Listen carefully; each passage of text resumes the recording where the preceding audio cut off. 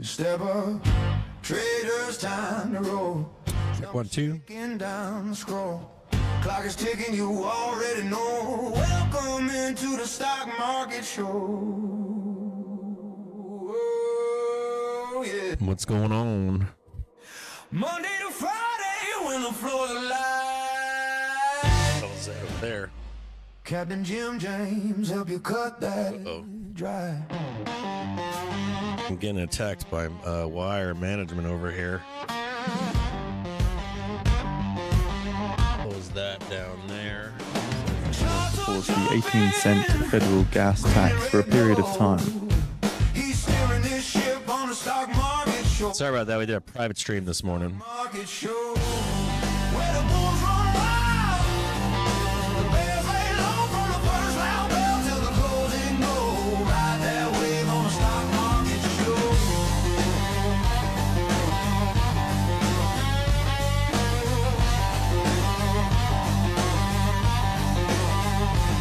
Got your watch list ready, got your Check 1, 2. when the spreads get heavy, he keeps you calm from the open road till the last trade goes. He's calling the shots on the stock market show. Check 1, 2. It's the stock market show. Where the bulls run wild. The bears lay low from the first loud bell till the closing go. Ride that way. I look fat today. It's got to be my hair. I've been working hard, or working out hard. Maybe I'm puffy. I don't know why I'm puffy. Maybe I need water. Get that trigger pulled on. Trade of the trigger. Camera, maybe? TradeOfTheTrigger.com. Kept my hair down today. TradeOfTheTrigger.com.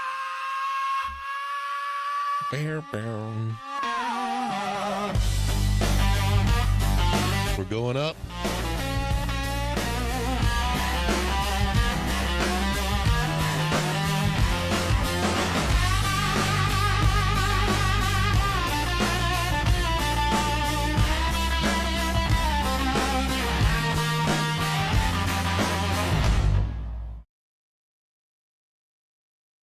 Ooh, that's so far up there right now.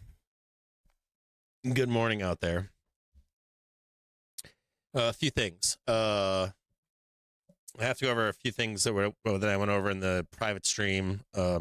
One, hope you had a wonderful holiday. Let's go over here. I'll chat over here. One, hope you had a great weekend. I hope you have a mother figure in your life. Could be a man, could be a dog, could be a friend. Could be, not your mom, maybe an aunt or something like that. If you are a mom, if you're a dad that's acts as a mom, whatever you are out there, if you act in that role in some way, happy Mother's Day to you. If you're able to have someone in your life you're able to go see, I hope you're able to go see those people and celebrate what they've done for you in life. What else? I got hurt last week. I hurt my my vocal cords about a week ago. I hurt them even more as the week I was doing more and more damage to my vocal cords. I went to a doctor and I tore a vocal cord flap or something like that in my throat. It's like bleeding. It's not bleeding right now, I don't think. So I took it a little bit easy last week on the streaming and the chatting. And then I got dragged in later in or middle or later in the week, talking too much. Whenever I'm sick or something, I try to stay away from the desk here, this desk in particular, because I'm like, oh, we got to talk about this and we got to talk about that. And so I flip the mic on and turn the camera on and start blabbing when I shouldn't be. So, I did rest my voice over the last week, and then I rested my voice this weekend over the holiday, excuse me. And so I feel like I have a hand on my throat. It's basically what it feels like, and it's very enlarged. You'd think that it was like a gland or something, but it's not. Like I'm sick, but it's not. Now, it did come down over the weekend, but it's still puffy. Doctor said I needed 2 weeks. I told him no. What I'm going to do is I'm going to try to speak less over the next week or so. Maybe talk in the morning, take an afternoon break during New York Wall Street lunch, and then come back for the end of the day. Hopefully I don't get sucked in and I can like just rest my voice for the rest of this week. I have to get my voice back here. I can do permanent damage to my throat, and I can leave behind scar tissue that can impede my voice permanently. So I need to take it easy for the next week or two. So happy Mother's Day to you out there. Hope you had a great weekend. And then that's the update on my throat, of course. And we're going to chat about where we are in the market today. I did a private stream this morning for the community, just for situational awareness as we move forward. If you look at the thumbnail on the YouTube stream for this afternoon, it should imply what I was trying to the subject matter that I wanted to address to our community. Just some awareness as to where we are, where we're headed, and then what does the end of the month look like. Right now, Trump is speaking. Let's see I don't know if he's still on speaking right now or not. Let me just check this out here. Trump is now speaking at the... For some reason, I can't hear him speaking. Just give me a second here.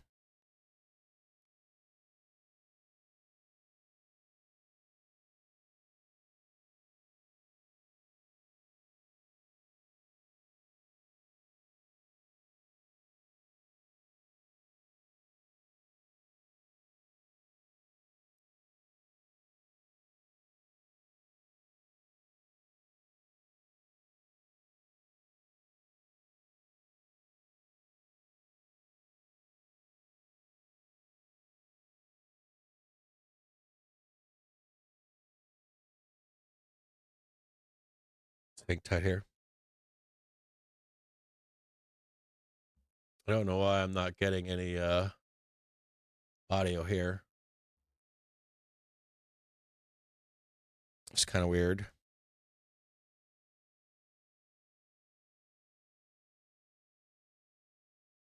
Let's go back to the main screen here and see if we can hear it here. I mean, it's incredible. Oz and Bobby, I can tell you, we speak about it a lot. So many people have called me about we have to do. I don't know why I can't hear it on that other screen. But this is a new benefit or an option that will be a major help for millions of American moms that will result in more beautiful American babies. We like that. To further reduce the cost of fertility care, my administration has negotiated unprecedented most favored nation agreements with all of the world's leading pharmaceutical companies and nations. You think that was easy? That was not easy. The nations in particular, I tell you. I had to challenge them with tariffs. You don't want to give us what you want? I'm putting tariffs on your nation. Sir, we'll give it to you immediately. Actually, you think Biden could do that? I don't think so. Nor did he try, Bobby, right? They didn't even try. They never tried anything.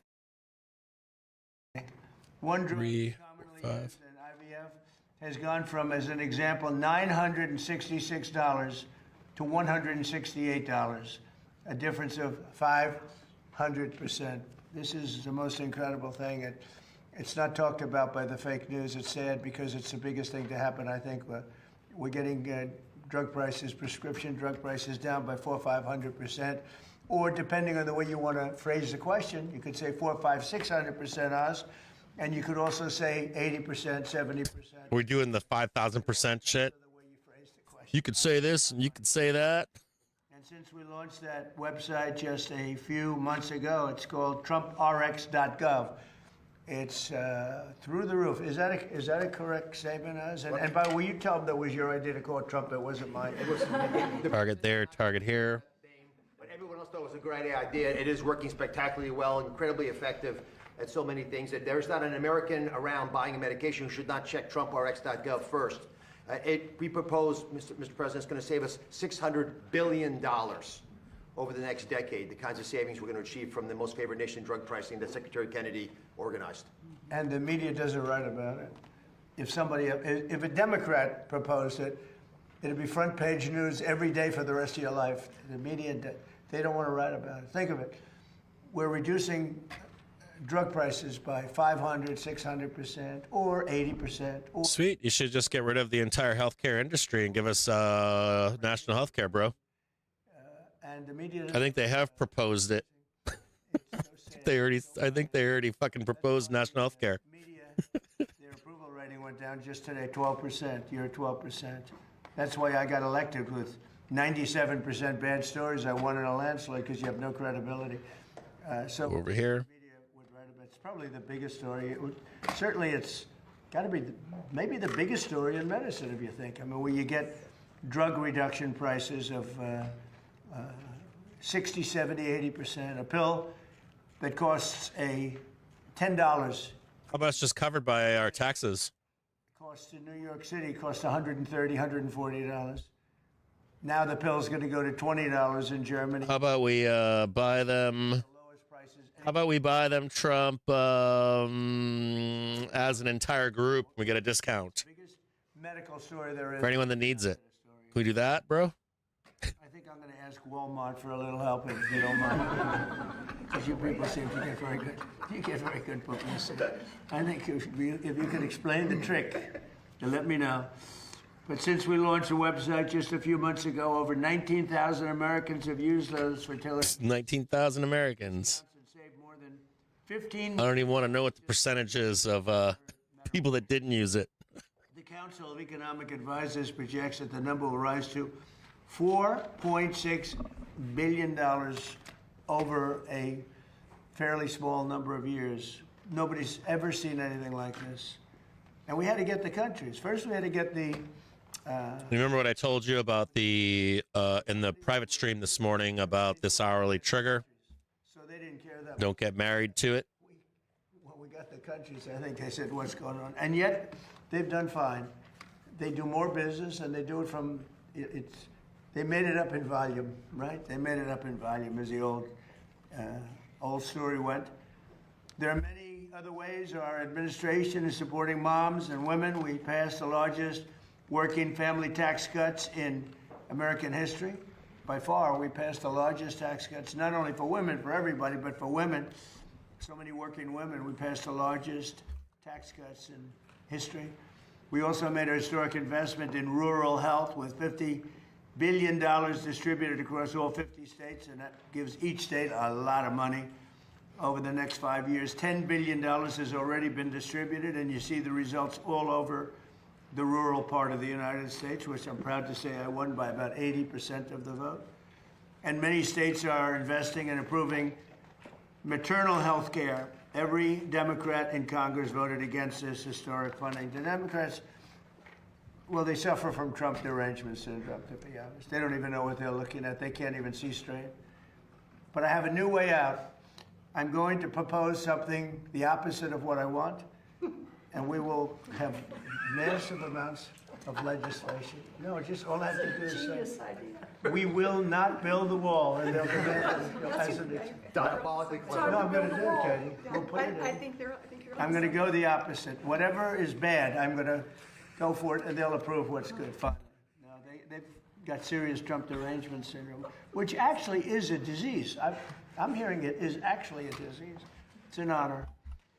Today, we're also enacting groundbreaking child care reforms to improve federal child care programs, including Head Start and Child Care Development Fund that goes to each state. It's big stuff.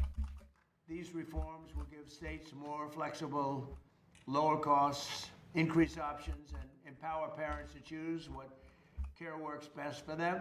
There's a lot of options that you're going to have. Under this plan, you have, I think, pretty much maximum, Heidi, I think maximum options. And that's what we're looking for, maximum options at the lowest cost. And you've got a cost that if you were here a year ago, or if you were here like during the last administration, you're talking about a cost that would be 8 to 10 times more expensive than what we're doing. Same exact prescription, same exact medicine, same care at 10%. It'll also free up child care funding for hundreds of thousands of additional children to support stay-at-home parents. in recognition of this ambitious agenda to support American mothers, today we're announcing a new website that is online right now. It's moms.gov. Moms.gov. You couldn't have put that in the Trump deal. You had to give me a new one. Competition.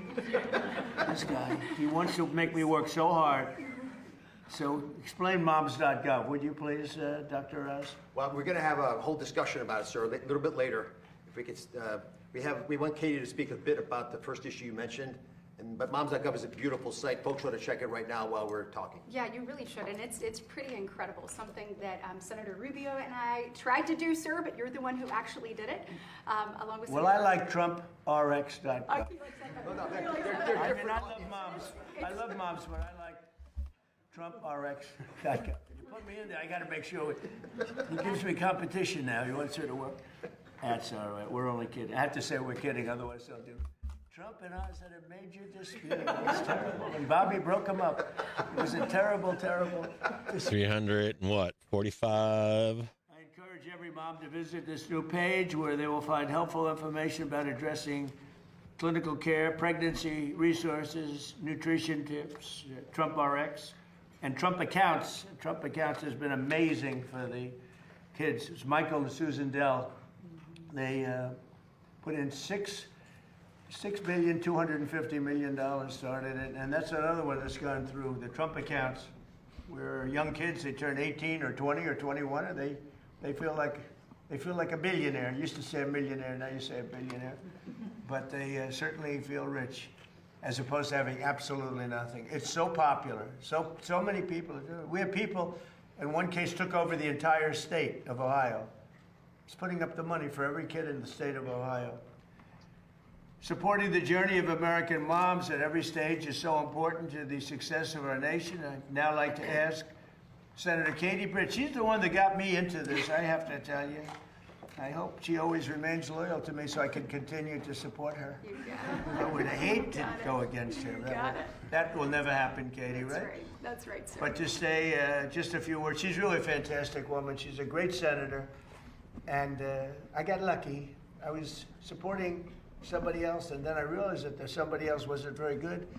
And I said, who's that young woman I met that was so impressive? They say, her name is Katie Britt. I said, let me talk to her. I talked to her, I endorsed her. She won a landslide, and you've been winning in landslides ever since. So you've been doing a great job, Katie. Thank you very much. You. I thought I should explain it. Thank you. To say a few words, Katie's going to say, and followed by Monique Pruitt. And then Olivia. Today is Monday, so I'm going to start at the beginning. We're going to look at Gamma here. And Dr. Alex Adams, and you'll speak not too long because I am being waited on by a large group of generals. And that's also important, you know, having to do. That it is. Well, sir, having Trump to do says, with I'm going to meet a absolutely large lovely group of generals about Iran. That's the way they pronounce we it. will get started then. Okay. Mr. President, thank you for your work. We are here, guys. This is another example of promises made, promises kept. I mean, we look at what President Trump did when we dealt with this issue in Alabama. He stepped up to the plate immediately to make sure that we had nationwide access to IVF, to making sure that we had comprehensive fertility treatment, so that men and women, couples who were longing for their child, could continue to have that hope and also have that reality. Today doubles down on that. So the Fed bids for 6-month bills totaling $4.8 billion, 3-month bills totaling $5.6 billion. Story about what it saved them. But we also know that there was opportunity for continued growth. President Trump saw that and he acted on it. So now more people are going to have access through their employer, just like they would dental or vision insurance. And there are people right now who this is out of reach because of affordability, and President Trump is bringing that back in. When you look at the comprehensive nature of what we're doing today and coming on the heels of Mother's Day, I mean, we are thrilled to support mothers everywhere. Whether it's that mom that is getting to experience growing life for the very first time, or the one chasing toddlers, or wrangling teenagers, or being there when their adult child calls for advice. Moms are the heartbeats of our families, our communities, and our country. President Trump knows that, and he's made sure we've created a comprehensive culture of life. That's what you see right now with moms.gov. Moms.gov was something that then Senator Rubio and I talked about doing with Senator Kramer and now Senator Schmidt. But of course, President Trump is actually the one that put it into action. It supports moms through the prenatal, postpartum, and early childhood development stages of motherhood.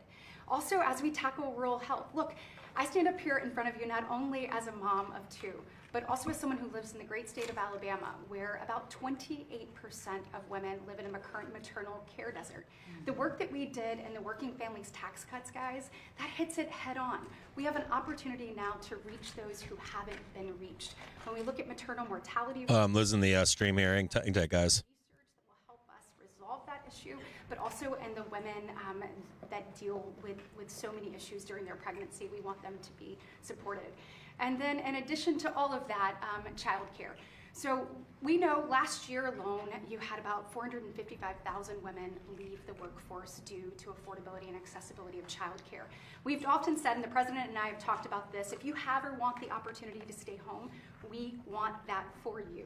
But if you want or need the opportunity to re-enter the workforce and want to be a part of building back America, like President Trump is doing, we don't want affordability or accessibility to be an impediment to that. So not only at his direction, and I was proud to lead the effort in the Working Families Tax Cuts to modernize the tax code to make sure that childcare was front and center for the first time since Ronald Reagan, sir, you're the first one to do it. But today, that comprehensive nature of whether you're staying home or you're in a faith-based provider or you have Two targets upside on today is 7420, 7423, or 25, excuse me. We're trading 7414 right now. And we are proud of what that means for the economy. We also have 7420 as prominent strike on one dates for tomorrow, and then 7450 on two dates, and 7500 on three dates. Culture of life, this is really groundbreaking.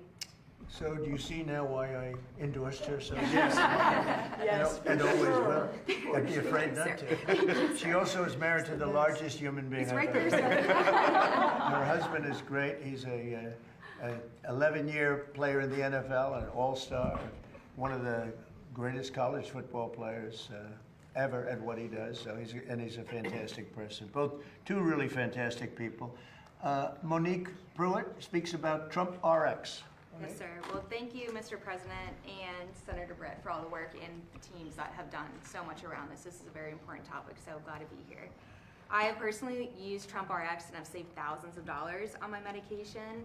As President Trump mentioned, a lot of insurances did not cover this. Looks like they will be now, so that's wonderful. Thank you. Even so, some don't cover the medication portion. That can be a separate pharmaceutical cost. So Trump RX has brought a lot of the prices of medications down.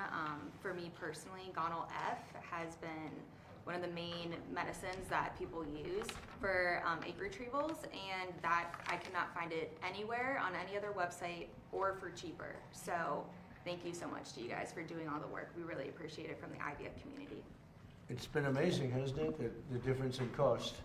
It's just incredible. I mean, you're talking about something where it goes down 5, 6, 7 times. And I tell the story often. I was so proud. My first term, 1/8 of 1%. I reduced drug costs during my third year. 1/8 of 1%. And that's the first time in 28 years that prices went down. And I was so proud. I had a news conference that for the, remember that? I was there, yes. Ladies and I'd like to just say that prices have gone down 1/8 of 1%, which is the first time in 28 years that prices have gone down for. So in 10 minutes' time now, at the bottom of the hour, the US is due to sell $89 billion in 3-month bills. The prior high yield was 3.61%, prior bid to cover was 2.76%. The US is also due to sell $77 billion in 6-month bills, with a prior high yield of 3.61% and a prior bid to cover of 2.79%. And I had to devote a lot of time to that, otherwise I wouldn't have been too effective. If I was out of office, I wouldn't have been. So I was hunted by some very bad people. Now I'm the hunter. It's much better when you're the hunter. But these are bad people, and they'll give you no support at all, no matter how good it is. I mean, as an example, I don't know what the numbers are, but if we go to Congress to get something approved, which we get, but you can say that we're going to reduce drug prices by 80%, and we won't get one Democrat vote. I don't know how they get away with it. That's why we call them the Democrats. We have new name. They're Democrats because they're dumb. They're dumb people, and they just can't do it. I've been waiting so long for them to change, but they just keep losing, and they're going to keep losing with their policies. But we reduce prices by 70-80%, and it's such a big deal. I'd like to ask Olivia Walton, who's here with her very handsome husband, Tom. Thank you, Tom, for being here. Thank you very much. And you're going to speak about maternal health care. Mr. President, I'm going to introduce Olivia, if you don't mind. Okay, By the way, good, before we please. leave the last topic, it's the leader of EMD's Toronto, which makes one of the most important fertility drugs is here. Just to remind you, because you've been giving different percentages, Monique's price of getting a product is 1/10 of what it used to be. So 1/10. Forget about the percentages. This should be the two red lines that you see up there. It's embarrassing. It changed under the president, and presidents have known her for a long time, but it takes guts to take on important lobbies. So why didn't they get it done? Well, the main reason is they were intimidated. They're scared. Or incompetent? Or incompetent, but I've had plenty of Or both. conversations with the president when he says he doesn't care, he wants to do the right thing, and this is a good example. Absolutely. Excuse me, Katie Britt's husband's here. I just spotted this very large, handsome guy. I said, oh, there he That's great guy. Okay, go ahead. So let me speak a little bit about the reality that 1 in 3 Americans are underbabied. What does underbabied mean? That means that you either don't have any children or you have less children than you would normally want to have. And to Katie's point, we have a crisis that's causing our fertility rate to drop below 1.5. The replacement rate is 2.1. So we're way below what we need just to replace the people that we have in America. And one of the challenges is that rural America, where there's 60 million people, have a mortality rate, maternal mortality rate when they have babies, that's about 30% higher than if you live in an urban area.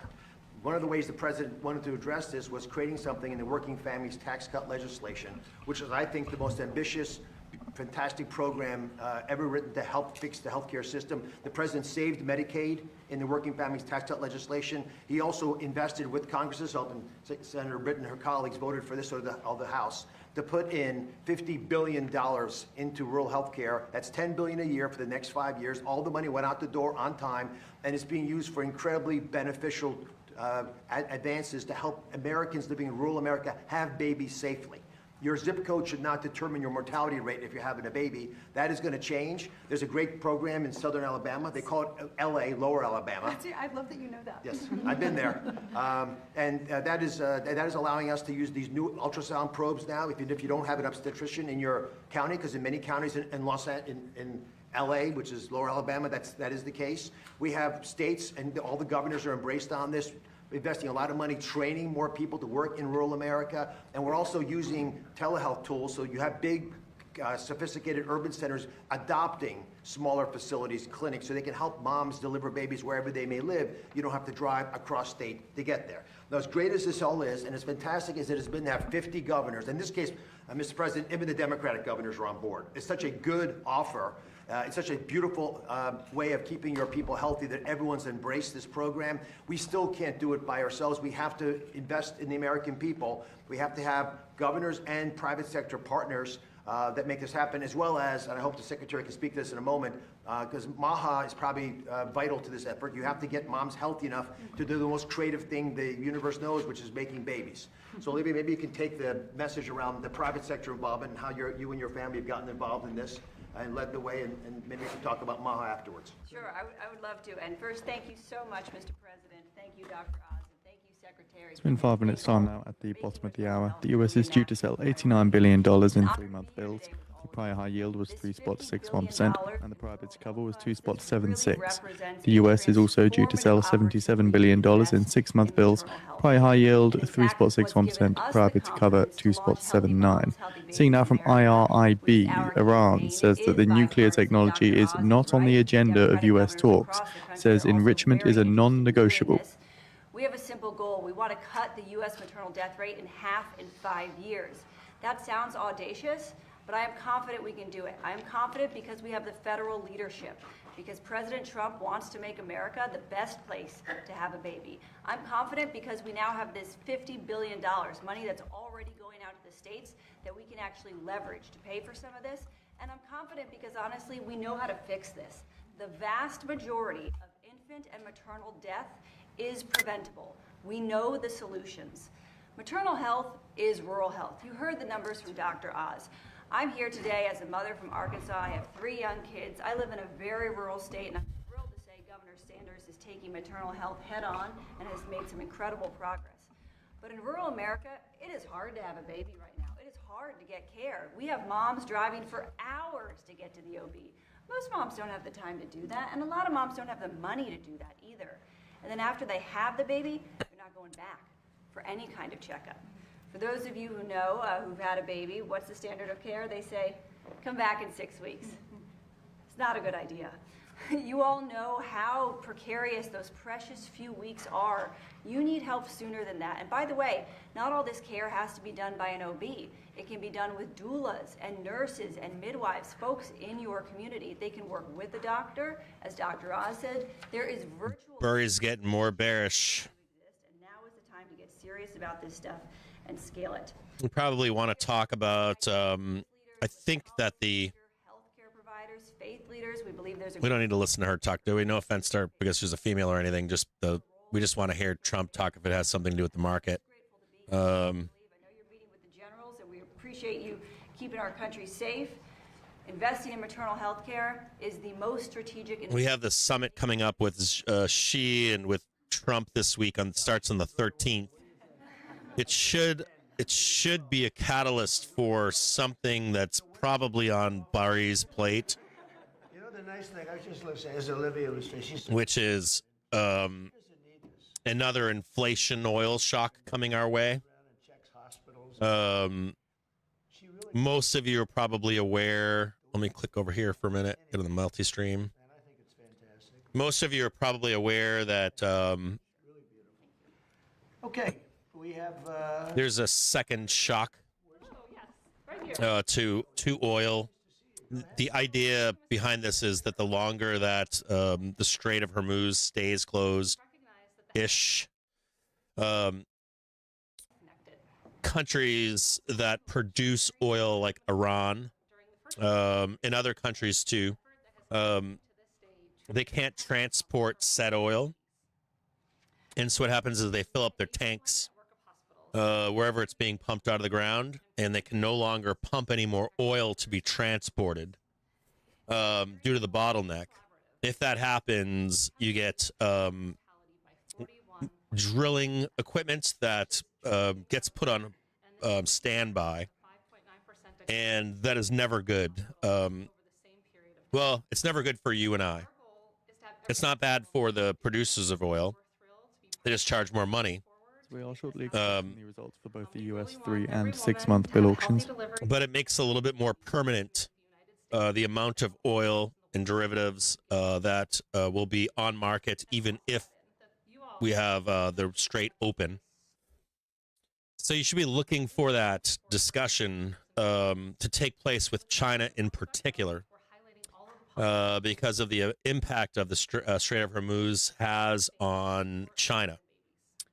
And over the weekend, I heard some downplay of the situation for China from the major newspapers. You should not believe that. There's an argument that China's been building their stores quietly or behind the scenes. They've been doing that for about a year, since last year, and it was public. It made the news. It was posted all over the internet. Everybody discussed it. And everybody forgot about it. And those are normal reserves for China. If those reserves are messed with, there can be problems, bigger problems. Threats of war starting, very similar to Japan and the U.S. In World War II.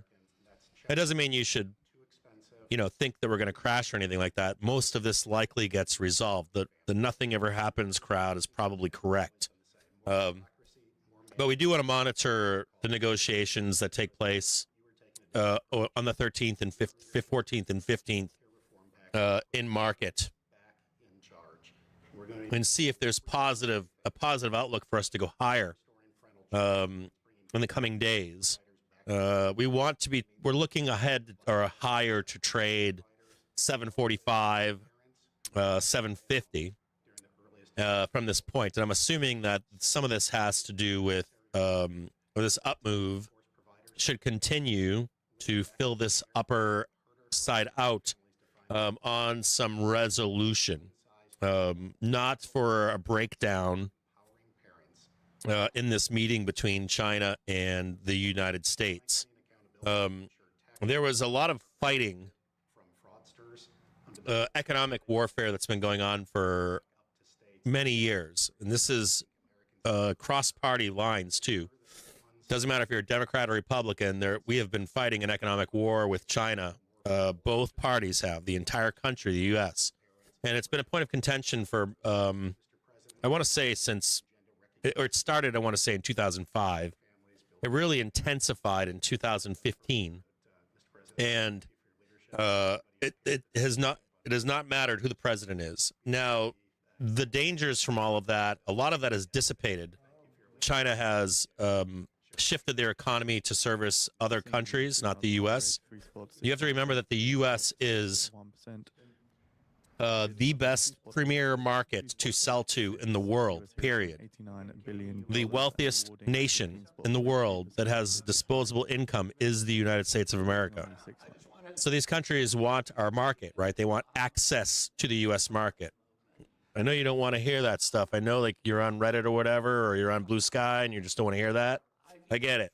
But the truth is that the U.S. is who you want to sell to if you're in another country. You want to sell your goods and your services here in the U.S. And China has pivoted during this time period where we've been fighting. Other countries have been pivoting too, right, as we whip up support for the West and try to reform our partnerships, right? Or I don't know if it's reform, but remind our true partners who our partners are and do business with our partners first. And we've made it through a lot of this economic warfare is the point that I'm trying to make to you. So it's not like it's China has actually avoided any kind of warfare direct with the U.S. Kinetic military type warfare. You should expect the same moving forward. And even in this meeting that they have this week, both nations have adjusted to these new conditions. And this does lead into the summertime. When we start looking into June and July, we have to deal with UMCA, which is old NAFTA in Mexico. 5% and a bid to cover of 2.9. US selling $77 billion. USMCA, excuse me. 4% of bids. I don't have the chat either. The chat's missing.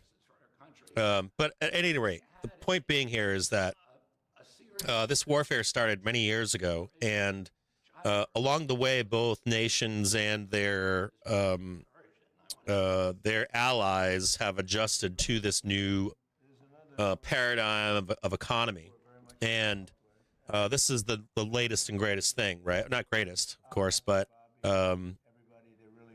the newest and greatest thing from Trump is the closure of the Strait of Hormuz, right? And this does impact the economy of China. And we've had other comparable things to that. And we're not done with this is the greater point. You got to remember that China presented itself. You had the fall of the USSR, and then you have the potential fall of communism, socialism, and even the servicing of the prior economy that we had from China. And China looked at what happened at the USSR, and they adjusted. They turned their economy around to a capitalist-based economy, at least for trade with the rest of the world, and they were able to pivot to continue to service this world economy while the USSR fell. And this summer with USMCA, if you remember, China, we might or may not, but they joined the world in trade, and and getting that approved. Our USMCA agreement with Mexico basically was, hey, we want you to be our preferred manufacturer. We can see that China is, for lack of a better description, China is turning into more of a middle-class society, right? They're a better quality of life. They've come very far as a nation. And even they are outsourcing the work that we had them doing decades ago, right? And what took place in Mexico was we had NAFTA, then we had USMCA, and we'd said to Mexico, hey, we want you to manufacture goods for us. Philippines, Vietnam, Laos, you name it. And further, or in particular, one of our largest trading partners, of course, is Canada, Mexico, and the interplay between these nations as our allies is important to all of our economies, right? Especially when we have shortages. Remember COVID, we had tons of shortages, right? And initially it was said that Mexico would pick up this manufacturing responsibility, and they didn't. What they did was they faked it. We're going to do manufacturing, but in truth, it's Chinese companies that are doing this manufacturing in Mexico. And China wanted to do Belt and Roads basically in Mexico. Investments, help with that manufacturing capability, oversee ports, oversee Panama Canal, like hands and fingers intertwined, so that if we ever go to war with China, some kind of kinetic war or economic warfare breaks out of control, Mexico would be kind of fucked, for lack of a better way to say it. And not only Mexico, but Panama and other surrounding nations in Central America, South America. And so you have to think about like whipping our partners into shape. And we have that coming down the road even after this meeting this week. We have USMCA comes up for June and July. And that should be contentious as well. So for all the negativity, though, that you see or volatility assigned with this meeting on between the 13th and 15th, if you look back historically, at least, both China and the U.S. have been able to pivot throughout this whole economic warfare they've been waging against each other, and rightfully so. The U.S. should demand. We're not going to get into USMCA today, but the U.S. should demand its partners for most favored nation status to be picked. If they're going to sign the agreement to be a manufacturer, you could be the manufacturer. If you're not going to be, that's what it is, right? And we're not having any of the fuck around that China does, which is they do this.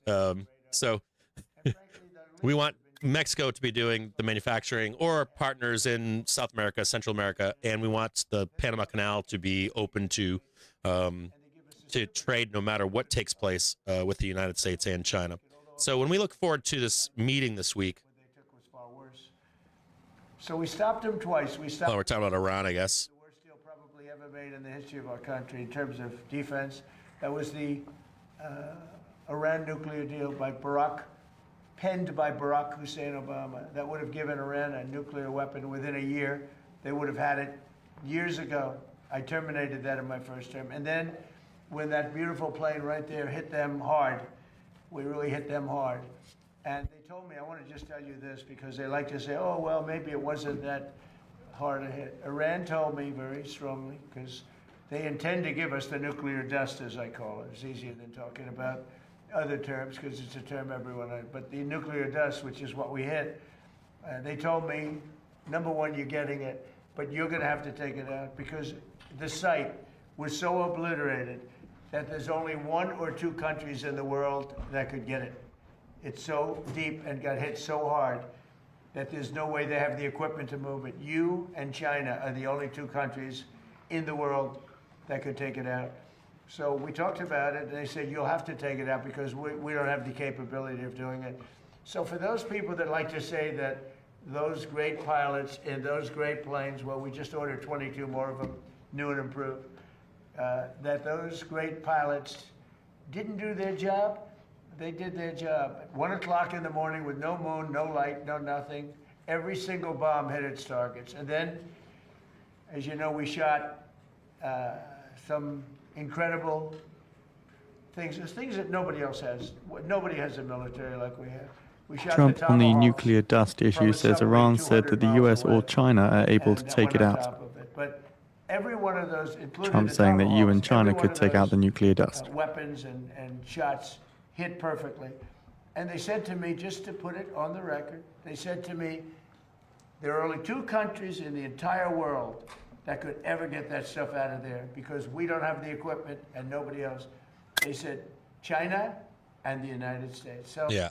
I just want to let you I agree with that. Said that the U.S. can have It's in China's interest to end this war. 1 o'clock in the I agree with what Trump is saying here.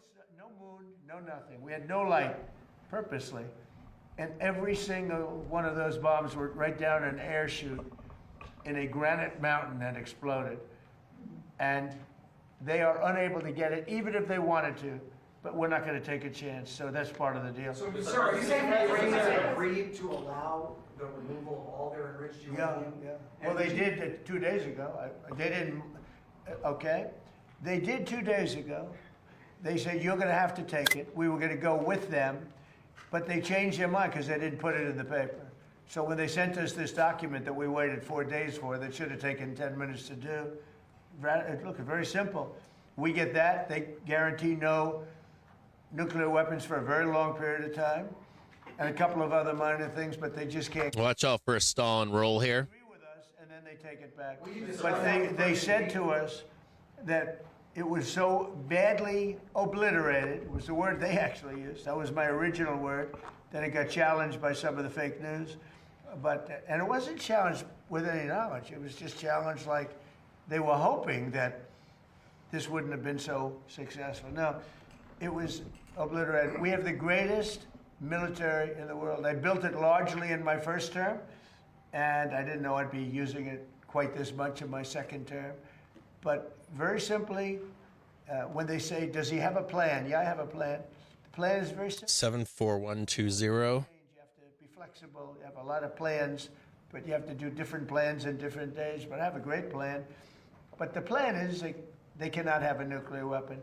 And they didn't say that in their letter. Mr. President, given the leadership changes that you've talked about in Iran, is this still a leadership that you believe you can negotiate with and Yeah. ultimately reach a peace I think deal so. with? Well, you have two. You have the moderates and you have the lunatics. And I think the moderates are more respected. The lunatics want to fight till the end. You know, there will be it'll be a very quick fight. But I call them. So Trump says in a letter just like our Iran country, we didn't have commit to lunatics no and nuclear weapon. I call them lunatics. I call them stupid people too. But in Iran, they have the moderates that are dying to make a deal, and then you have the lunatics, and I guess they're a little bit afraid of the lunatics, but and why not? The level of ferocity for protest, you know, the people are watching it. They want to go out on the streets. They have no weapons. They have no guns. We thought the Kurds were going to give us weapons, but the Kurds disappointed us. The Kurds take. They have a great reputation in Congress. Congress says, oh, they fight so hard. No, they fight hard when they get paid. So I'm very disappointed in the Kurds. But they were given, I said it wasn't going to work, by the way. I just have to say it. I disagreed with what they did. They gave it. I said, they'll never get there. And I was right. I like to be right. In this case, too bad. But we sent some guns with ammunition, and they were supposed to be delivered, but they kept it. I said they're going to keep it, but what do I know? I've only been doing this a short period of time. What do I know? For Go the ahead. time being, the ceasefire remains in place. What? For the time being. See that right there? It's unbelievably weak, I would say. I would Trump call it says the the weakest ceasefire is weak. right now. Again, that's Trump saying the After reading ceasefire that is piece of weak. garbage they sent us, I didn't even finish reading it. I said, I'm not going to waste my time reading it. I would say it's one of the weakest right now. It's on life support. They understand. These are all medical people. Dr. Oz. So that's Trump saying the ceasefire is on life support. It's weak. Is on massive life support, where the doctor walks in and says, sir, your loved one has approximately a 1% chance of living. Yeah. Mr. President, Daniel, go ahead. Yep. One of the best reporters in Washington. Thank Go you, ahead. sir. Dr. Oz referenced this a little early. 2 questions on healthcare, if I can. The Council of Economic Advisors released a report saying that the most favored nation drug deals will generate about $529 billion in domestic savings over the next 10 years across all markets. Watch out for 12 o'clock flows. and makes people better. Yeah, it does. How transformative are these deals for millions of Americans, and do you believe that the most favored nation drug deals are the Republicans' golden ticket to the midterms? I think the Republicans should walk away with the midterms. Now, typically, whoever is president, they vote the other way. Nobody knows this. Do we have a psychiatrist in the group? Nobody knows why, because I think we've had the best president. A lot of people have said, even some radical left lunatics have said that we've had the best presidency, the best first year of any president. Look, I stopped 8 wars, got the largest tax cuts in history. 8 wars. That fucking number changes like every goddamn week. It's like 10, 11, 7. You know, we did a thing called Right to... I need some fucking patches for those wars. Oil prices extend gains as Trump speaks here. The Brent rising above $104 per... He's saying he's not a civilian? And it had to go through the FDA. And the FDA guarded it and said, you can't use it. And if a person was terminally ill and the drug was showing great promise, the person's terminally ill, they wouldn't give it to the person because they didn't want to hurt the person. And I said, well, we need something on that. And it was very important to me. And I had no idea it would be so hard to get, but we got it in total. We got it in full. It's called Right to Try. That if you're terminally ill, you have the right to try a drug that has not gone even anywhere near final. If it shows even a little promise. And we've saved thousands of lives. It was very hard to get because the insurance companies didn't want it, the doctors didn't want it, because the doctors didn't want to be blamed. The drug companies didn't want it, because if it didn't work, they didn't want it on their record. So what we did is we said, we're not going to count it on your record. If somebody's terminally ill and they take the drug, it doesn't work, we're not going to count it on your record. We'll have another record, you know, a little smaller one that not a lot of people look at, but we're not going to count it on your record. So Right to Try has been one of the great successes. Again, nobody talks about it.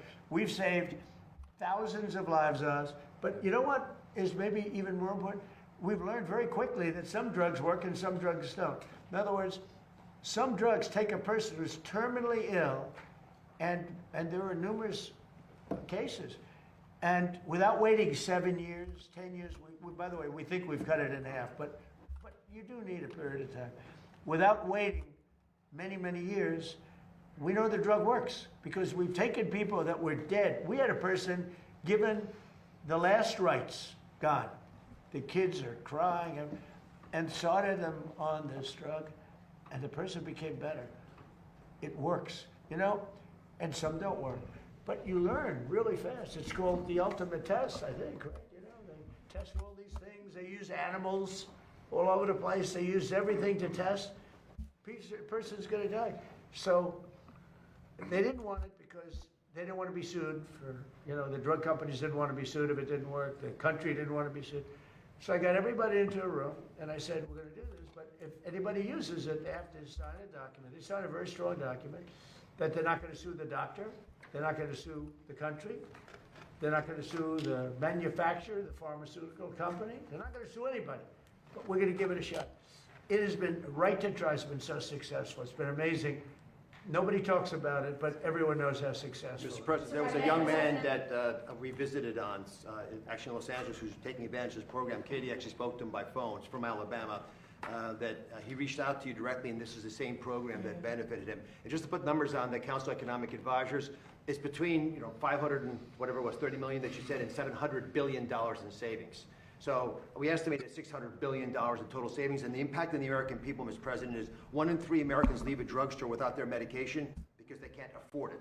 Even though they got a doctor's prescription, they know they can make a difference in their lives, that will no longer happen with the most favored nation drug pricing. And we're giving drugs like which, as you call it, the fat shot, the weight loss drugs, to all beneficiaries of Medicare. Every senior in America can get them for $50 starting on July 1st. These are just inconceivably good prices, and they're so good, in fact, that we actually save the taxpayer money by reducing the downstream effects of obesity, diabetes, and hypertension. Mr. President, all possible because you took brave action. And again, the quick question we should be asking ourselves is why didn't this happen a decade ago? Katie, what do you think about that young man? That he is, he has a new lease on hope, and it's because of you. I talked to his parents, and they said, we feel so good about our country that we literally have the President and Dr. Oz and Secretary Kennedy doing everything possible to give our son a fighting chance. They said before, no one was listening, but you, Mr. President, took action. And Will Roberts, he is such a great young man. Well, Right He's to Try inspired is, so many people. nobody talks about We're it. with him. Thousands of people, but it's also like this incredible laboratory of people that they're finished. They're terminally ill. They're not going to live. And we weren't given, and this went on for years. This went on, Madam Secretary, you're doing such a good job. Prices, agriculture. How's the beef doing? We got to get the beef down. We're working on it. It's the only thing. We got to get the beef down. But It's becoming but more affordable. This was so incredible because, and I marveled at it for 30 years and say, why? I'd have friends that were terminally ill. You'd meet people. They were really in bad shape. The S&P 500 and Nasdaq extend gains, last up around 0.3%. They asked me to get it. You have contacts. Could you get it? You couldn't get it. You go to jail if you get. And they were going to die. They'd die 3 weeks later, 4 weeks later. And we're saving a lot of people that were gone, that were terminally ill. And what we're doing is producing almost immediately. You can almost immediately approve these drugs. But it was very, look, legally it was a disaster because everybody would be sued. The problem is somebody would die and then they blame the drug and then the drug company gets sued, the doctors, the country gets sued. A member of the family goes crazy and you're settling for millions of dollars because you killed somebody that was going to be dead in 2 weeks. So I did that and I'm very proud of it. The other thing, doctor mentioned the fat drug. So think of it, $87 it would sell in London and $1,300 in New York for the exact same box made, I won't name the company, made by the same company in the same facility. $87 in London, $87 in Heidelberg, $87 in Paris, $1,370 in New York. And this went on for a long time. And I must tell you, he could be a famous guy. He's begging me not to release his name. He's a very highly neurotic, very fat, sort of a fat slob, I would call him. But he's a brilliant man. We know many of those people. He's a brilliant guy, actually. But he said, President, what the hell's going on here? He didn't need the money. He's rich as hell. But he just couldn't understand why he had to pay so little in London. He went to London, and he couldn't understand it. He said, this is crazy.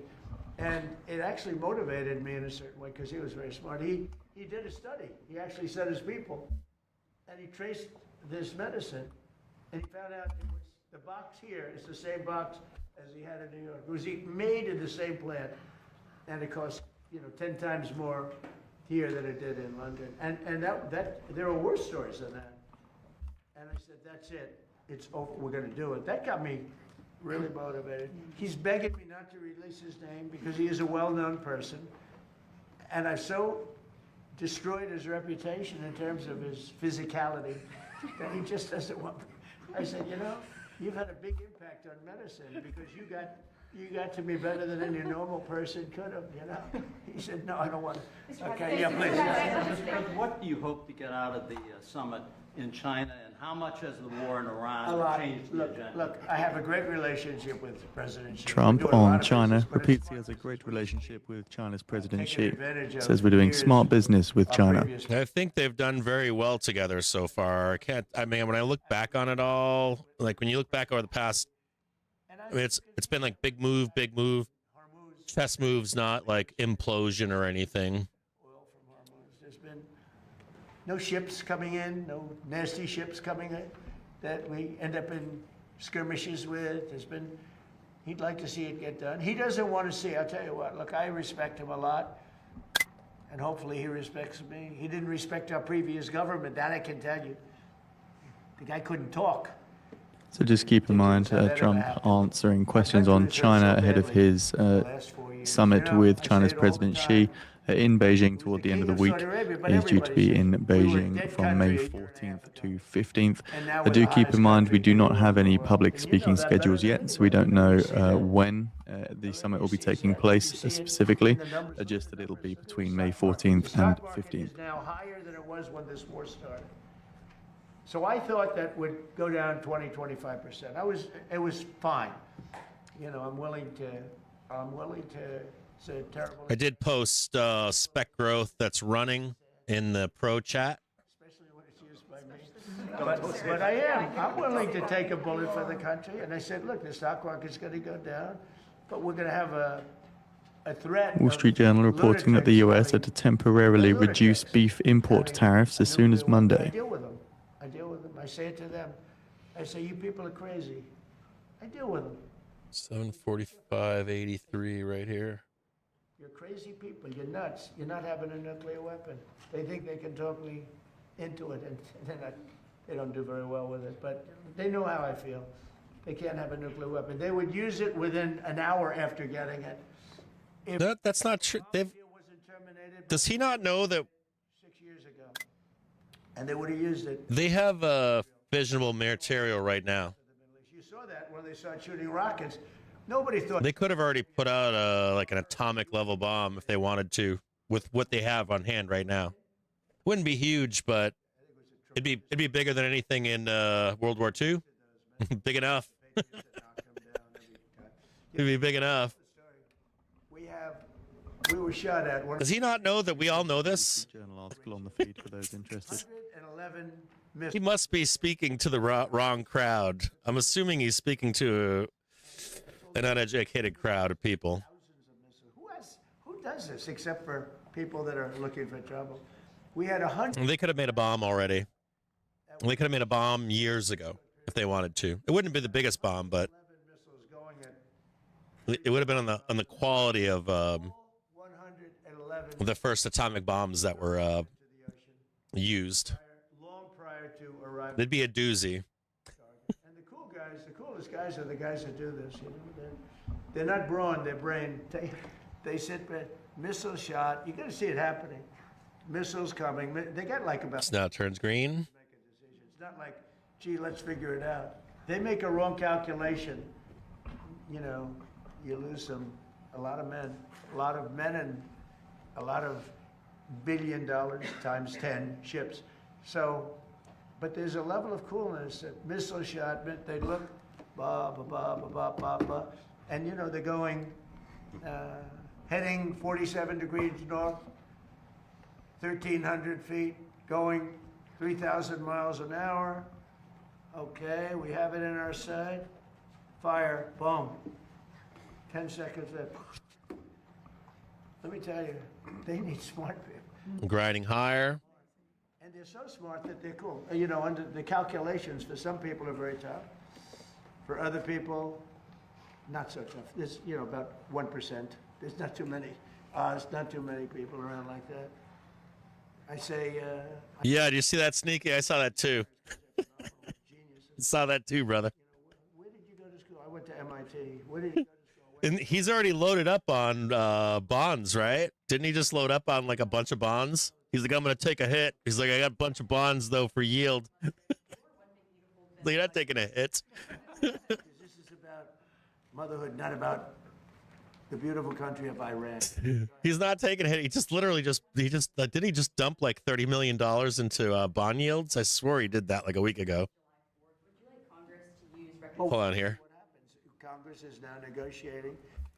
We've been very good for the people that want it, for the people that are here. Excuse me, it wasn't 30 million. Trump has quietly bought up 337 million in bonds, not 30 million, 337. Go ahead, please. Thank you, Mr. President. Oh, I'm going to be in so much trouble if the market crashes. Yeah, fuck you, bro. Withdrawing from the WHO. No, I'm glad. It's going to be so hard. The World Health Organization, 500. He's pretty much got us like, he's pretty much has a hedge against the bubble bursting at some point, right? We weren't being treated well, and they were making the wrong diagnosis. I mean, if we're in 1998, you expect like a high. Because they were totally owned by China. We can overlay it. I think it would be like a high of like the high would be March OPEX of 7, excuse me. And then 2027 would be a sideways year. Body bags all over we'd come back for a failure of a new high at some point in 27, and then we implode in 28. Basically, we'd start imploding everywhere. If we were to follow the exact path of to the World Health Organization. like smells, walks like a duck, would be something like that. And China is paying $39 million a year for 1.4 billion people. So You figure they started fighting inflation this year, some better yield, and then you start getting into like the tail end of the bubble, and he should start printing pretty heavy. they gave us all wrong information on COVID. Then you got Warsh coming out. He should give a quick print to him too. Warsh comes out, throws a hike on the market. He was there. I wouldn't trust Warsh at any presser. I would be risk off on any presser that he gives. It's not that he can't be dovish, but just the tone, the tone's enough to like red bar the market. And I wouldn't be shocked if you got an emergency rate hike, 25 BPS, shake the market up. I'm here. Listen to me now. In fact, it's in certain ways very hard to spread. Hang tight here, guys. We've lived with it for years, many years, and we think we're in very good shape. We're very careful. And Nebraska has done a fantastic job. They have a place there that those doctors are unbelievable, the job they've done. Yeah, please. Mr. President, are you going to suspend the federal gas tax? Yeah, I'm going to reduce until let me tell you. Higher. We're going higher. Iran. These are good flows, good buy flows here. Gasoline and oil drop. Nice new high right there. Going to be dropping down like a rock. I mean, already, look, just on the basis of, things have happened. I'm wondering right now, the first thing going through my mind right now is why is he talking like this before he goes to see Xi? Like, Trump never talks like this unless there's some ulterior motive. They're going to Texas. They're going to Louisiana. They're going to Alaska. A lot of Alaska. Alaska's, sort of, it seems like very far away. Fighting to get above R2 right now. But it's actually He did fail it earlier here, but kept pounding away on it.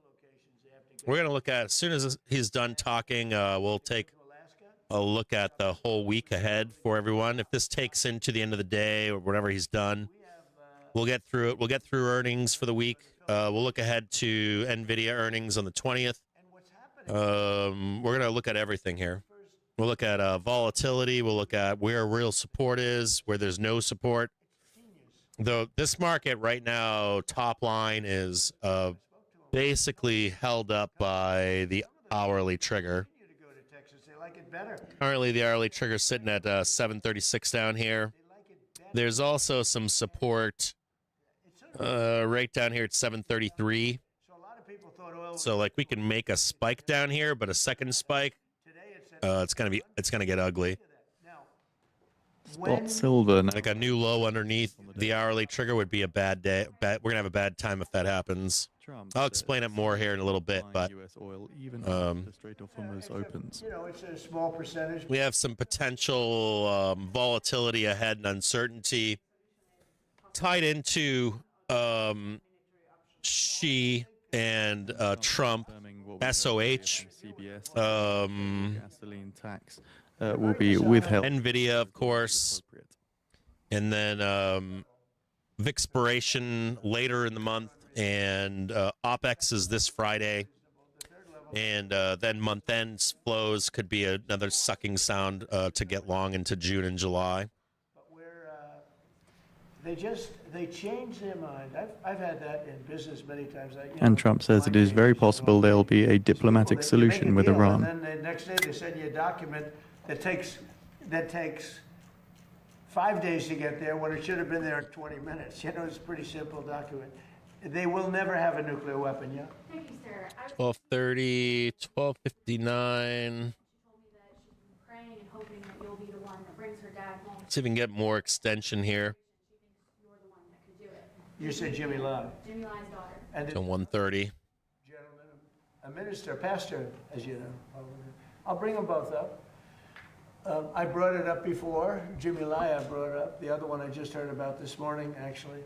And I do bring that up. We've gotten, I don't know if you've been reading. This has got us at 16. 100 hitting that 741.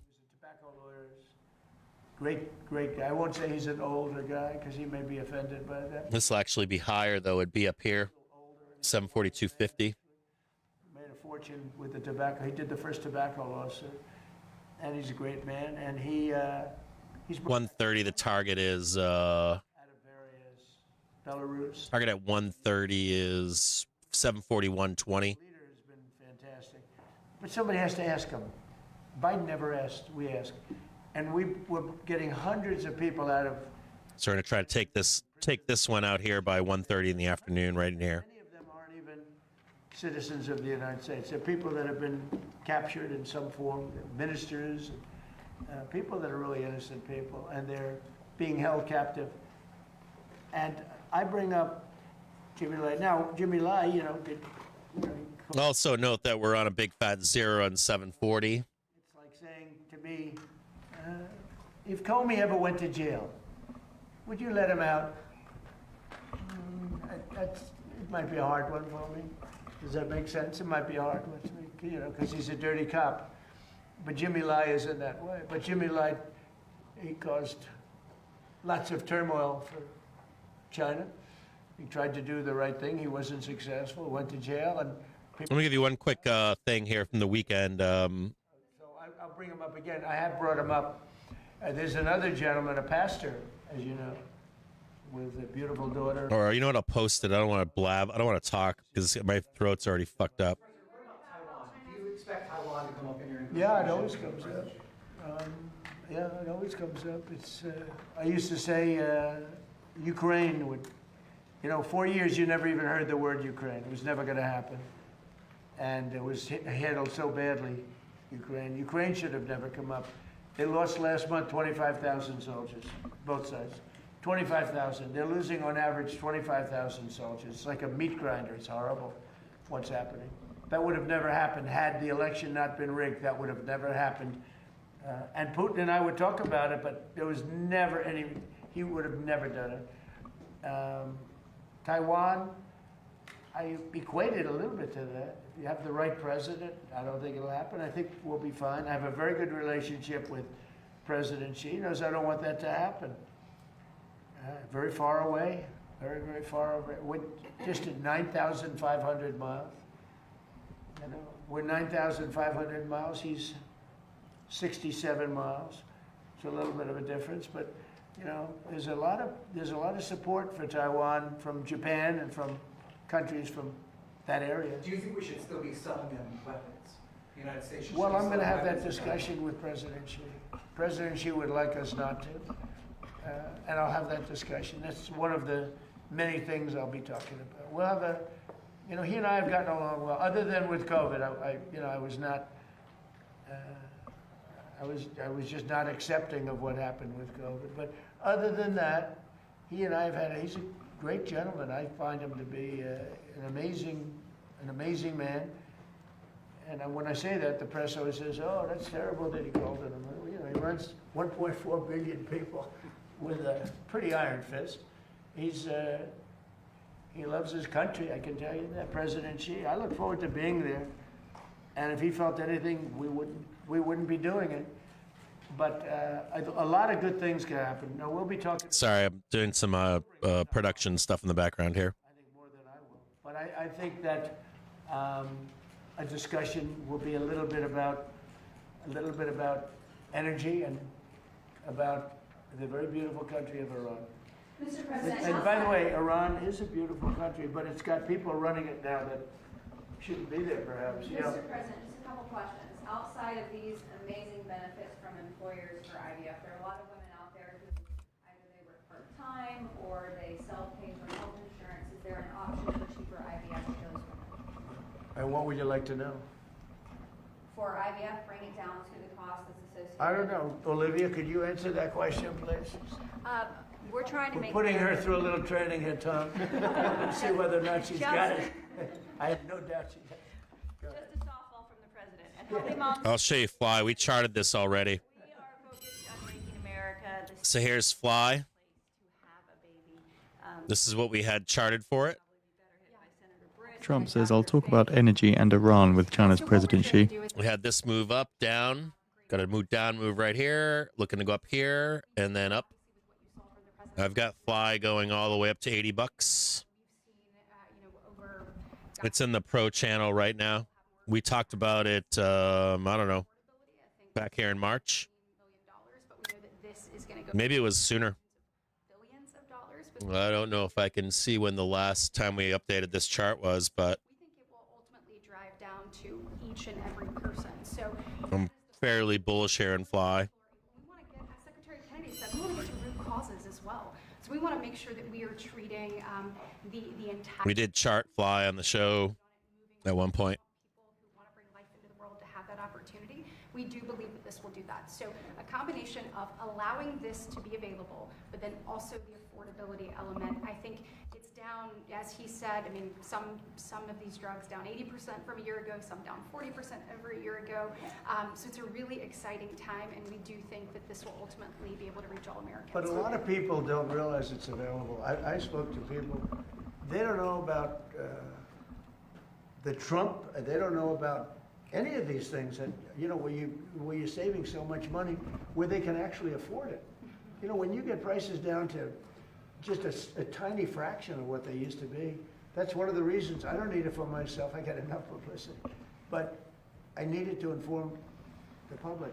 A lot of people, like your question's a good question, but a lot of people don't know IVF and so many other things that could help them, that they assume it's so expensive, it's not within their price range. And Give me a few minutes. I'll be right back, guys. And then they hear about these numbers, and in addition, there's some help that we give them beyond even the low numbers. Mr. President, only 1 in 3 Americans know what TrumpRx.gov does. It would be a great service. I know he kids you a lot about this not getting reported appropriately, but there is no excuse to buy drugs. Make sure you're getting the best. And sir, we've got tens of millions of people who are going to it, but you know, there's hundreds of millions of Americans. So we have got to get Americans realize. You mentioned fertility.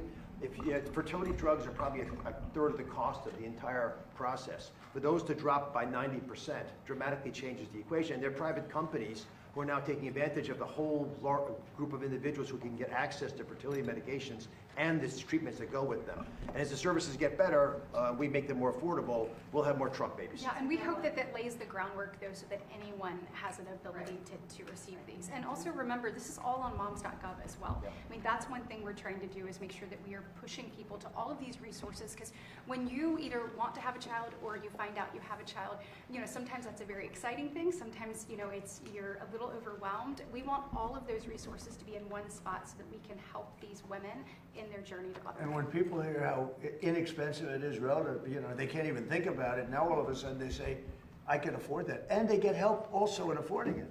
There are ways of getting help to afford even those low prices. How about one more last question, please? Thank you, Mr. President. What do you say to infectious diseases experts who say they are worried the country may not... Just monitoring the UK political situation following the local elections in the UK. There are currently 57 MPs which are calling for UK's PM Starmer to resign. Geopolitics is taking this task on. Secretary Kennedy is involved with them. You can speak to perhaps even better than, in fact, best in the room. But the country's prepared, the CDC is focused on it, and the agency is well aware of the opportunities to actually treat this problem, not just try to prevent it in the future, but treat it if it happens now. Secretary? Yeah, I mean, we've had CDC teams on it from day one. I was speaking with the University of Nebraska since the second day of the outbreak. I was speaking with Governor Billen of Nebraska. We had a CDC team at Tenerife. We had airplanes ready to take the patients, the 17 patients, off the vessel and transport. 2 of them went to Atlanta. One of those was symptomatic. They're in a biocontainment lab in Atlanta. The other 16 are now in Nebraska. One of them is symptomatic. He is in the biocontainment lab. The other ones are being tested and supervised and given plans for going home. We have this under control and we're not worried about it. But the CDC took 4 days after the WHO issued its, alert. Why was it? Why did it take the US 4 days to issue an alert? It's not true. As soon as we determined that the virus was out there, we issued an alert. The alert means nothing. They acted very quickly. I saw the alert too. Yeah. Give me a break. Those They reports acted were very, not very true. quickly, and it looks like, and can't bet anybody's life on it, but it looks like it's just a disease that we've had around in a very small way for a long time. Not a good one to catch, because it's a very severe disease if you catch it, but it's very hard to catch. Daniel, did you have a question? One last one. Senator Britt mentioned the website bombs.gov. One of the policies that's on there Right. are the Trump accounts, right? They're getting ready to go live this summer. When you speak to young parents, this is one of the policies they repeatedly bring up about how impactful it will be for them. Can you just talk about why Americans need to know about this and how important it is for younger parents to give their kids a head So we've done more for young parents, I guess it's the way you could say it, great, beautiful term, but we've done more for young parents than any administration ever in history, and we're going to continue to do so. This is, look at the people up here, they're all like brilliant. I'm one of the young ones, That's right. I'm a similar age to all of you, very similar. I feel the same as them. I actually feel, for sure. I don't know what this is. I feel the same as I did 50 years ago. Yeah. It's crazy. Someday there'll be a day when that won't happen. I'll let Bobby and Oz know, It's not quite the same. But I feel literally the same. I don't know why. It's not because I eat the best foods. Maybe they are the best foods. Who knows what the best foods are? Maybe junk food is good and the other food is no good. I know people that eat the best food. They go to a restaurant, they have celery, and I don't want, and I'll have steak and everything else. And I say, how you doing? Well, it's over for me at a young age. And all they do is watch it. I know many, many people that all they do is watch their weight, their this, their that, and they kicked the bucket, and here we are. I feel great. Thank you, Daniel. Thank you very much, everybody. Have a good time. Thank you, guys. Pulitzer Prize winner. All right, looks like Trump is coming off now. Thank you, guys. Thank you. Thank you, Russ. Thank you. Hey, guys. Thank you, guys. You got that shot? Thank you, guys. Wow, he's a very rich man. So why is he done? Still have a hot mic, so I'm going to leave him on here for a minute. All right, looks like Trump's done here. Just a few quick few highlights here from his speech and his press conference. Iran's proposal was unacceptable. I have a plan on Iran.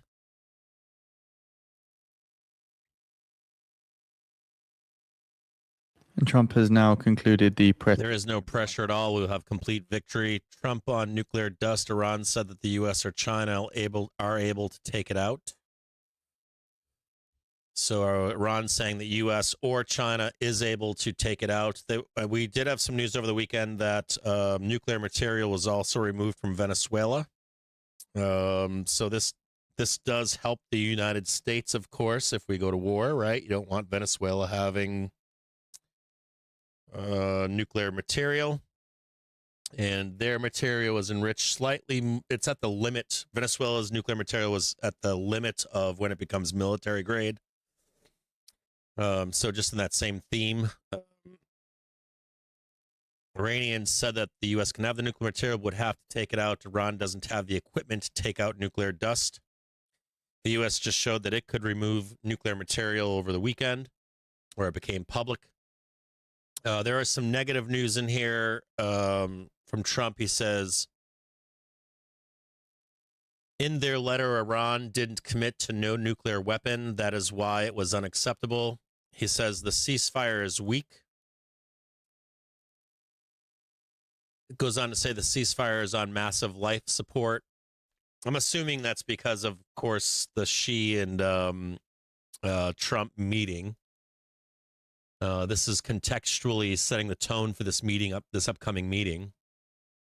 We're doing smart business with China. We're doing great.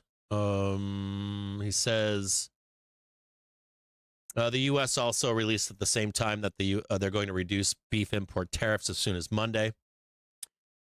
Trump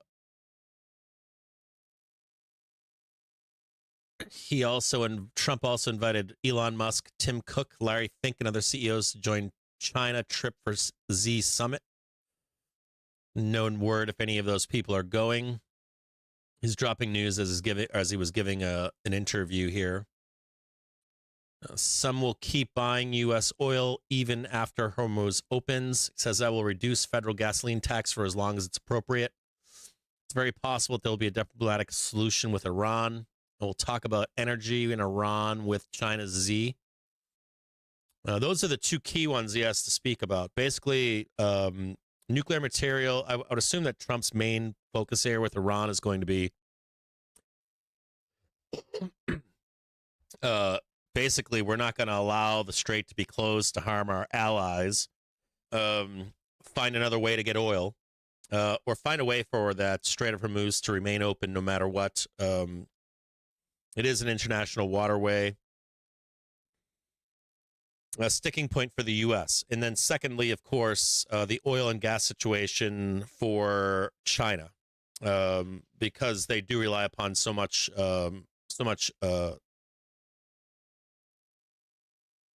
oil, gas, and other commodities to transit the Strait of Hormuz, or to find another way to get that stuff right in case war does break out.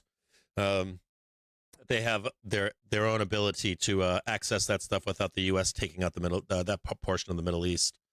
He goes on to say, I told you about reducing the federal gas tax as long as he possibly can. It's very possibly a diplomatic solution with Iran. I agree with that. I'll talk about energy and Iran support. He concludes his remarks thereafter. Now, watch out for a little bit. This pump here is on Trump, so just be a little. We might need to come back for some more support here lower. I do have them marked out lower. We could grind up here into 130.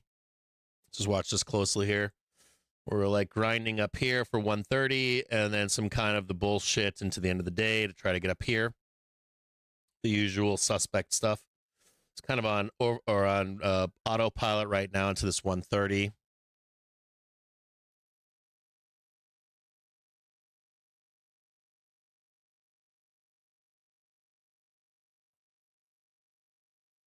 And I'll be right back with you guys just again. The news squawker financial juice is on right now. I'm trying to save my voice a little bit today. As soon as I get back in the next few minutes, I'm going to rest my voice, drink some water. We're going to go over Gamma for the week. We're going to go over pitfalls and events. I'm going to post a chart for you inside the market chat in the Discord for all of your events leading into month end, so we can find out where there's potential unwind into the end of the month. We'll look at some returns for the month of May and how month of Mays can be spoiled into end of month, and where some of those landmines lay, and some of those upside targets. Can we get close to 750 or slightly underneath it before the roll to the downside, and some expectations as to where that might be into month end? We have a long month this month. We've got 3 weeks ahead. We've got OPEX on Friday, and then we've got Vixpiration next week. And then we roll into a bunch of heavy hitters. I think Costco hasn't reported, as well as a bunch of other heavy hitters. And we've got some reports after the bell today, too. And the rest of this week, we'll look at some of those charts, too, as the day wears on. It's going to be like 5 minutes. Just want to rest my voice really quick. I'll be right back with you guys.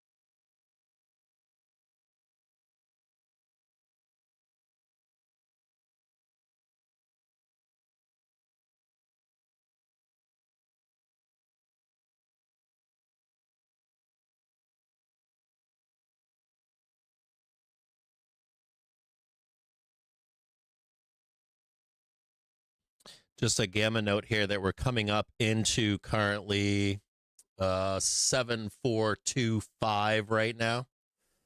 On 0 dates, this is the pin right we're coming into right now. 1 dates for tomorrow, the pin is lower at 7420. There are some other targets tomorrow, 7450 to the upside. If we're going to take those out today or not, I don't know.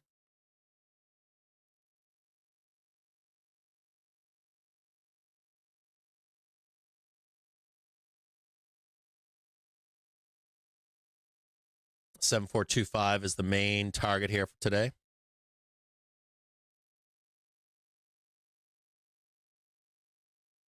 And we're already at it right now. We're just under it right now.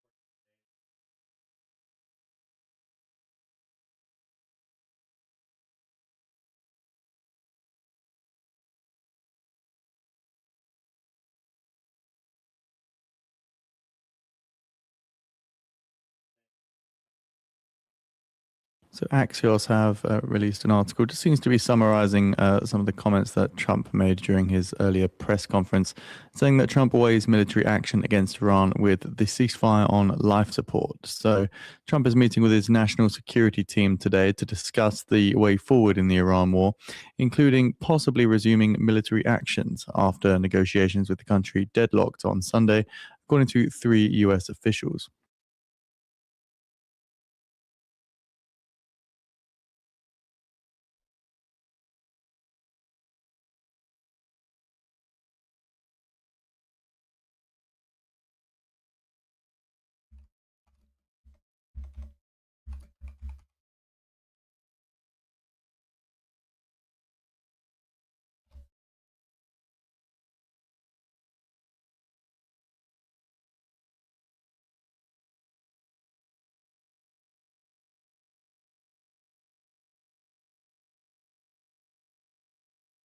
Whew. Woohoo!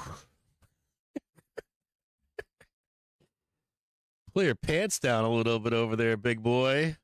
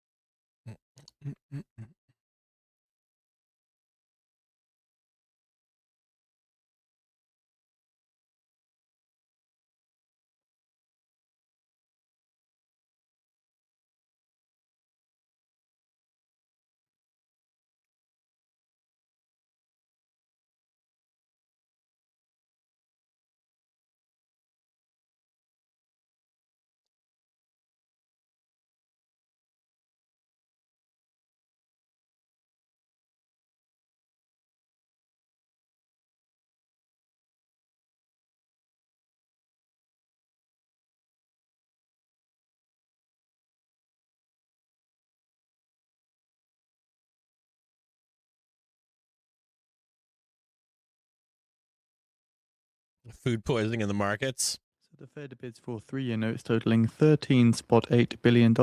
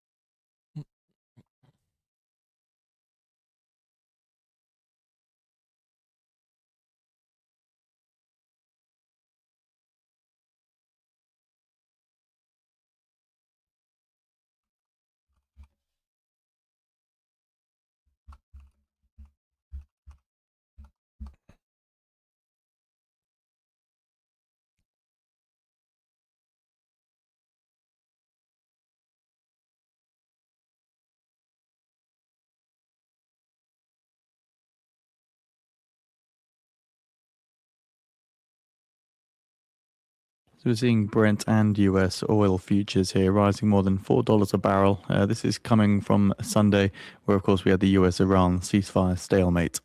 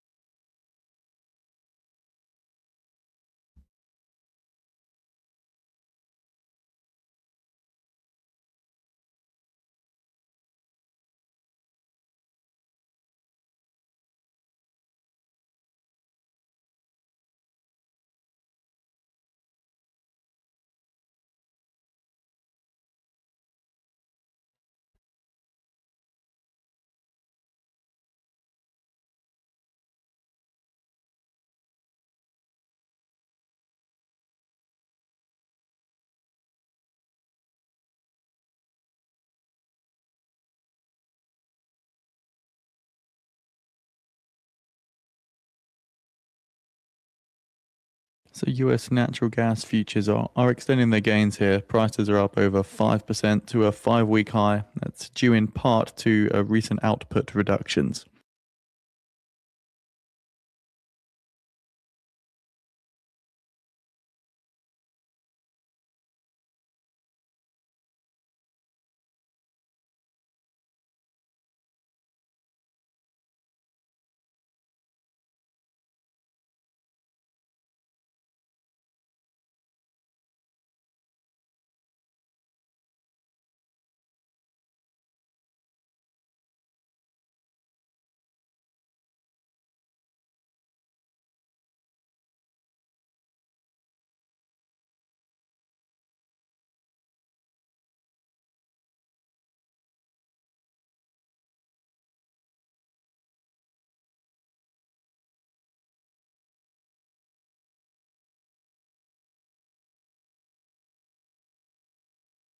So, in 10 minutes' time now, at the top of the hour, the US is due to sell $58 billion in 3-year notes.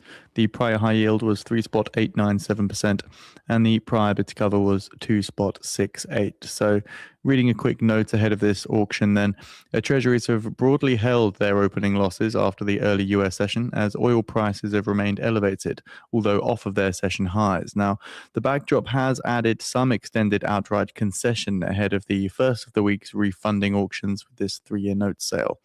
This week's supply does also consist of a $42 billion sale of 10-year notes and a $25 billion sale of 30-year bonds on Tuesday and Wednesday, respectively. So the week's auction faces significant event risk as well. We've got CPI and PPI data due Tuesday and Wednesday, respectively, which may affect investor setups for the sale.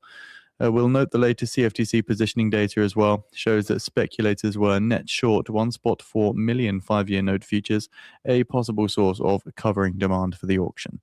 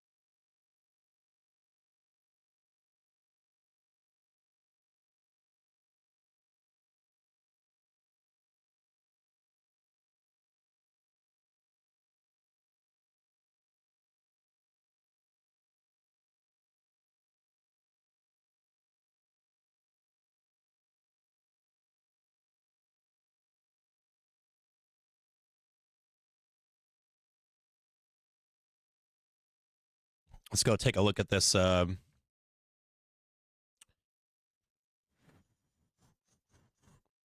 was just inside the Discord and the Pro channel, and we were discussing to pick up calls here or not. And we said no, let's wait until 1:30. And there's a reason for that. I'm going to show it to you right now. We weren't able to get into it this morning, so we'll do it right now. And this is the reason. 7425 is the target for intraday gamma. If you are a member on 0 dates right here, 7425 was the target. This is on 0 day gamma. We slammed into it and rolled. The US is due to sell $58 billion in 3-year notes. The prior high yield was 3.897%, and the prior bid cover was 2.68. Now we're going to talk about, wait a minute here. Yeah, auto refresh. Dude, auto refresh? Oof. There's an auto refresh button on this. Cool. Hold on a second here.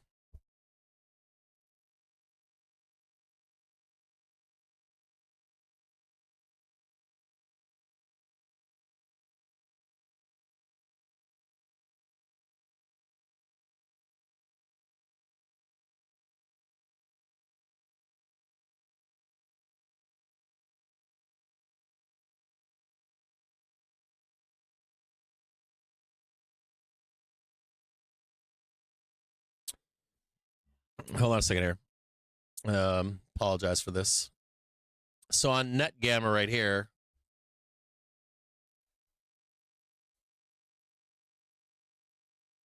we have two major bars to the upside. We have 7425, right? Top of the market up here is 7,500. We have a minor bar here at 7450. Interestingly, when you see this 740 and this 7425, there's a significant drop down to 7,300 down here. Okay, this is kind of the support down here, 7,300. We have these magnets up here, right? These are like attractions for end of month, end of quarter kind of stuff. But I do want to show you this on tighter. I do want to show you this on net at least.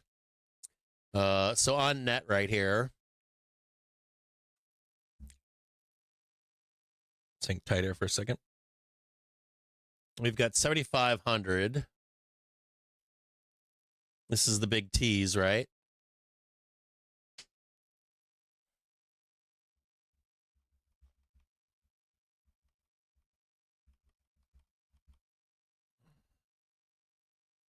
This is the sausage being waved above. Now, this is the top of net gamma for May.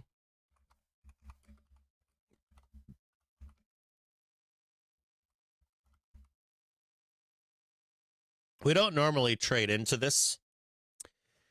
Normally fail it before we get to it.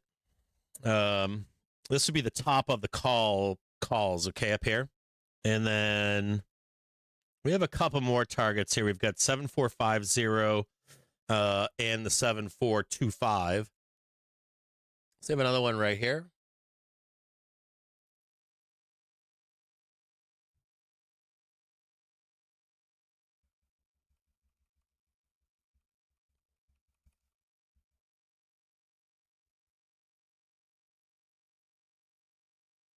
And usually you don't actually hit the top of the call wall or the bottom of the put wall. It's normally you stop before it, which is right about here, okay?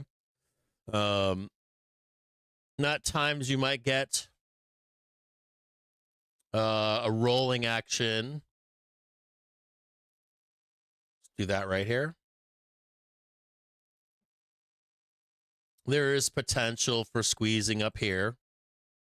But theoretically, this is top of the market right here, at least gamma-wise, right? Top of net gamma So shortly expecting the results of the US. And you're kind of looking for a failure here too, right? When issued yield comes at the top of the hour. The auction results will. We don't know if we're going to get the look above or not. We just know that like this is where FOMO begins.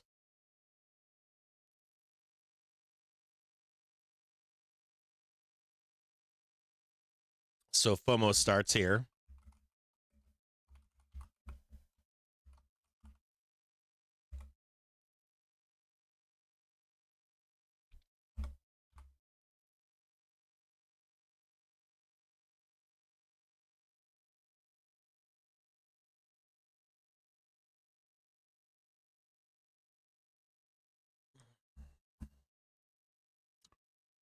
And then underneath that, this is the real support.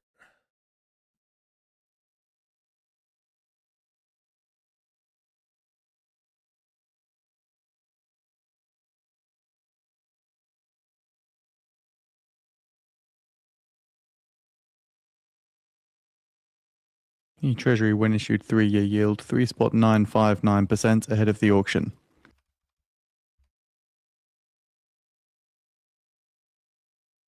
This is basically it right here, right?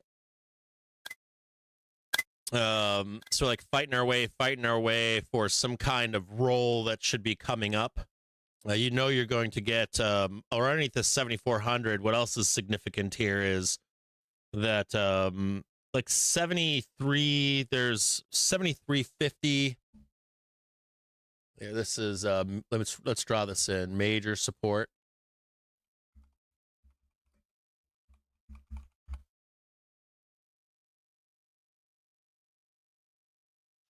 So again, we're now shortly expecting the results. This is 73.25. Hold on here. There should be 73.50 as minor support.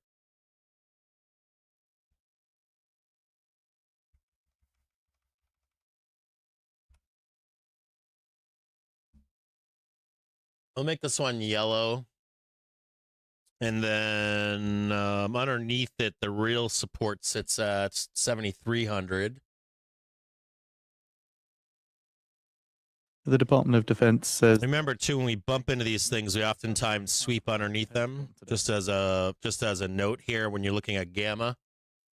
Let's say oftentimes, if we do roll down here, right, you're gonna sweep this, then come back up and hug this, and look to institute a trade long.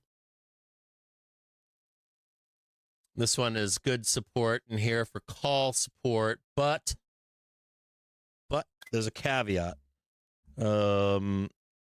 Underneath 7,200.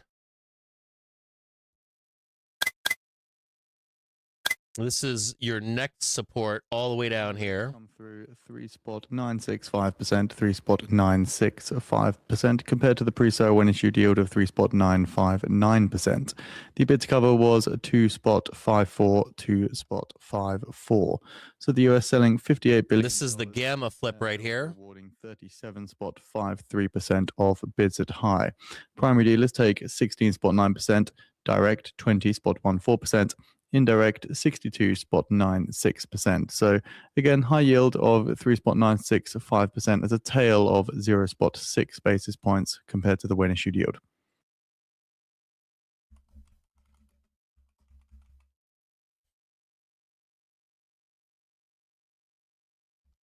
And what's fascinating is Max Payne is brutal. Max Payne and the next support level is way down here. It's like 7,000.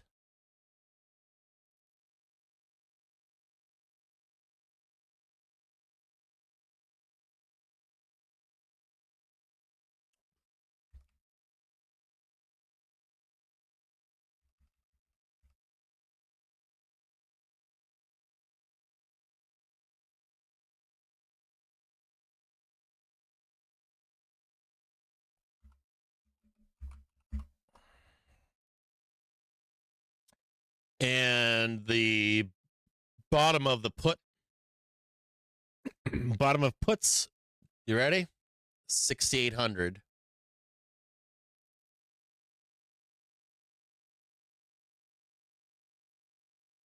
Fairly deep, right?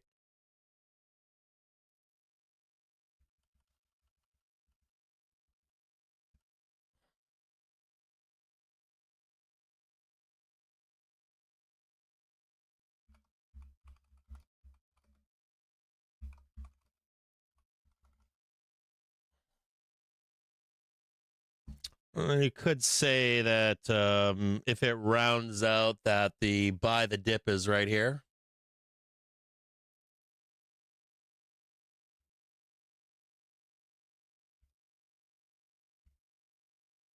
This is where they start selling you puts down here.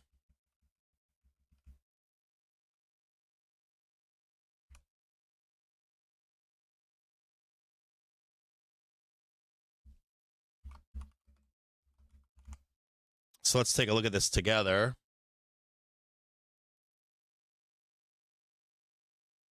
And just see how close we are. Do you see how close this is right here? I mean, relatively speaking, you're trying to like fight this here and fight this here. This stuff gets lost in here. We start trading down here kind of stuff. It's like gamma flip, party time. Then we're up and at 'em and out of here. We don't have to go down here, but just a heads up that I should say that what we're doing is we're creating. If you look closely at this right here, like this is support, right? This is support, right? This becomes the new support for this week. Hold on there. So like you got support here, right? This becomes support for today to start this week. And if we lose this support at any point, right, what happens? Sweep the week, get a new low in here. All of a sudden you're down in gamma flip, and then it gets ugly into the end of the month, okay? So just be aware of this, like what we're fighting for.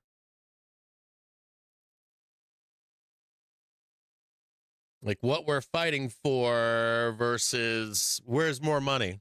Where's the empty cup? Is the empty cup up here? Is the empty cup down here, right? The cup not full is significant, isn't it? That's fairly big move. We don't necessarily have to go down here, but we want to talk. I was talking about this in a private stream this morning, saying we're kind of in the walk the plank stage. So this last week you had this support in here, right? You come into Monday, we formed this as support on Monday, right? Putting in the high on the bullish week, and look at it from this perspective. So we have a good bullish week last week, right? We attempt to put in either on Friday or on Monday, Tuesday, Wednesday, but usually Monday. We put in a high, right? And then the week becomes what? Must hold support. Where? For this week, it's right here. That's where the half an hour trigger's coming up. The hourly trigger's racing higher right now. The job here is to defend the weekly low, right? Weekly low. And if we can't defend that weekly low, then we start partying, right? Start blasting down, take away last week and further, or so on and so forth. So if you're kind of looking at this here, and we've got volatility the rest of this week and unknowns. Here's Friday. The thesis here on Friday would be what? We're coming down in here. We need to be above this we have to be above this like Tuesday, Wednesday. And if we cannot, what do? We end up losing this down here, right? And this is kind of what I have charted out for us heading into end of month until month end, which is right here. The bigger question becomes what is the monthly low? That's a big question, right? If you look at this right here,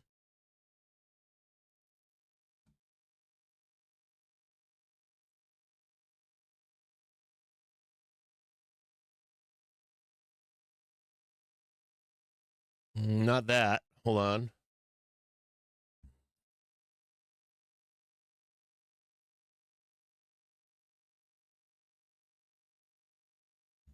If you look at this right here, what does that chart say to you? Now, it's not that we have to do this, but let's look closely at this for a minute. Like, what can you take away? What can you extrapolate from this? May, right? May, on average, the returns at the month end are negative 0.11. So we have this really exciting new month, right? And let's look at what the month has shown us so far.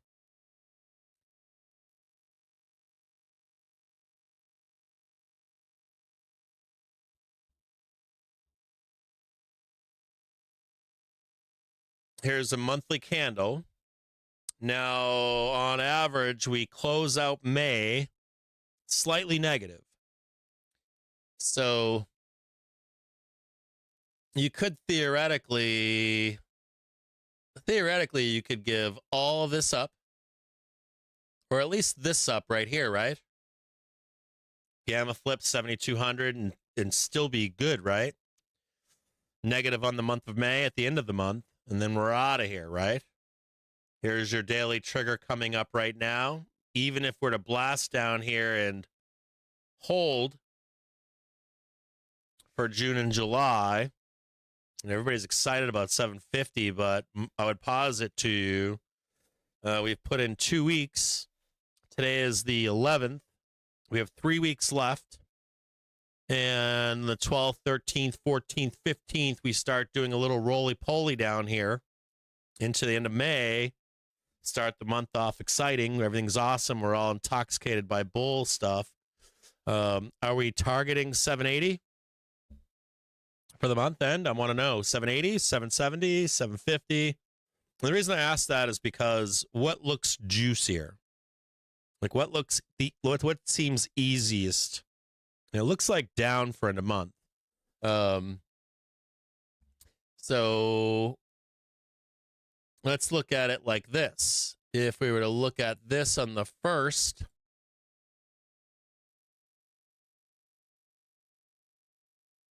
come back to an hour, and that's the first in here, right? And do I really care? We talk about in late April, what did I say to you the last 2 weeks of April? I said, I want you to remember one important thing for the month of May, which is where is the low for the month? Moody's low is intermediate district number 288, Southwest Metro, MN issuer rate. Voice news. I don't know what the fuck that was, but you get the point, right? Is we're fairly close to a top in here, and we're looking for the monthly low. And, you know, we can do any of this stuff and swoop right back up to get out of here. So the question becomes, where is the low in the month of May for the bigger print in June and July, right? If you look at this right here, so you're extrapolating the month of May, closing is weak on average. So not fighting the tape, right? And so you start the month great, and then you get sucked back down. And for what service? The service of printing a fat June and a fat July, right? Let's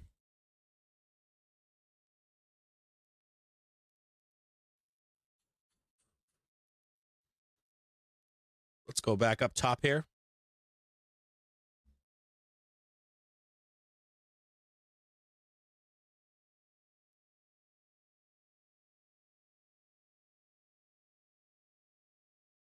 A big inflation print, right? Coming out tomorrow at 8:30 a.m. This seems like an appropriate place, right? You get the jackknife down. Maybe you put in one more high up here. And then we're down, right? And we start getting beaten up by this is Xi and Trump. And what's fascinating, too, about this is you get that NVIDIA print on the 20th, right? So here's the 20th, right? So you're like, everybody's like, hey, yeah, NVIDIA is going to do this big thing. But what if you're down here? You get a quick rip up on NVIDIA. And then we're dragging back down. The real NVIDIA trade and Avgo trade is in June and July. That's where the real trade is for a lot of these tech stonks or late month prints. You get sucked into this, and then the real print is in June, July for these companies. So let's look at this really quick.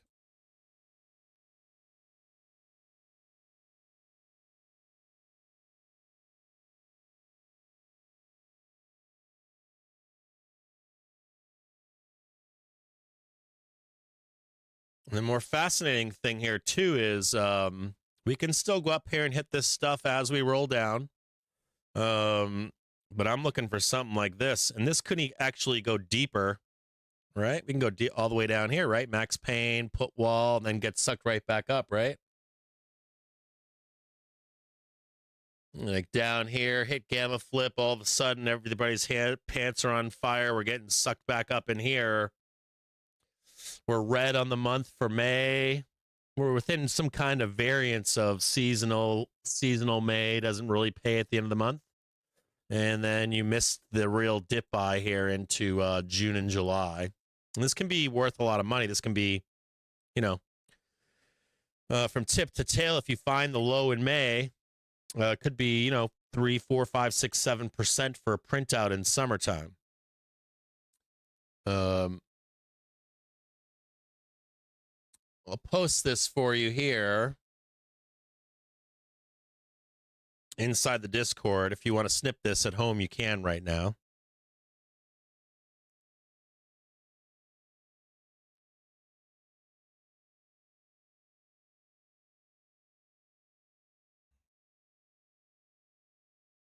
I'll have another more detailed chart for you when with all the events coming up the next few weeks here.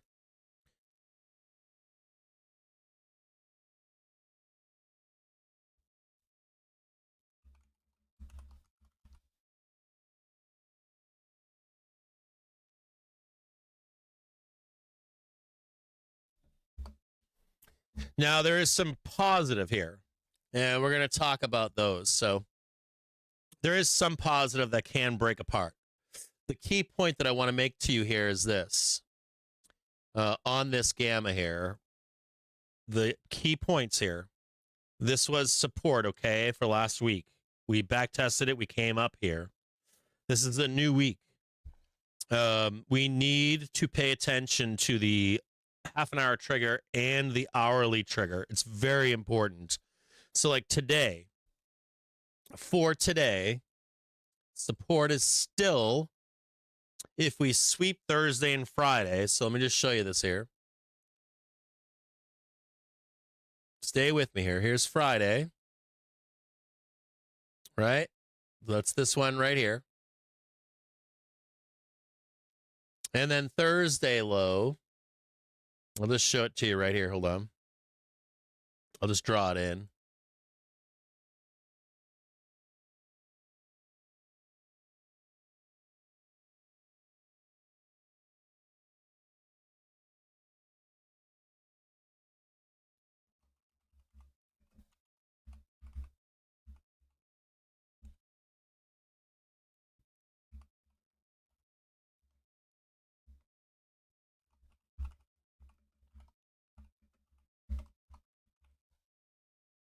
So this right here is support on a Friday back test. This is Thursday right here. Do you see see all this right here? This is Wednesday.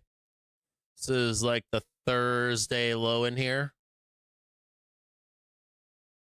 Somewhere in here. So you can already see that once you go up here, put this new high in, we have to hold this, right, for the week, for this week. There's Friday. If you're looking for like a Tuesday low or something, we can stay doing this here. You see that? But if we put in a new low, let's say we get hammered into this on Friday and you got your low and then you got your new low down here, things get messy, don't they? As we move forward. Just keep an eye on, this is your weekly support or Friday back test. Clone. Oh, I meant.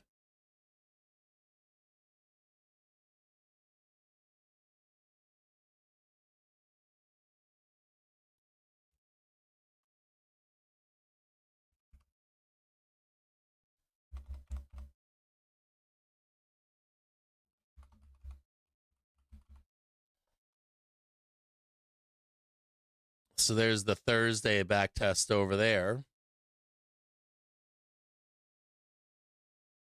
So even if you're just looking at a weekly low, it's below, right? 7329, 73. Sorry, it should be 7389.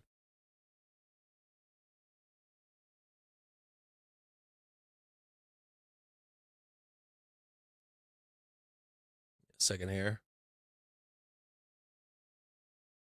Just check this, make sure I got this right.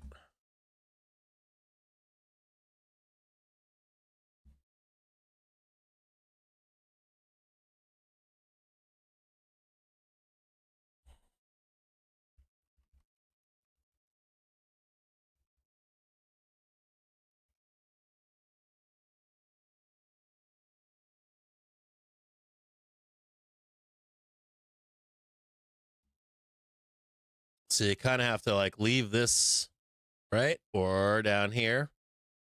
For the rest of this week, be buying this dip down here. And what you don't want to see happen is like down, and then you get a new low into Friday over here, and before you know it, we're partying, right? Stalling out.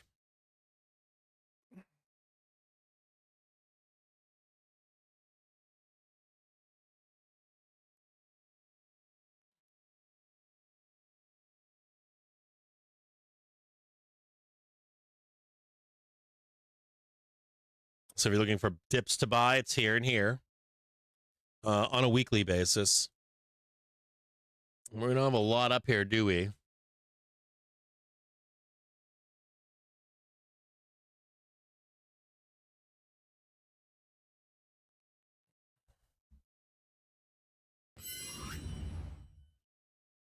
So we're taking the hit down here into 1:30 in the afternoon, and inside the Discord, I said we'll take another swing at it. It's going up into the close.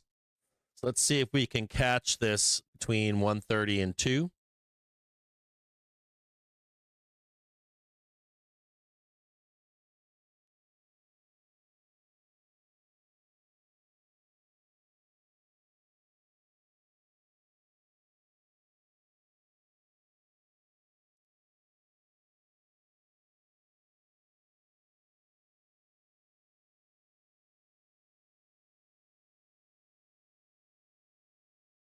How far our triggers coming up? Our early triggers coming up right now.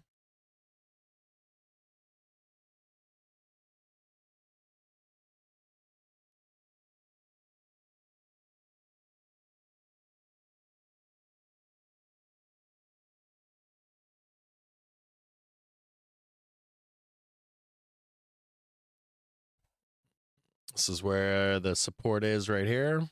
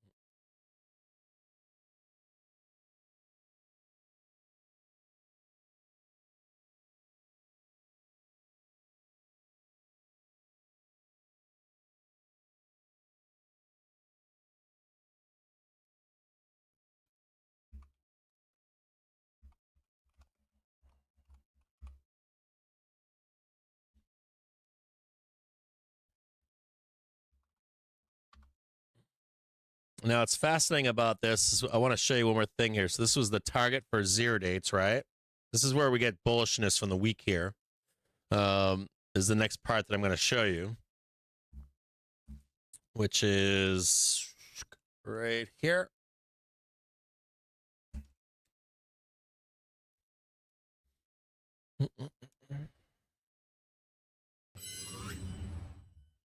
And the good news here on here's 0 dates, right? Here's the target 7425. Now we have some bullish stuff coming up, or implied, or at least positioning, I should say. We hit 7425, right? Here's 7450. That's pretty prominent for tomorrow. And we're trading 7417 right now. So what we're doing is we're slipping under briefly. But if we can hold this, the next target for tomorrow is 7450. If we can just hang on here or in this vicinity. And we're trading it right now. We're trading the bottom of this right now. So if you wanted to print, say, later in the week on a 2-date basis, we have 7450. This is now Wednesday print, 7450. And then look what else pops up on Wednesday, 7500. Whew. And when you go further out in time, when you go to 3 dates, 7500 becomes very prominent into what? OPEX on Friday. So the tease here is like this. Like I've got us going down here, but this is Friday, 1600, right?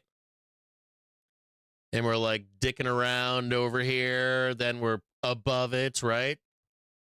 And then we're like sweeping a low for the week. Let's say we get a low down here. Even if we do down here or even down here, it doesn't matter because we have a very prominent pin on OPEX for where? Right here. So this is pretty big trading zone, right? Like down here, and we're blooding. And all you're looking for is a weekly low to put that high in up here, or at least near it. And this is a target here for Friday. So let's say put the new high up here. All right, put a Monday high up here. We swoop down and take this out, and then we're back in over here.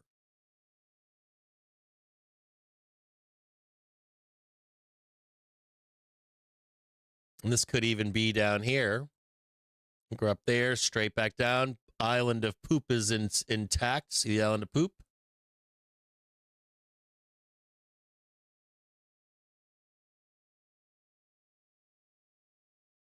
Does that make sense? So whether we're stopping in here and going higher, stopping in here and going higher, 1, 2, 3 to the downside. I'll just draw these in for you now. Actually, I'll put this one up here.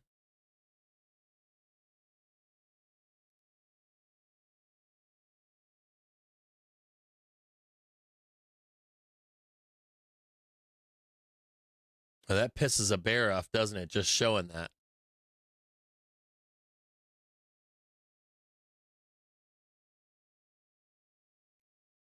Make sense? Still in line, still for the roll, and the high on OPEX, 7,500. Get a weekly low in here, whatever this is. You should get this on Tuesday or Wednesday. This is Tuesday. Go as far out as Wednesday.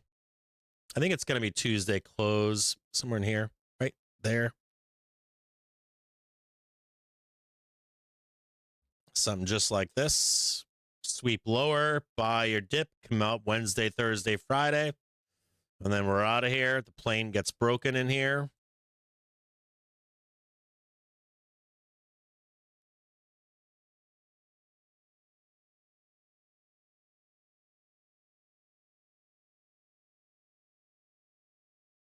We'll watch this as we continue on into Friday.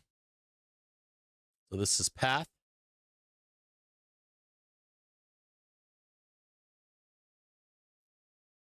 And this is the actual trading action that you're looking for.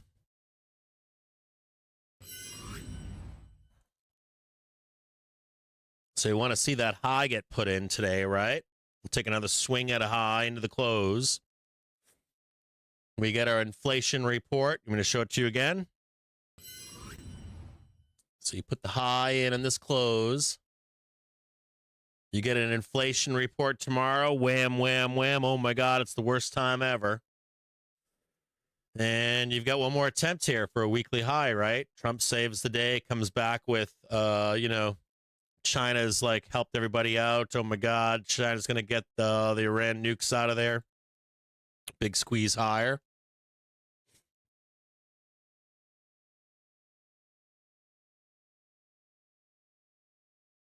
%2 move up from a low.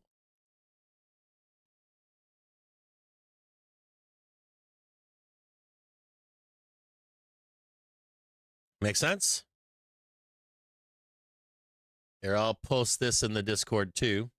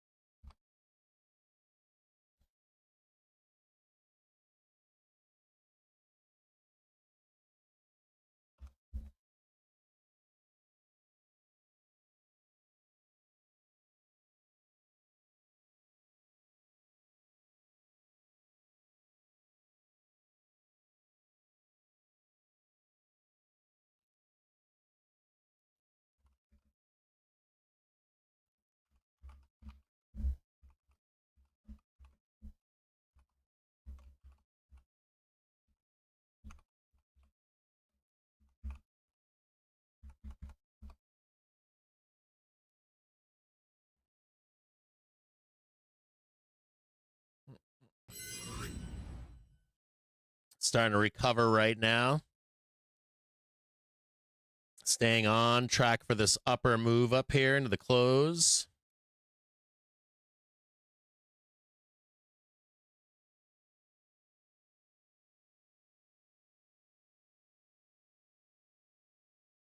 This is that 7450 is right here. Show that to you. So you can see it right there. 7450, and then the roll on inflation news.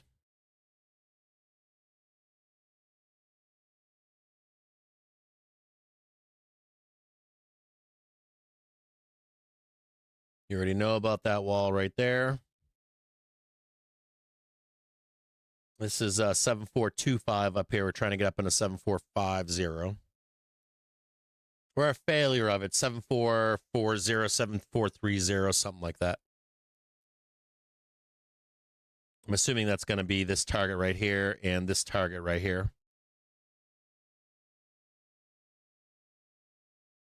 SPOO's recovering now.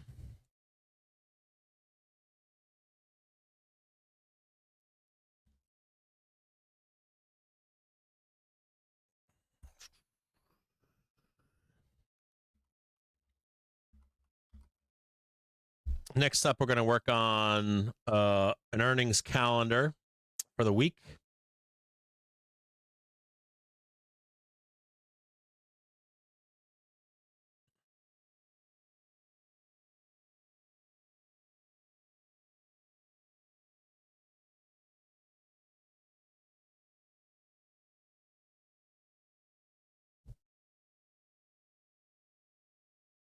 Come on now.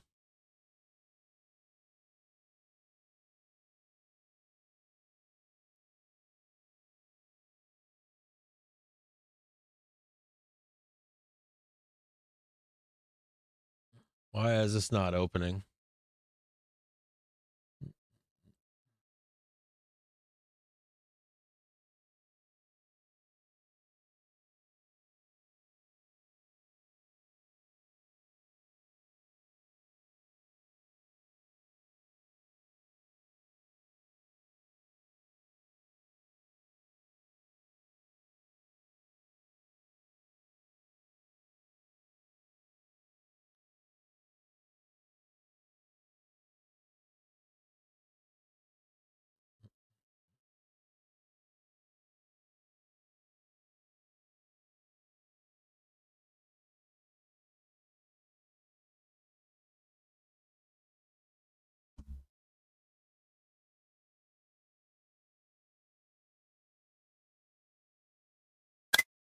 There we go.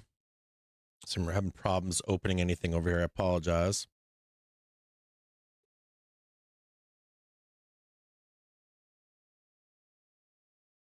Got too much shit open right now.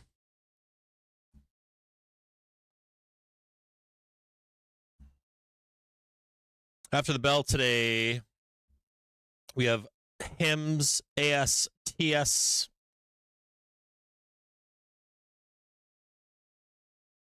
We have Plug, RGTI, Mara, BW, Archer, Clean Spark, GoPro, Microvast. Before the open tomorrow, we get D-Wave, First, Majestic, Copin, Venture Global. We get Onan, we get C, JD. Those are all China stocks. We have Achieve, Beta, and then Amentum. After the close on Tuesday, we get Oklo, Carmen, Electromed, Next Power, Franco Nevada, AudioEye, Anderson Astronics, Optimize RX, and Evolve. On Wednesday, we get Nebius, Baba, more China stocks, EOS, Dynatrace, Wix, ICL, Valens, Vishay, Global E, and Kyivstar. After the close, we get Enovix. This is on Wednesday. Cisco, USA Rare Earth, Aquastiv, Grab-A-Gun, Doxa Imity, Heartbeam, Copa Airlines, Leslie's, and Fluent.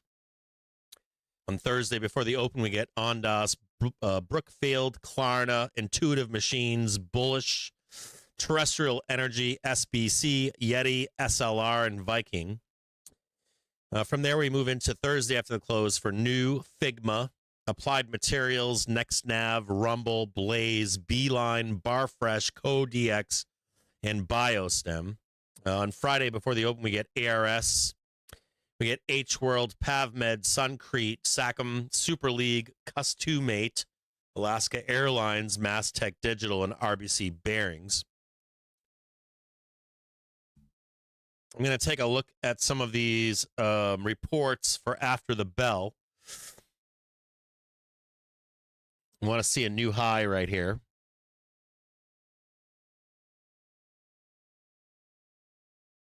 Just watch that red line right there. We're looking for a new high. And then to go higher up here.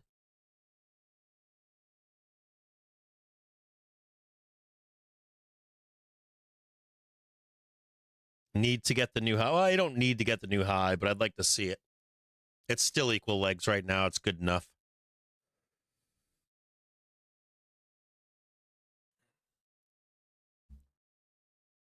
I'm going to look on another screen while this part of the stream stays up, and if I see anything that looks great for after the bell, I'll let you know. There was some interest in ASTS after the bell.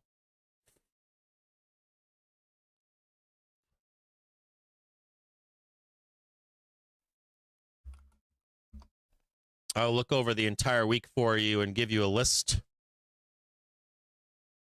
HIMS cranking right now on an hourly basis into their close. I like HIMS here. HIMS breaking out. If you want to look at something similar to HIMS, compare HIMS to Snap. HIMS breaking up and out of its weekly trigger.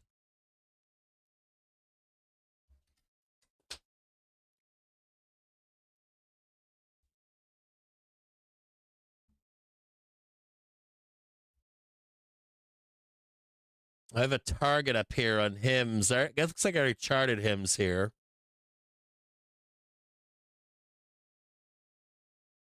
I'd like to see HIMS break out here and trade all the way up to 63.29 into summertime.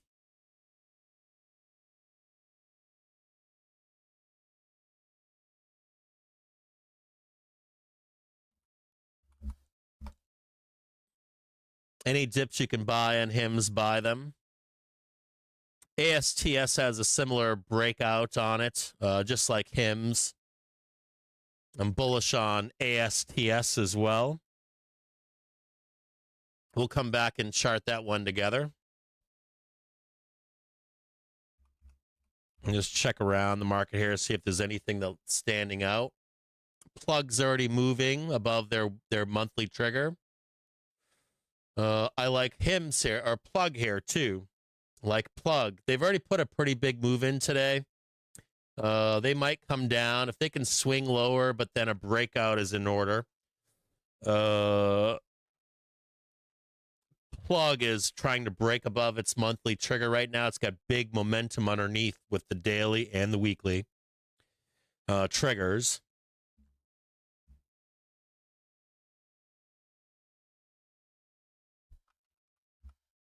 I'm bullish on all three of them. HIMS, ASTS, and Plug.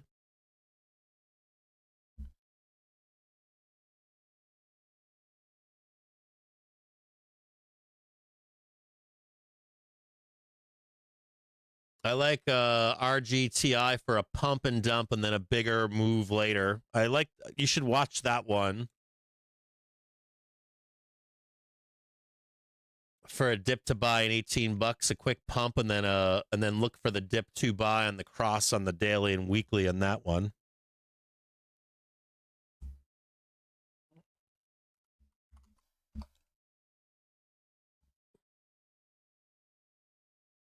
I think Mara chokes, and then there's a big dip to buy on it. We can come back to these if you want. I'll show you Mara right now. See this cross right here? I'd like to see a pop, like a pump and dump up here, and then some kind of swing down to buy into June. Start setting some alerts down here for early June for Mara.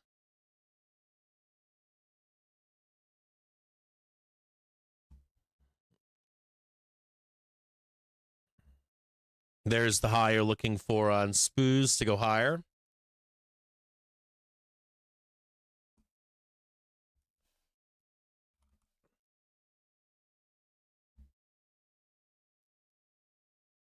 Babcock and Wilcox already moving to the upside on the open this morning. I'd love to see them trade 22.5 and then roll. All looking quite bullish right now. All the reports after the bell look good.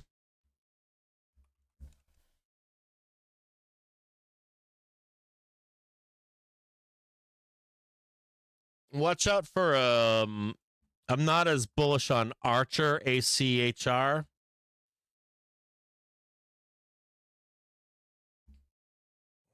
This is the weekly crossing, the monthly. And you come up here, you hit this one, and it's right back down again. There's the escape on ACHR.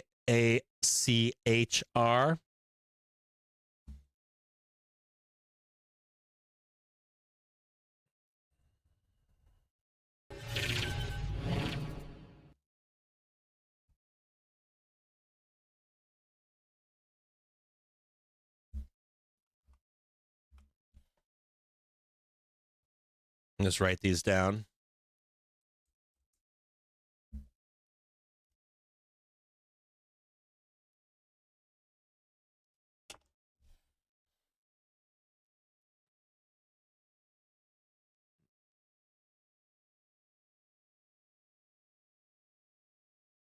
Did I already do Clean Spark? Yeah, I did.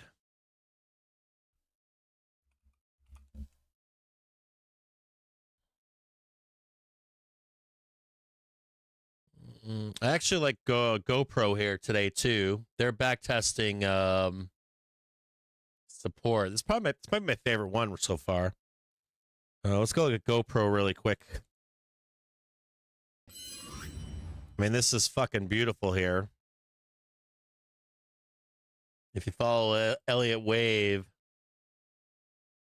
daily trigger crossing higher. You've got one here, 1, 2, 3, 4, and you get your fifth one right here. And you failed to get that new high right there, so I'd really like to see that fifth wave up here, and then 1, 2, 3. Grab this one, go higher.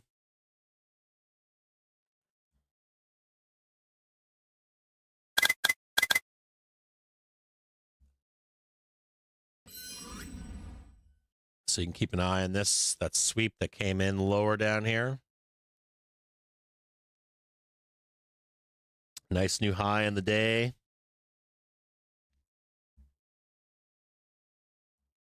Microvast. Have not heard them in a minute.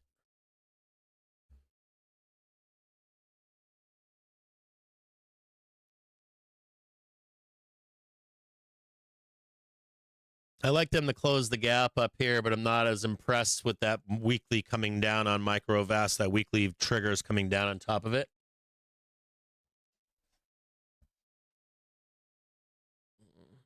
On Microvast, I like the idea of like popping to get the new high above 261, but then coming straight back down again for the cross of the daily, weekly, and monthly. Let me just look at some reports coming out the rest of this week. Let's start with, we'll start with ASTS, and then I'll look at the rest of the week here.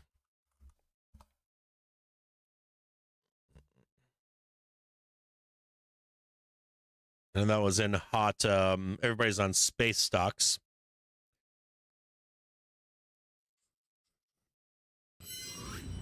So all these reports look pretty good to me. Let's take a look at this one here. This is ASTS.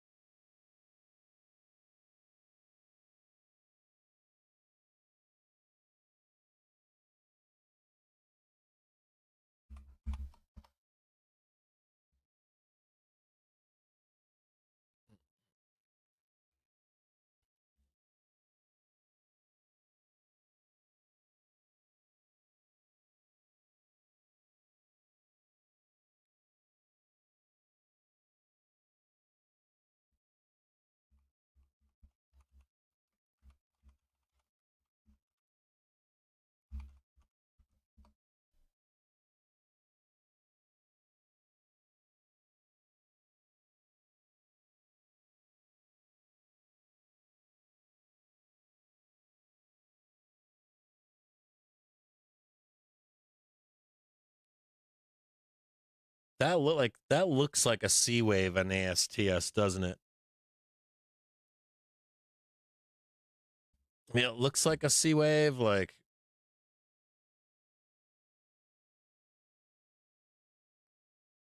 down here, up here, and then down there. This looks corrective. Like, let's look at this really quick. That looks corrective. That looks like it's done, but I wish this was a little bit lower. I will say that, like, I wish that ASTS was a little bit lower. That looks like an equal leg. Maybe not that deep, like 50. The only problem I see with ASTS is, like, if there was a problem with ASTS, you fail this up here, hit that one, and then we're up. The only thing that I see with ASTS is this corrective wave might not be complete.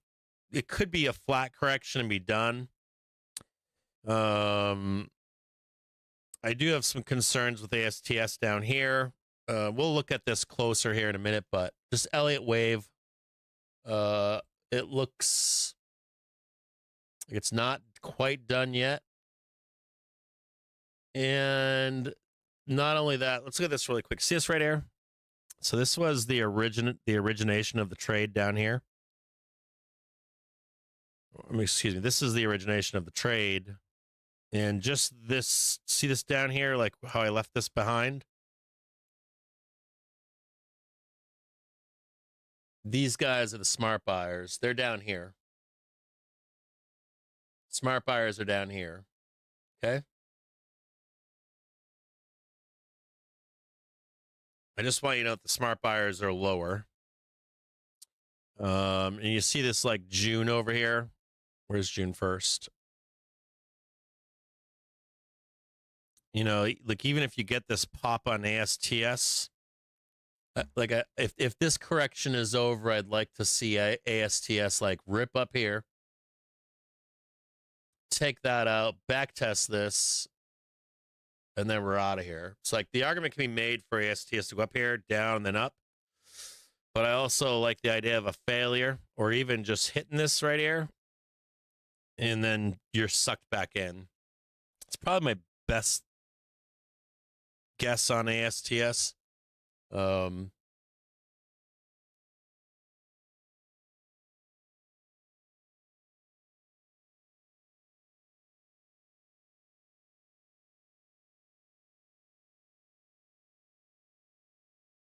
know, if this fucking thing if you don't get above this 86.5, right, or 86.21, if you don't get above that in their earnings and they suck you back down, wham wham. Let's look at ASTS on. They're very long on their. Oh, that's 1 hour. That doesn't work. I have to do it on 30 minutes. Like that is really long right now. Let's look at this. A kind of a similar example here. Right about there. There's an example. It's fairly representative. See what this looks like here. So you see how they have the hot prior high right here, and they like pop it up and then slam it down to the daily. That's what I think happens. I think it works out to something like this. So I think you're gonna get like a pop up, and maybe even take this one out right here, and then you're like sucked back down at least to here. I don't know about market conditions over here if we can get this deep. But then you're off and running again. If you look at this prior example, you like suck back down and then party time. Woo! Party time, party time. So like if you're looking for, we'll come back and I'll set some alerts here in case we can hit any of these, but that's the gist. Let me delete everything here. Let me look at this on a daily basis too. Against me on daily velocity, this disagrees with me, or at least it says that the daily and the weekly trigger will be held. This is extremely bullish here. It's just coming neutral right now. You're looking for that bigger move up here into June. This looks like it'll be accumulated on the weekly basis too. So overall into July, I'm bullish on ASTS. The only question I have is like, are like options against you? They don't print that shit, and then we come back and sweep in to do some cleanup. Let's go back here and peek this on a monthly basis and chart this out proper. And this shows new lows. We did this prior month, we broke it. So this is all available here.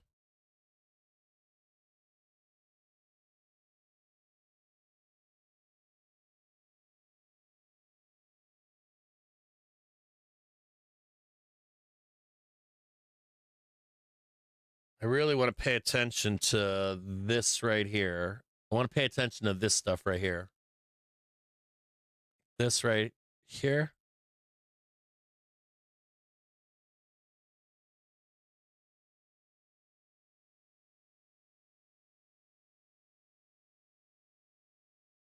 I'm really interested in this level right here.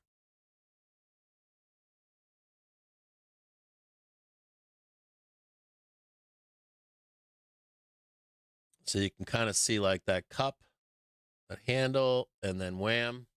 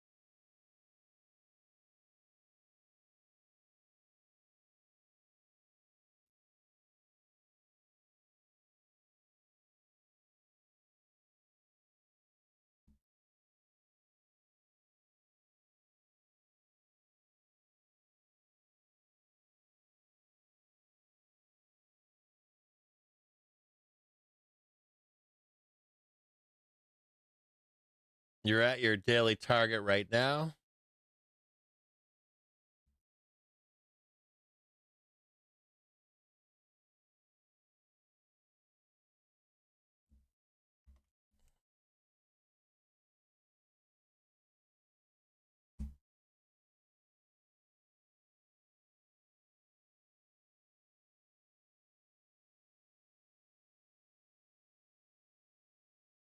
Remember, we're in a new week. So you're putting in a weekly high, looking to defend this week to go higher into June. On here.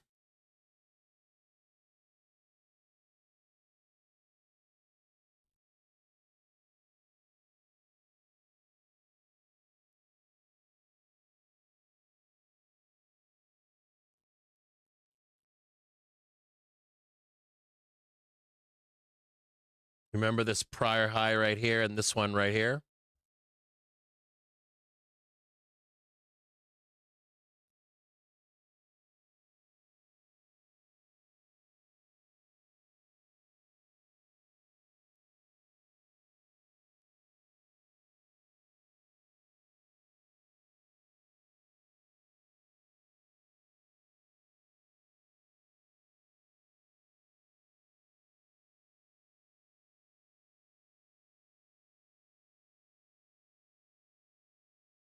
Or weekly, and this is the only thing I don't know here. I think it comes all the way back down for this A right here.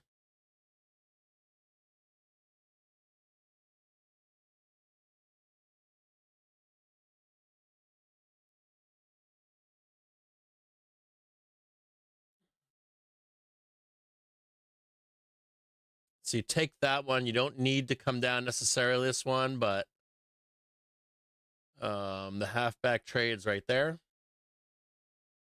Like, as long as you hold this, you take this one out right here and this one out. Like, if you take this one out, you take that one out right there, then it doesn't matter if you hold this to go higher. Oh, sorry. Doesn't matter if you hold this to go higher into June. It doesn't matter if you come all the way down here. It's still all valid. Like, you can take this whole trade here.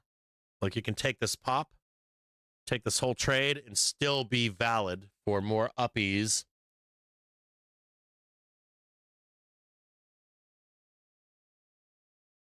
This is your 2.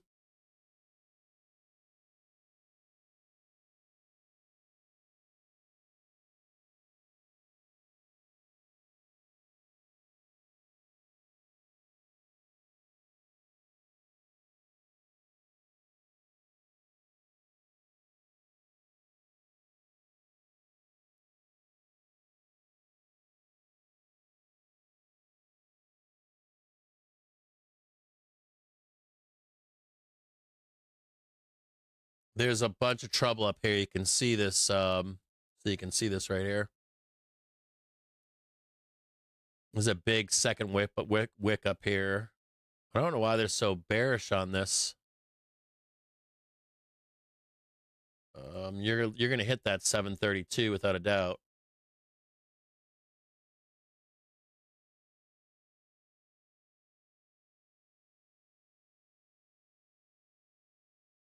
This is 1. You're over this right here, right? This is your 1. Right? This is your 2.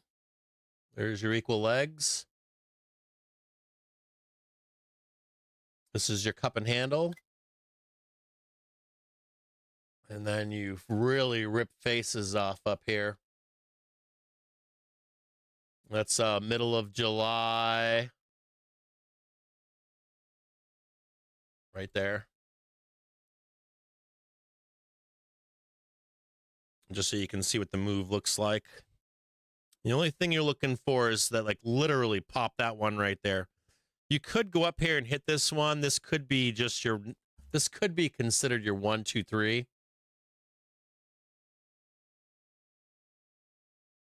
Like, I can't say you're not going to hit this one right here, right? Get the new high and then be pulled back down. There's your daily trigger.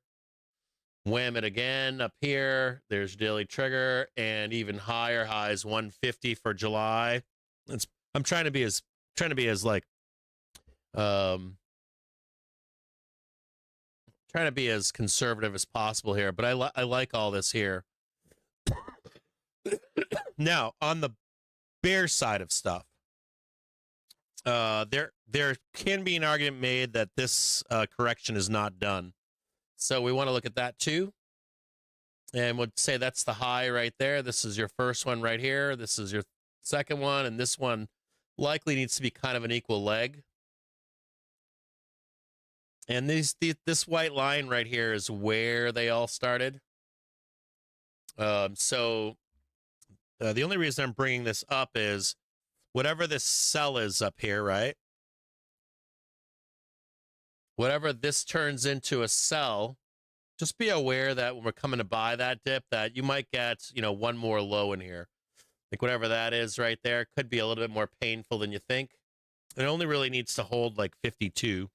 So just a word of the wise, not word of the wise, but if you're looking for an entry into this and you're like, it's a little bit too risky for me, be looking for like 52, 50 to buy. 64 would be another place down here. And here's another thing too. Let's say it pops up here, blasts up, fades into June, and we're still holding, and you see that daily chart come up. No matter where this price is, whether it's here or here, you want to be getting long ASTS into July, barring any kind of existential threat or whatever. Here's the here's SPY for you. Right back on track again, getting up here. Nice little dip to be bought in here, taking it higher right now. Sorry about that. Sorry about all this. Apologize. God damn it. Good Christ. ASTS. Bullish has some traffic. Ultimately, summer, nice fat print. Either put a bunch of time on your trade if you're trying to get long. Nice big fat call spread so you can withstand a trip down here if needed.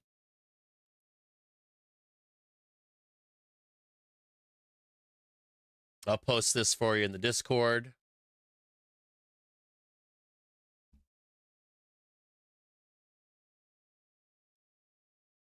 It's bullish.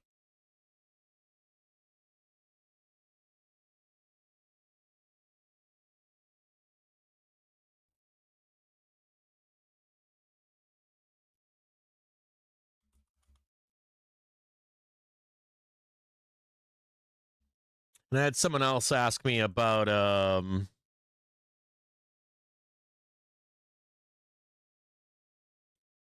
wait a minute. Sometimes I fucking say I'm going to post this shit and then I don't. Let's look at hymns really quick.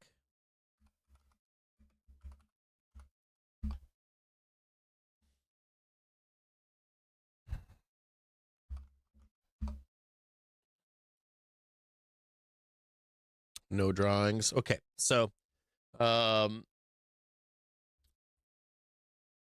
hymns.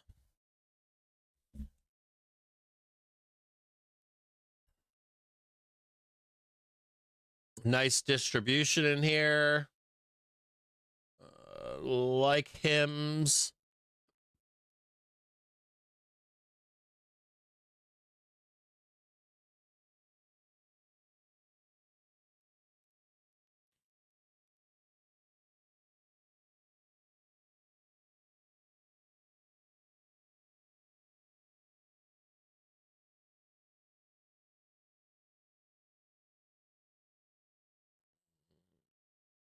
This is saying it's not done. We have 1, 2, 3, 4 would be a mess, right? Bam, bam, bam. Near zero, right? The low was 1462. So the thesis is what? We're not going back down there to $2 or whatever, or $1. The bad days are over for hymns. Let's look at this here.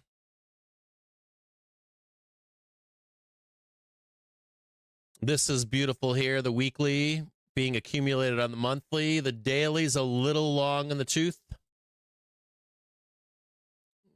But it's been there before. It's just hit its prior high right here. We can take a look at this. See what happened there.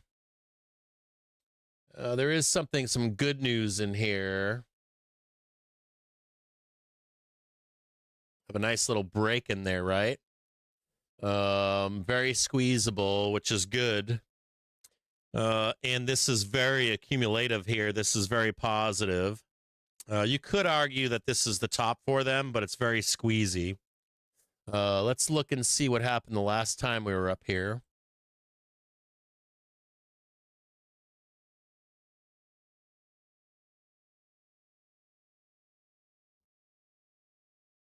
And look at that.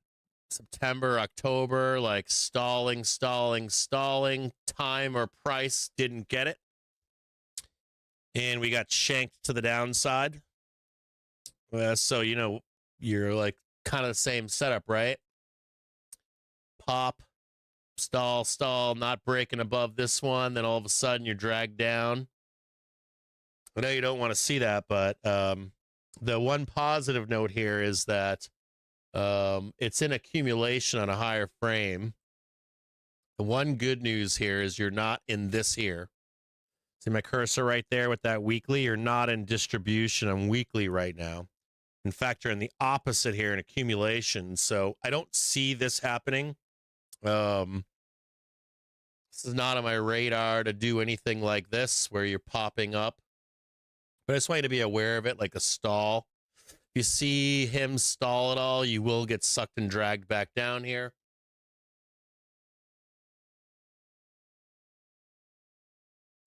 You are in accumulation. I don't know if the bears know that or not.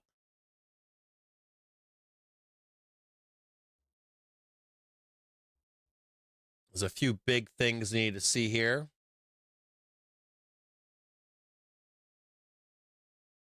I like that accumulation right there.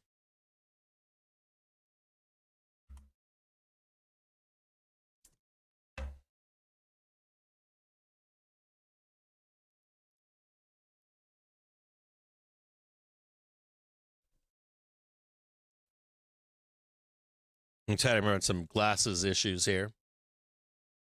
Go look at this really quick. You want to be taking these bad boys out right here. Bam. I said I was bullish on him. Still am.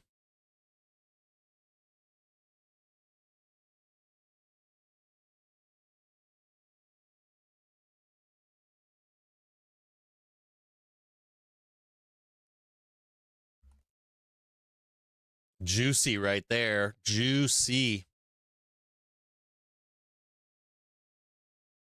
This is what you need to take out before the end of the month, in my view. Those are your targets. Got OPEX coming. Ooh, look at that. Targets already. There is one problem in here. Not a problem, but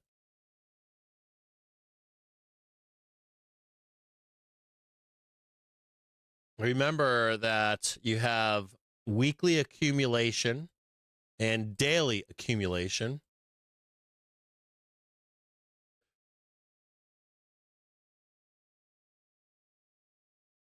So here's your accumulation levels for weekly basis.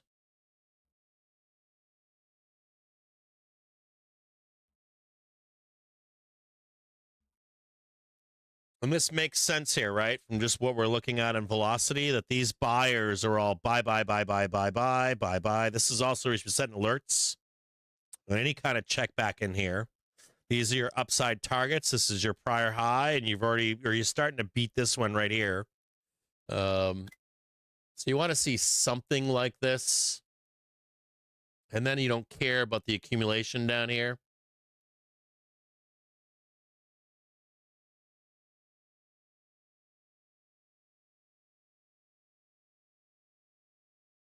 One right there.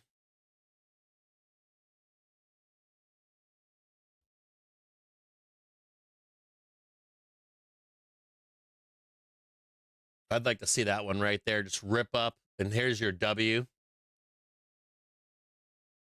You got a W right here, and then this should not go that low, but it could.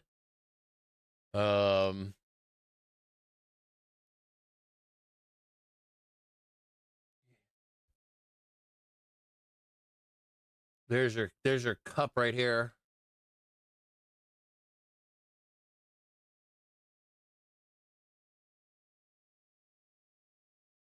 There. Cup 1, 2, 3.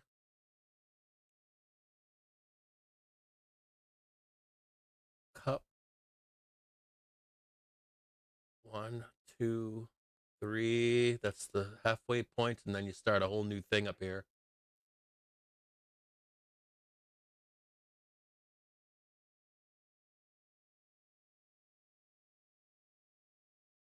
This thing should moon into end of year. Into December, this thing should fucking moon up here. You got this one big fucking candle right here. That's a bitch. Oh, sorry, I shouldn't say that, but there's like this thing right here. You're probably gonna run into like a problem in here.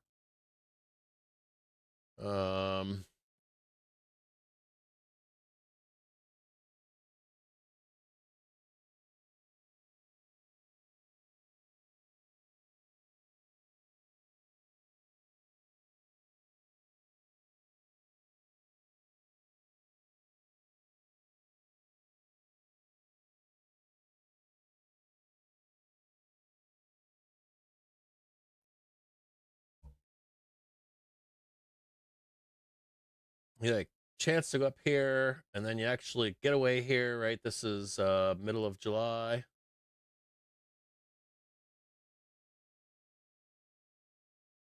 They send you back down in here for the woodshed.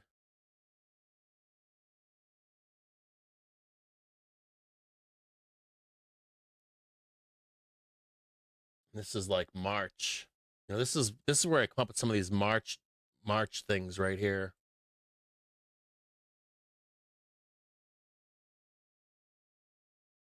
Like you get stopped out right here, and then you don't get the print until like March.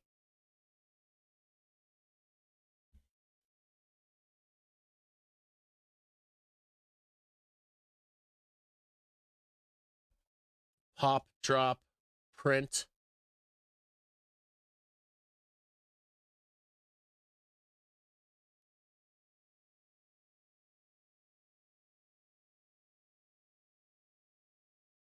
And this whole argument here. Hold on a second here.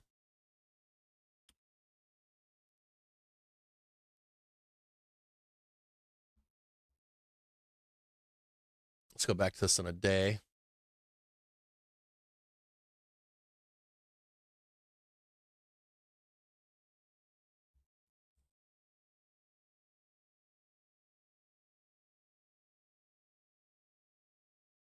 So there's the push up higher here, right? You only have to take this out.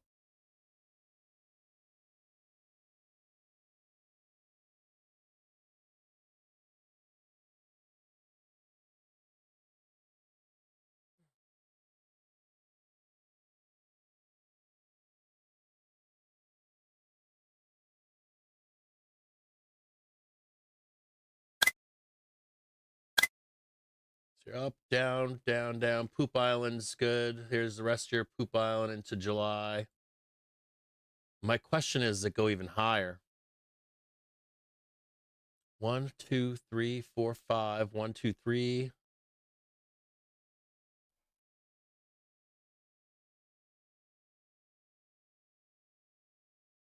One break above that, right? Down. Come on. Pain in the ass here. That's OpEx. This is month end. Somewhere in month end. Middle of July up here.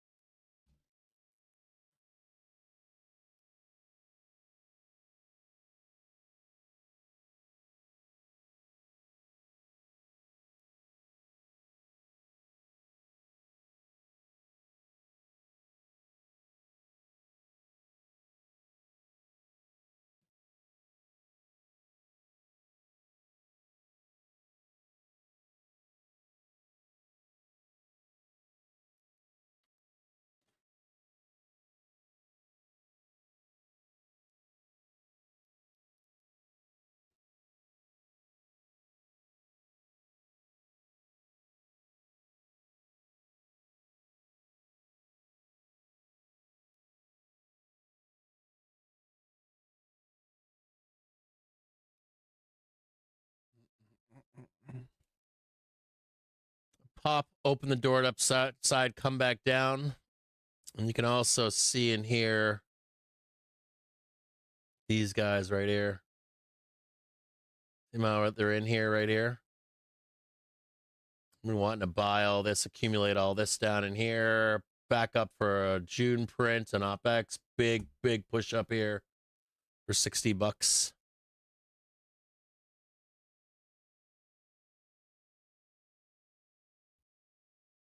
Let me just check these really quick. Yeah, if you fail that, they're going to dump it. Send you back down packing. You finally get it up here.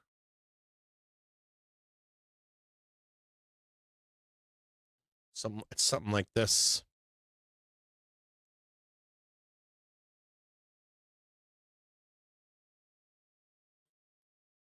Pretty bullish on hymns here. I like the weekly and daily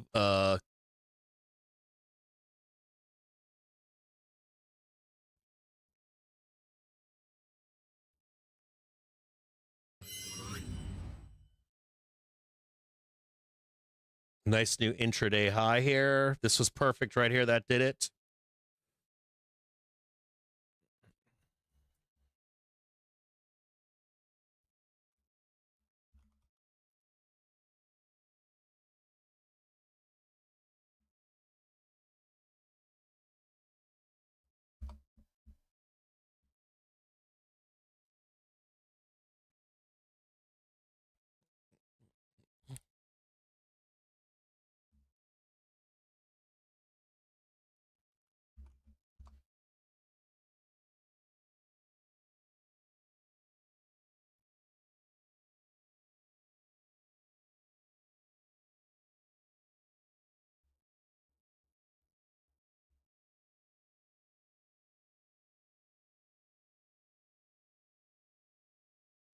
We're now parked on 742468, looking to break higher and trade 7450 into the close today on these reports.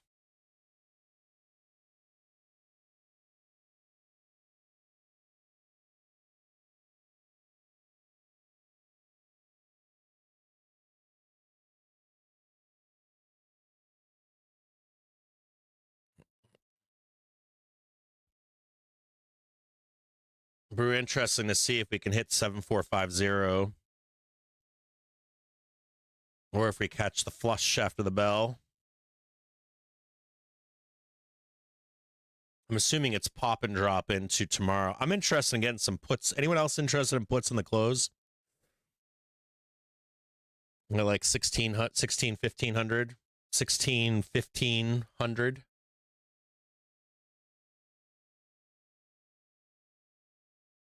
We'll just put this one right here.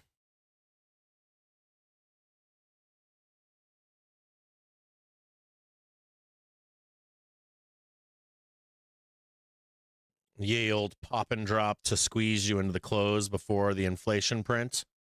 Anyone else getting puts for the inflation print tomorrow?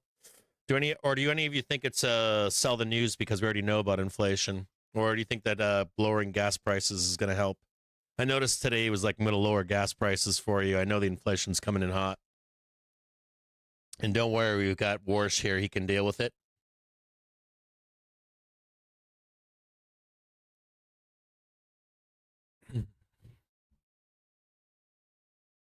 Oh, did I get the wrong one?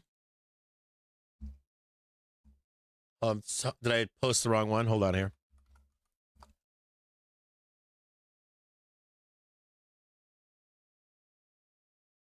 Sorry about that. My bad. Hold on here.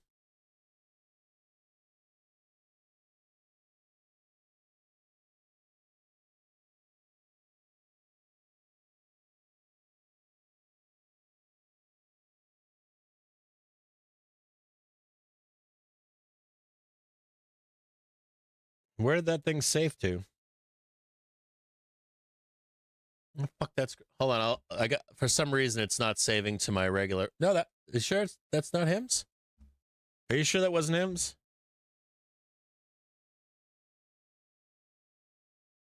Are you sure that wasn't hymns? Because I got the same. I'll do it again. Yeah, that was hymns. The one that I posted was hymns. It's just because I have the yellow box there. Path is different, though. That was hymns. I think. Here, I'll post it right now in case it wasn't.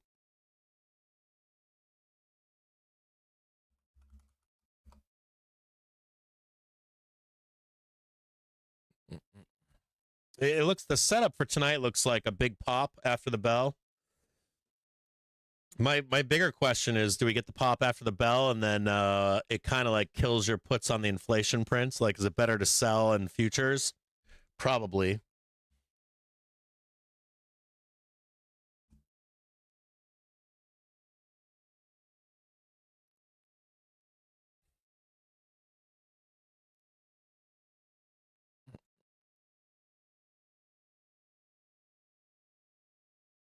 The good news here on hymns of like both of those charts, right?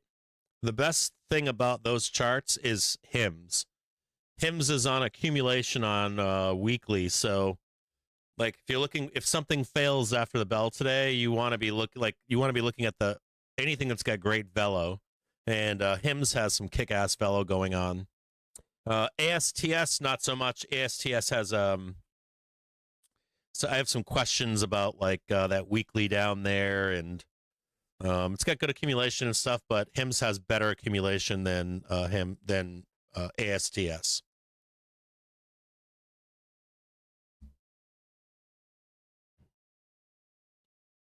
This is all holding just fine here.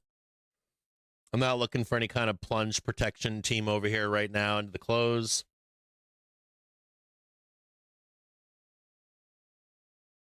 Just looking for the grind higher.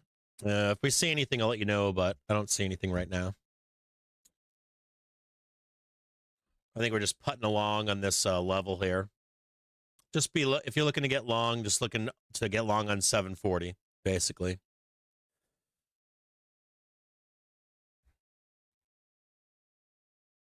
Here, I'll just draw a line here for you. You're defending 740. That white line right there.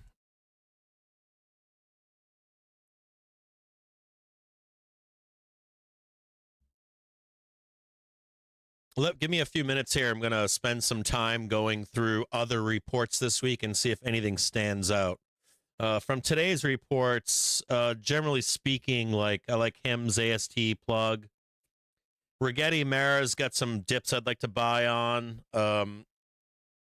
Most of them look bullish. The ones that don't look good, I think, were I think I didn't like. There's a couple at the end that I didn't like. If you want, I can go back and look at them, but I really want to look at some other reports this week. I want to look at the China reports, JDC, BABA.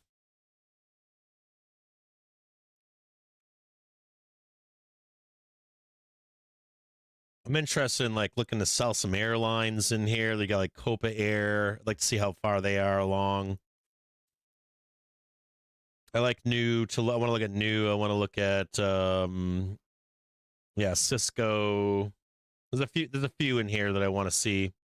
There's Alaska Airlines for a short, maybe. Let me look at that one. Give me 10, 15 minutes. Just want to blow through some of these. I can usually quickly look at these and see if there's anything glaring. Anything that's looks like it's mispriced or it looks like it can do some damage up or down. I don't care. Give me a few minutes. I'm going to look at some of these. You're already in your May 20th put spreads. Why don't you push them out a little bit? Why not push them out to the end of the month? I don't like May 20th. No offense. I don't want to piss you off or anything. I like the idea of puts to end of month. I like the idea of closing the month slightly red on some kind of back test of the prior month from April. I like the idea of that, but I think more time is better. I might even put an extra week on it just for safety, like a SPX put spread to like first week of June, excuse me. See if you can roll those out a little bit. If you have a chance to, if you're upside down right now, don't roll them right now. But if you have a chance, if you're in the green at some point, roll those fuckers out to like the first week of May. Just to like a nice easy trade. That's to you, Daddy Pow. If you get any kind of like chance to like push the date on those. You know what else you could do? There's another thing. No, you can't. Because I was going to say you could do like a calendar of some kind. Some where you're capturing the upside move and then picking up the volatility that grows in end of month. Have you guys seen? I haven't shown you a bunch of shit yet. Here. Give me a second. Ooh, that's nice. I like that login. That's nice. Ooh. Come on here.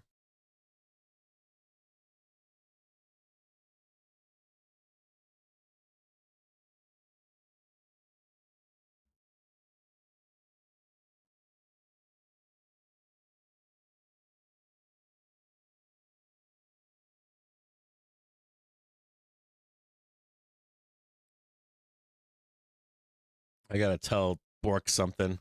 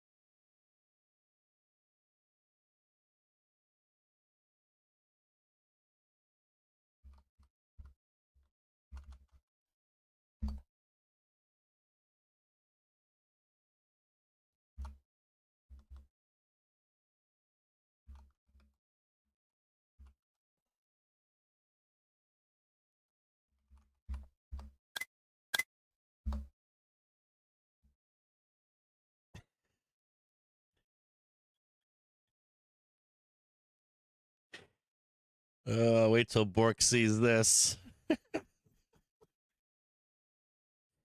Hold on a second here, boys.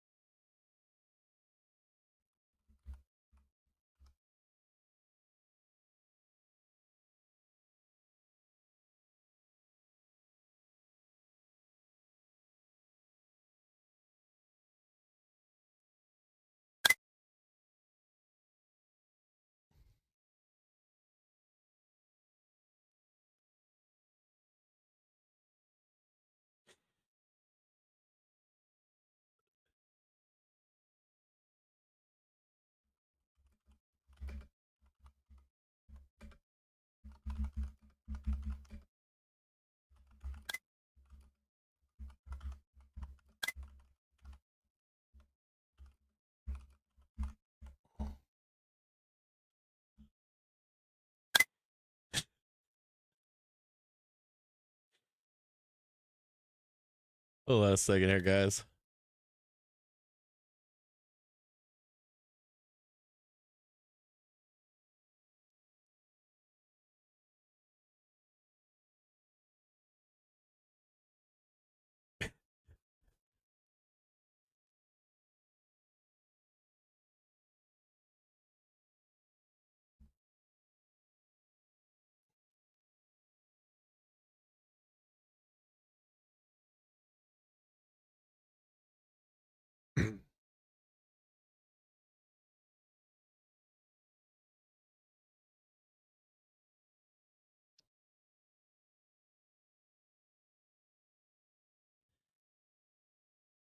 Hold on here.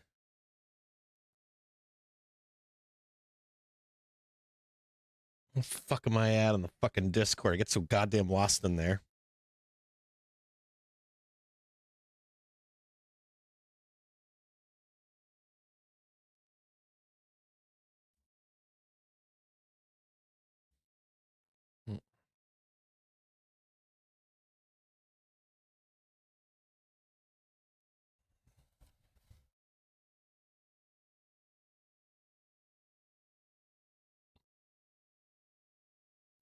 Ooh, Nightmare, thank you very much. Appreciate you.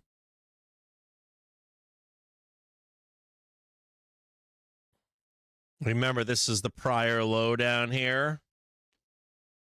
So the next low that we're looking at is down here if we lose it. Just want to keep you aware.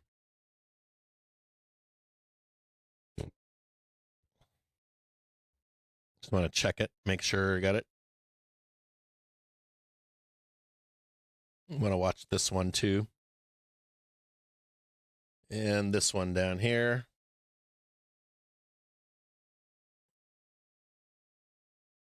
I'm going to check these really quick. Hold on here. This one's a little bit lower. It's like right here. Oh, there's another one right there. Awesome. Like seeing that. We already have that one chalked out for you, though. I guess we could draw it in.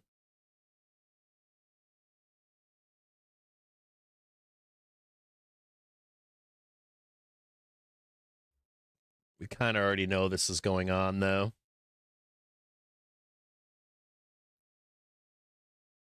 Just note that there's a big fall. There's a big drop down here. Just a heads up. It's like this one right here. Just note that there's a big drop down here. We kind of have to hold this into the close. The flush would be epic here.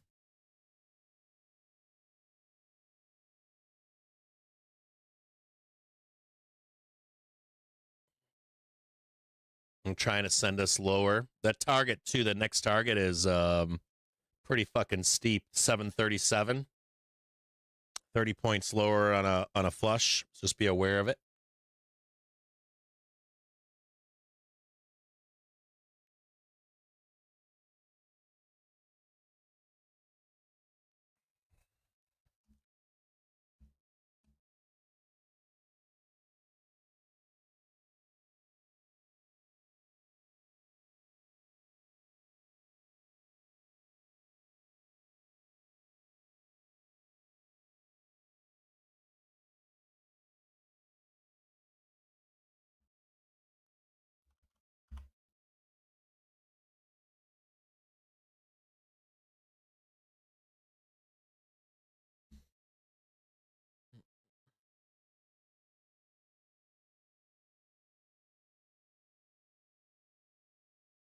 Fucking Snap. So fucking pissed about Snap. It's like literally the only thing dragging my shit down today.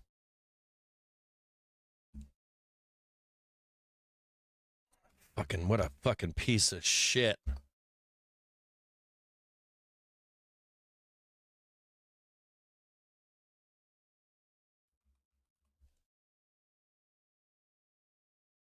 Yeah, Surge is weighing me down too. I own a bunch of Surge too that's weighing my account down. See this 1 in 5 minute trigger trying to do a flush here into the close. Keep an eye on this.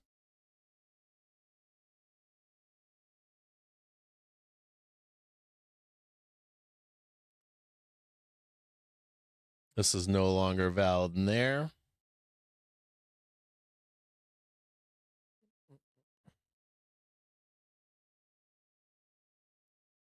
We're trying to fucking move this thing to the downside here.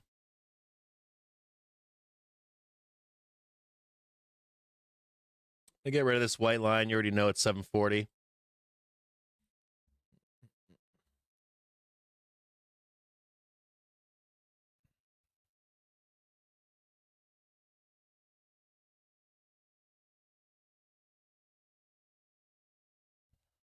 Let me look at some SPY put spreads myself.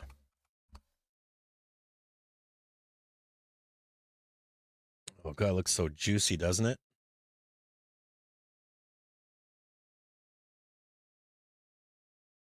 Was that June 5th, I said? Where are we at? 740? What's the low from, what did I say we had to watch out here?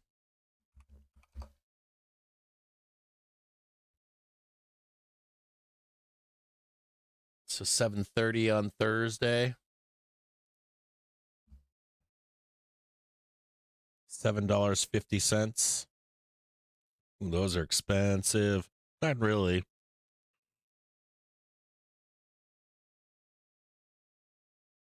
Man, there's so much put fuel, isn't there? Oof. Every time we hedge this shit, it's like we can't go down.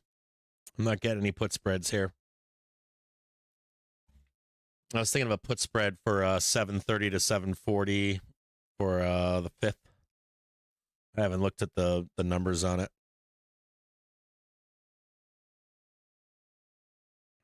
I ain't buying it yet.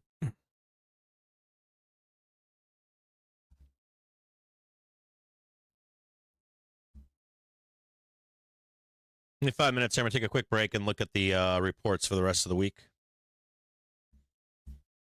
Putting the news squawker on for you.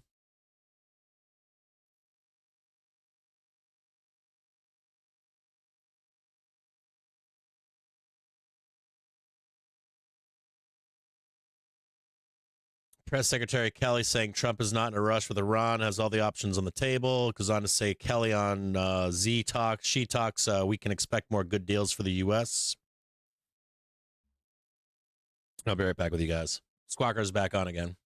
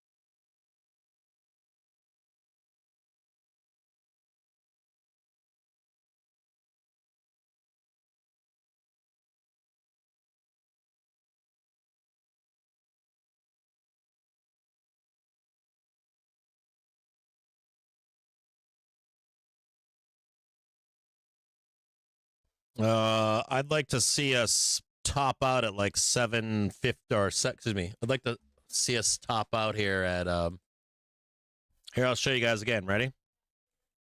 Swear I talk about this stuff. I'll do it again. Ready? Hang tight here, guys. I know some of you guys, I know you guys stop in and stuff. You're here and then you go do other things and you come back and stuff. So I'll go over it again.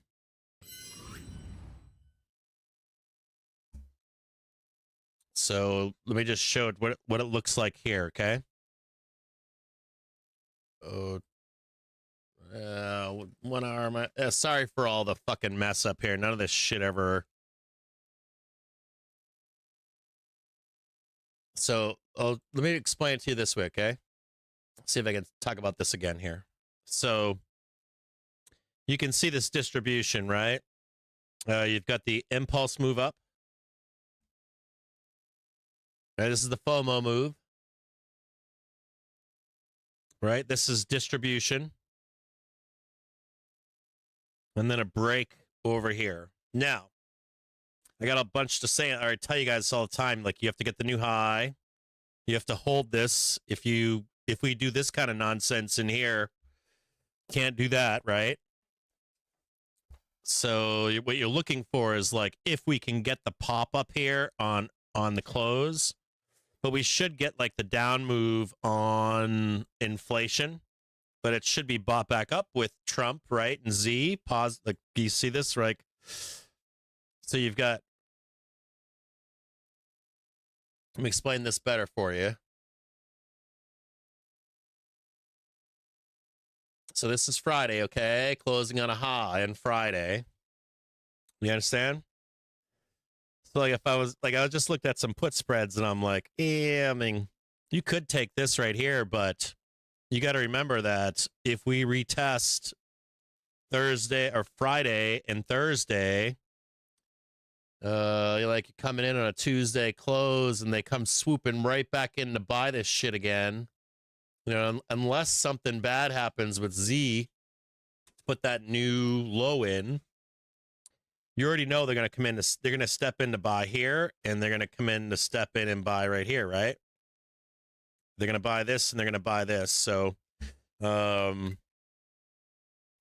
would prefer one of two things. I would prefer to sell puts right here. Okay, like right up there. I'd prefer puts up here.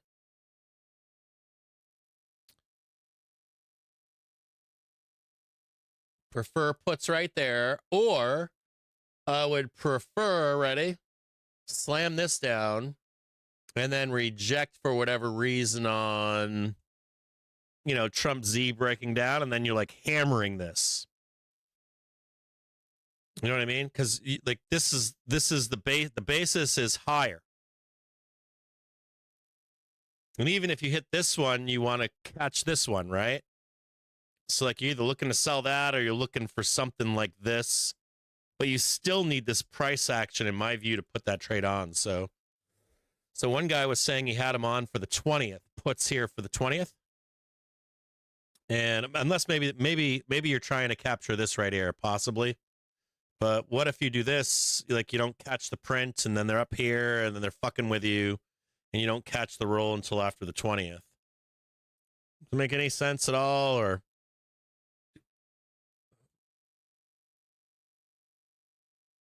so let me show it to you another way, okay? I'd rather have like the first hammer down right here. You break Thursday, right? And then we're told no up here. There's your hourly trigger. You're now underneath it. You can take this one and start getting all bared up into end of month.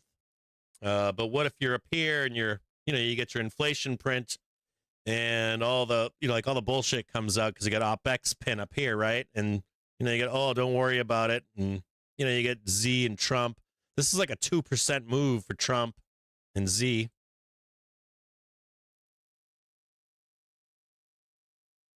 2% room for Z and Trump. All of a sudden it's up here. And you're like, fuck, or I wanted to be down here for that print. So is that my password? Oh, thanks. Apologize. That's what thank you. You guys understand what I'm saying here? So, like, you should snip this, please. I'm begging you to snip this because this will give you the path for the roll. Like, this is the greater roll right here on a higher time frame. And this is the intraday expectations. Does that make sense? I hope it does. And I want you to think about this too, because you get some popping and locking after the bell, and then it gets sucked back down for inflation print. So I was like, yeah, maybe at the bell at 4:15, you grab a put. Maybe you can monetize that right there. But they're going to step right the fuck in and buy this, right? No matter what, they're going to buy it. No matter what, they're going to buy this. And you're waiting for the failure of that dip buy. Like stall. Oh my God, we're trapping them in. There's the hour and a half. And then that's the real move is right here. That's where the money is. The money's not in this move. Maybe it is for you, but for me, it isn't. I like the idea of breaking this distribution. No new highs. You already got one new high, so that implies bullish. So like I would need to see the failure in here. Like break this down here, smash through this, and the bulls are all fucked up, and then you're like hammering them into the end of the month. Before you pull the trigger, the other guy that said the 20th, I would say put more time on it. Put like end of month, first week.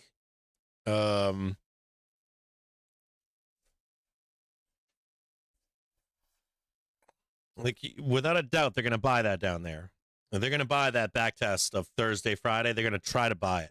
So you're looking for them to you're looking for that buyer to step in and exhibit exhaustion in their buying. And if they do, and we lose the hourly, then we can start partying to the downside. But I feel like taking that directional put trade, unless it's a hedge, it's not ready for a directional down move. In my view, not yet. Does that help or no? I hope it does. You should snip this and watch that. You should keep that there because this will be a roadmap for you for when, if and when to get some puts and hammer the shit down, or because I'm not seeing the bulls weak here right now. Does that make sense? You got OpEx pin on Friday. Like I wouldn't be fucking with that. And then you get I would fuck with it if Trump does pull some bullshit or whatever.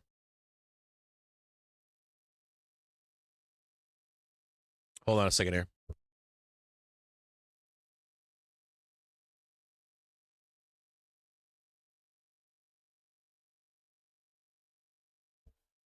My God, man. I need to marry a man. I need a man to take care of me. Oh, boy. Brent crude futures settle at $104.21 a barrel, which is up $2.92 or 2.88%.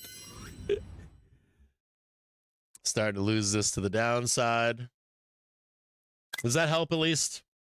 I hope that chart there, the one with the SPX for the intraday kind of stuff, it should help you with if you follow the rules that we're not ready for puts yet. You kind of need to be under this stuff over here with a new low, and then bulls are in, are the bulls in, are they, let me ask you the question, are the bulls oh, fuck, we're totally fucked? Not oh my God, it's burning, everything's on fire yet, but the first part of that, are they even there yet? No. I can tell you this, if it was something like this, if it was something like this, like down here and then some stalling, the bulls would be oh my God, we're fucked. And that's when you're wham, slam into them. You know what I mean?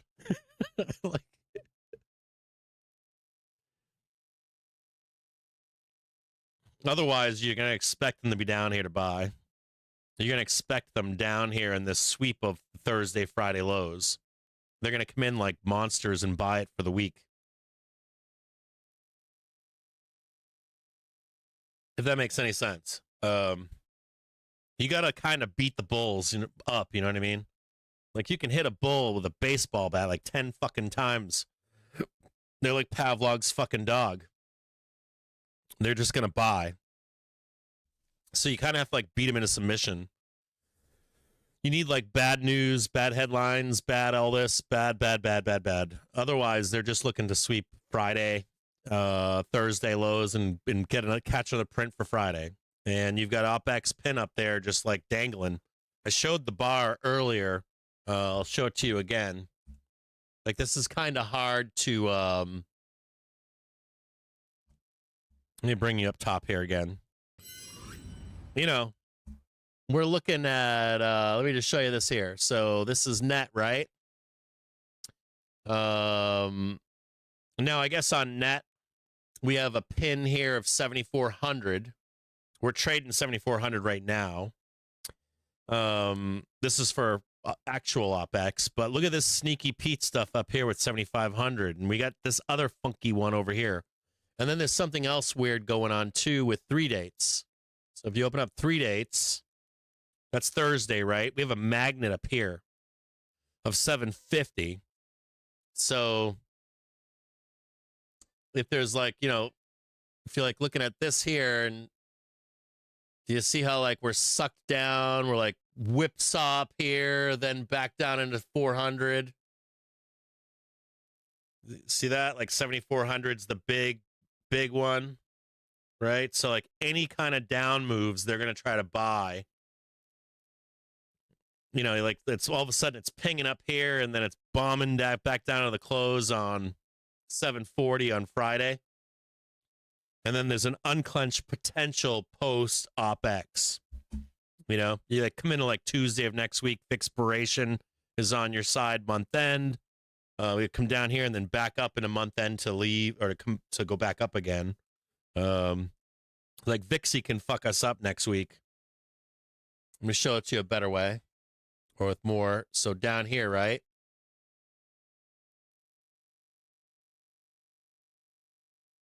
It's like your expiration taking you down, then it's all of a sudden it's whipsaw back up to 740 month end, and then dump back down over here, and then we're back over there. You're gonna remember this is like a bigger. You remember you're trading inside of this, right? Trading inside of this. Make sense? Trading inside of this. There's like a range in here and a range in here, a range in there and a range in there. So, let's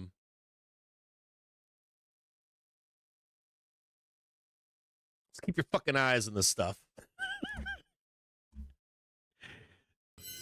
I'll do it for you. You don't have to. I'll just do it for you.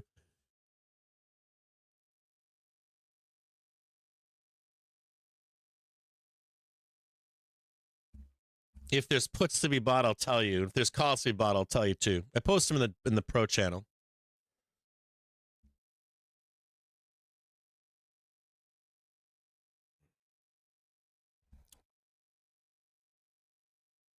And I still think we're hugging 740 right now. That's not bearish in my view. We're just scraping along, bouncing along 740 right now. I'm not seeing this as bearish right now at the moment. There could be some put buying in here, some risk off actions for expiration too into the close.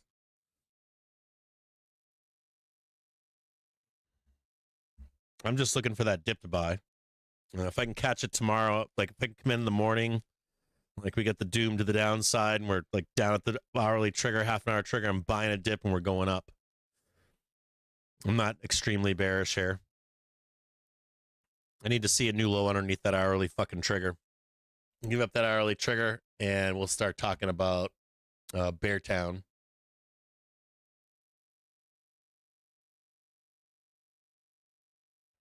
Just be careful of fucking bulls, man. Just be fucking careful. These fucking bulls, dude.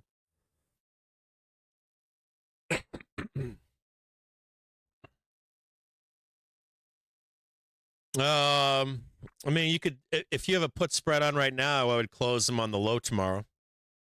I'd close them as soon as the bulls come in. If you're in a put spread right now,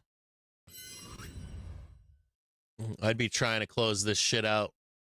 Like if you come down here tomorrow morning and they're just hitting it, Even if you're opening up tomorrow down here, they're gonna try. This is all one move, no matter where it stops. It doesn't matter if it goes like all the way down here, they're gonna buy it straight back up again. It's the second leg where things get nasty.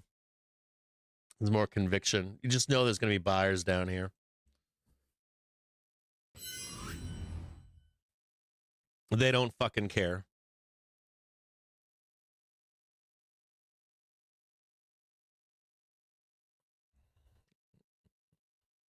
Back over here.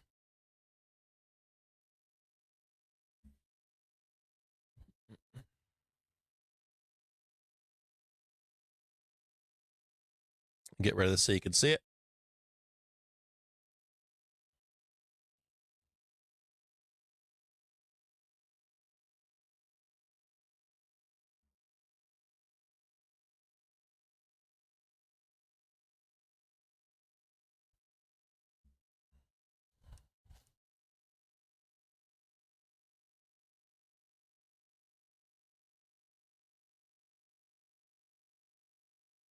I'm taking shots at this shit. Look at it.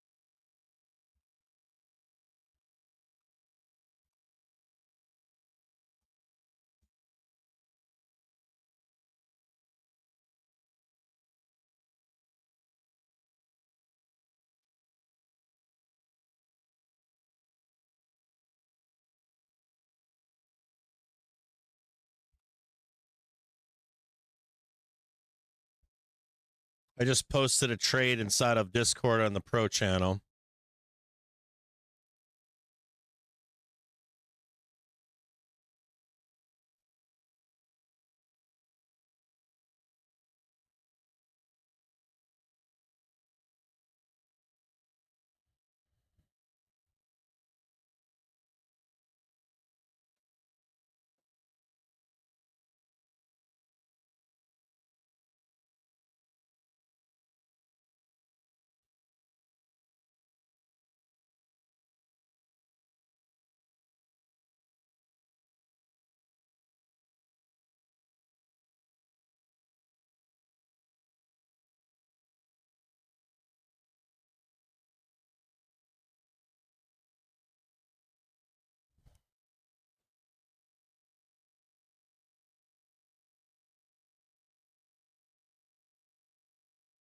Can you, like, hotcakes, send that to the Discord, put it in the market chat for all members?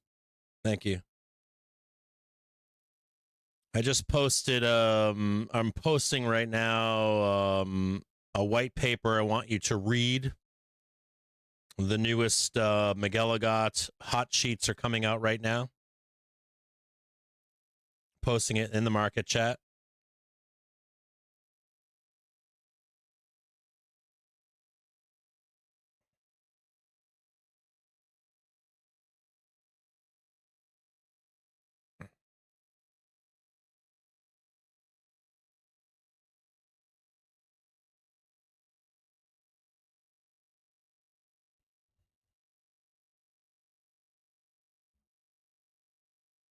Fuck we at?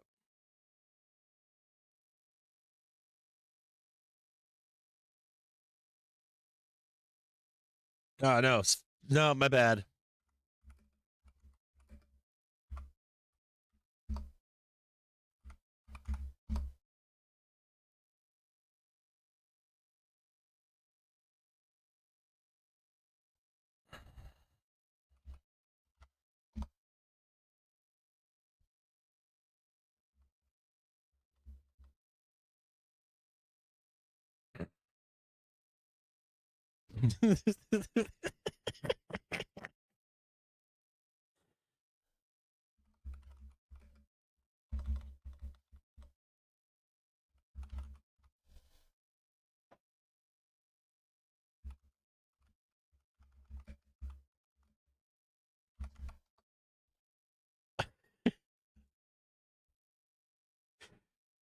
Hey, just a heads up to you, if you're in the Pro channel, I'm posting McElligott paper and market for everybody.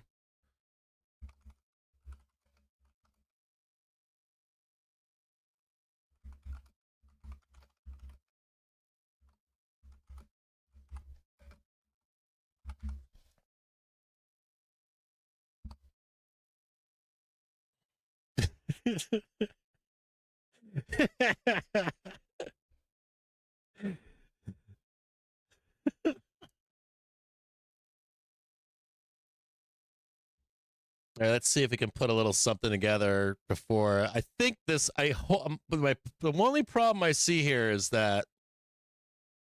The only problem I see here is that this is likely dealers chasing hedging. We just want to make sure that that hedging opportunity or the hedging is done. If they're done hedging, we should be able to go higher. Just follow this fucking green box, okay?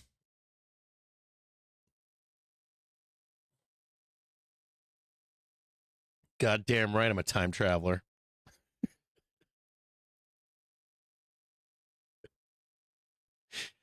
Fucking patience.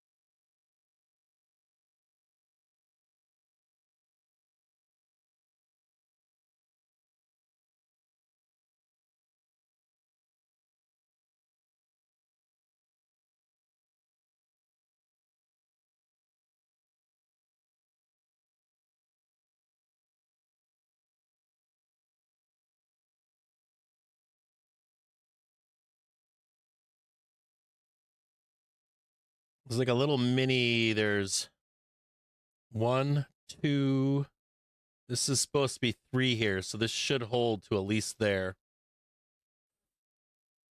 Should all be part of the same thing here. I can't tell about this one.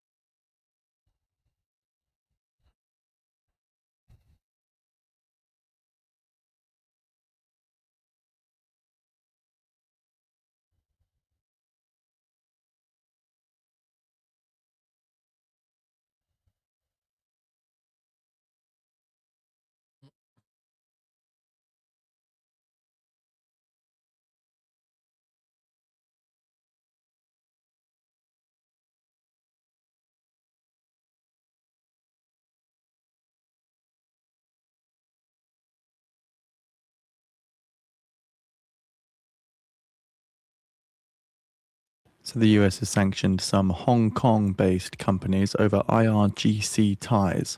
So the US Treasury say that companies hit with sanctions are including 4 based in Hong Kong and 4 in the UAE. Just a note that we are sweeping on the inside of an hour right now, we're sweeping the inside of the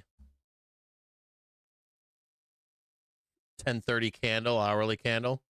Puts us down to 7390, which is down here.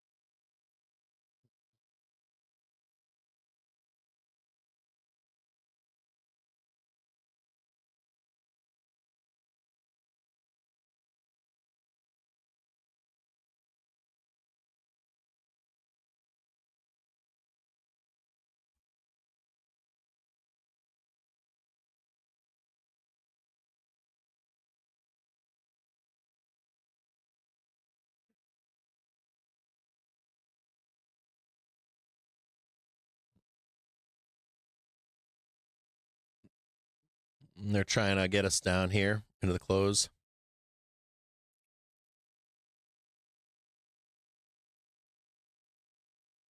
Right there. They're trying to get us in.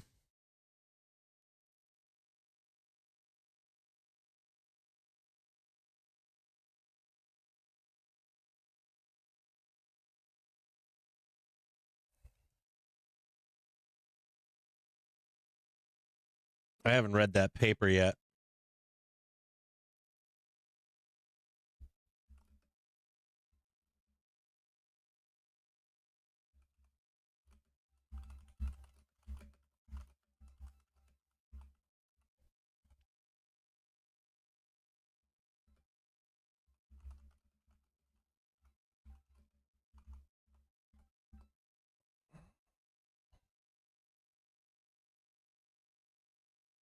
I got to take this. Hold on here.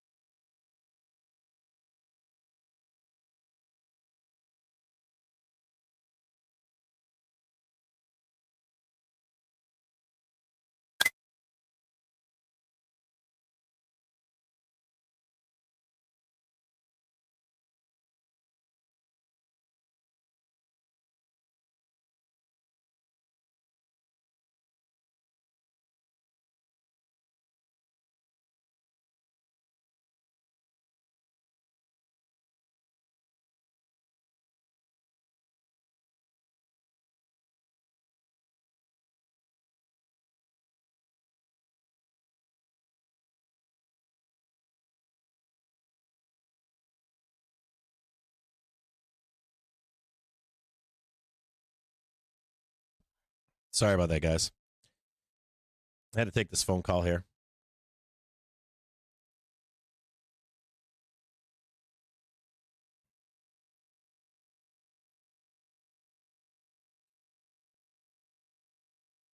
I was at a doctor on the phone. I had to take the phone call. I had no choice.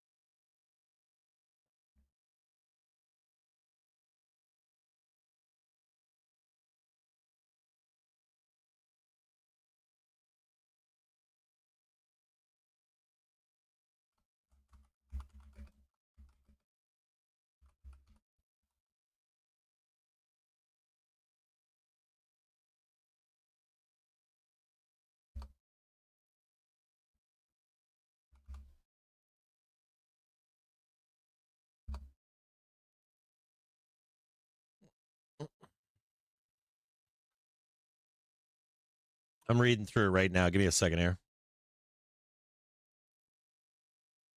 At popular request, refreshing the forces behind the equities rally.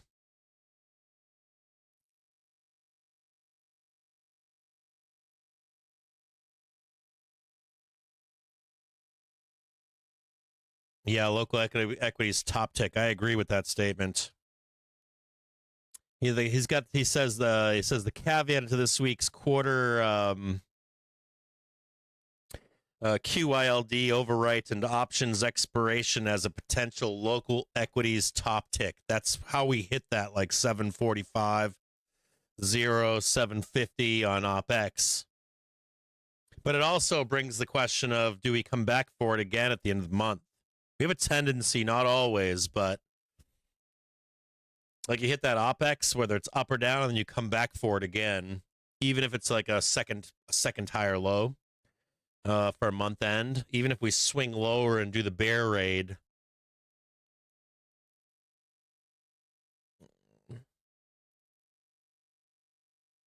Short calls cover roll could offer an impulse higher synchronized OpEx and Trump Z event end the week, but then opening the window for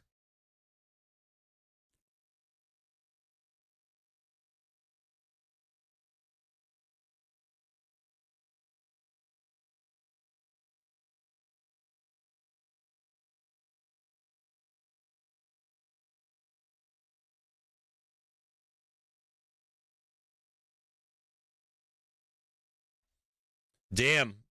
I'm reading. You guys should be reading this.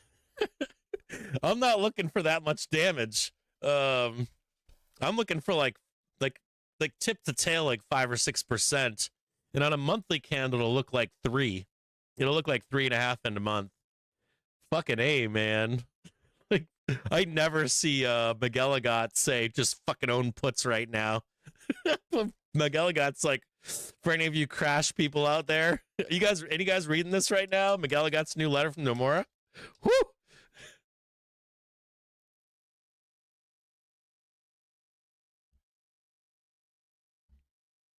Nomura's on fire. McGilligot's on fire right now. He is a fucking good bear, though. If I was a fucking bear, he'd be my king.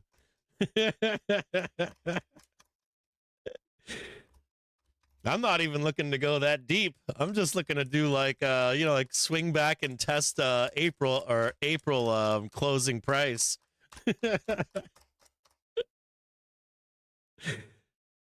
Oh yeah. He wrote a big one today. He's got it all. He laid the whole thing out. Oh man, I got to go through this whole entire fucking thing. By popular request.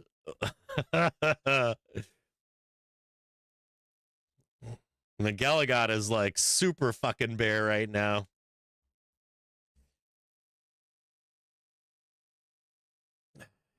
He on fire today.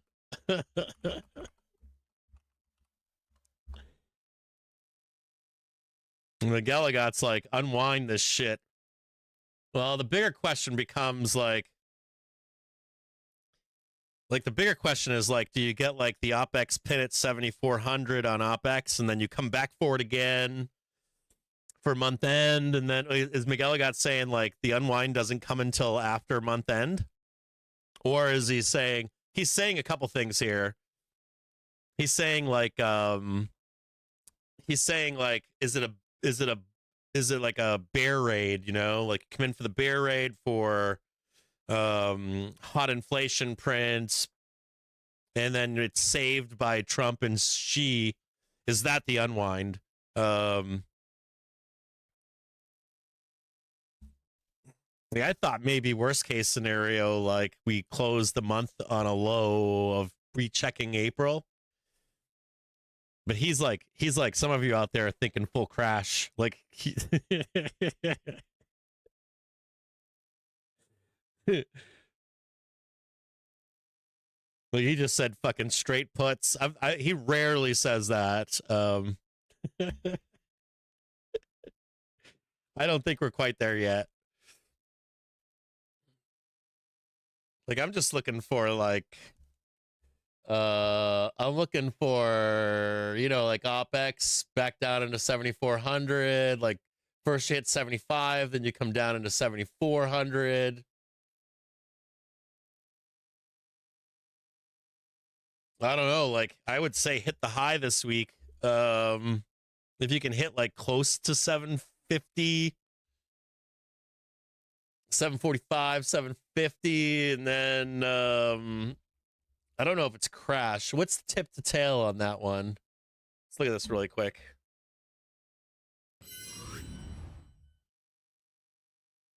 You know, he's pretty much saying it does. What he's saying basically is this don't matter. This don't matter. He's like, you're just straight puts. I think they're gonna try to fuck you up in here, and then you go down. But the bigger thing here is he's looking for crash. Let's do a measure.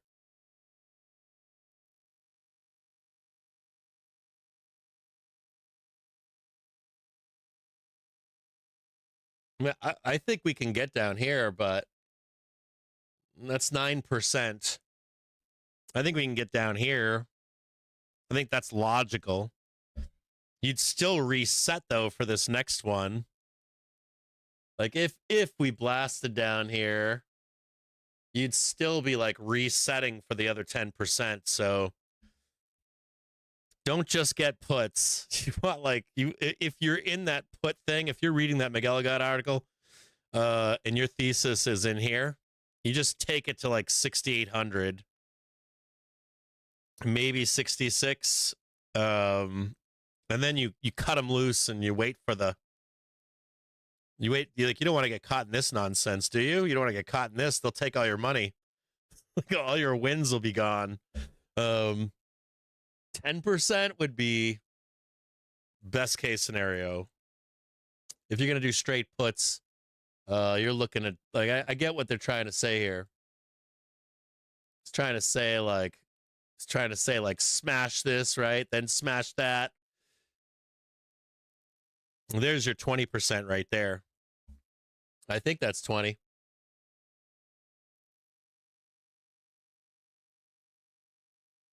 Yeah, 6,000.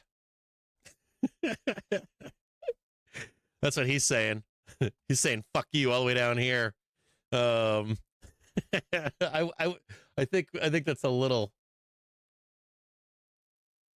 It's a little aggressive.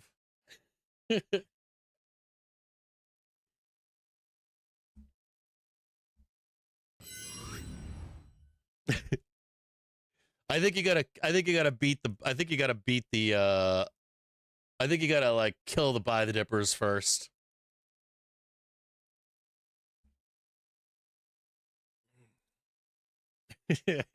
Look, should read this note. It's pretty good. I'll read into it. It's a little bit too long for me to digest right now at this moment.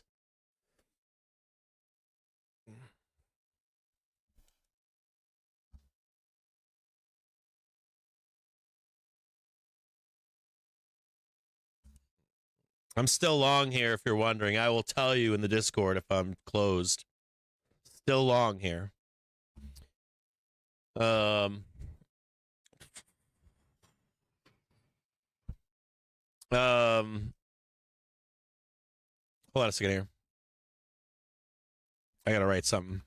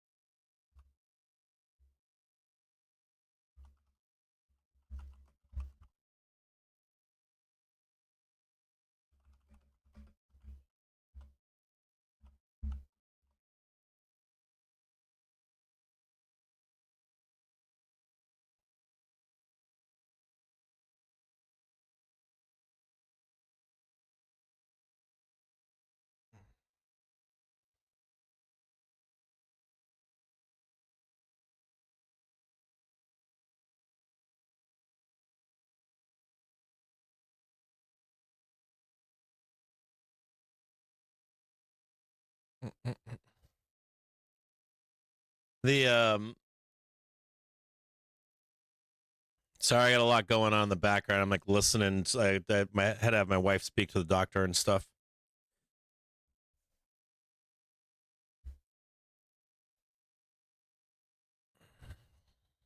Oh no, go back to the McGilligot thing. Like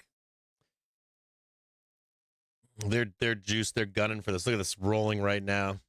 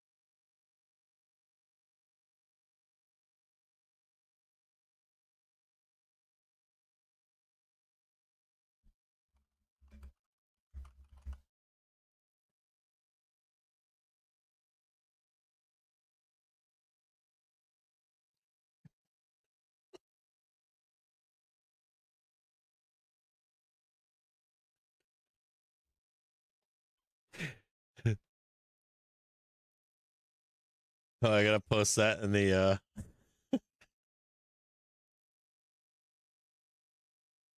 yeah, I agree. I agree.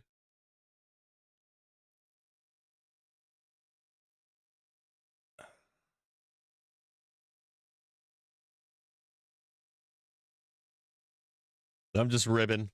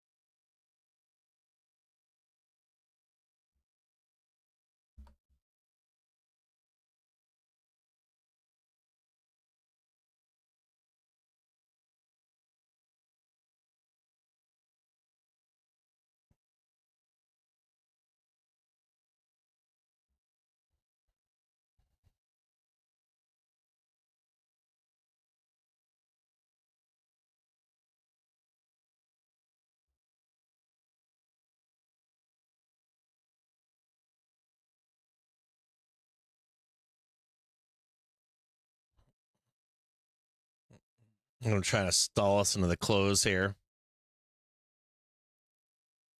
Fucking all the bears are pointing at the chart. They're like, we got inflation print tomorrow. It's going to crash. We're so fucked. Like, I'm reading this Nomura shit, and it's like he wrote the fucking Bible here.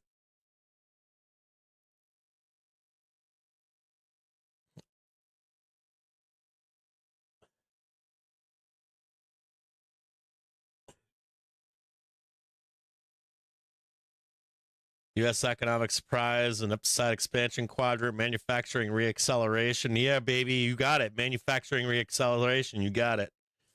And labor upside, woo. Perversely concentrated in AI constraints. Perversely.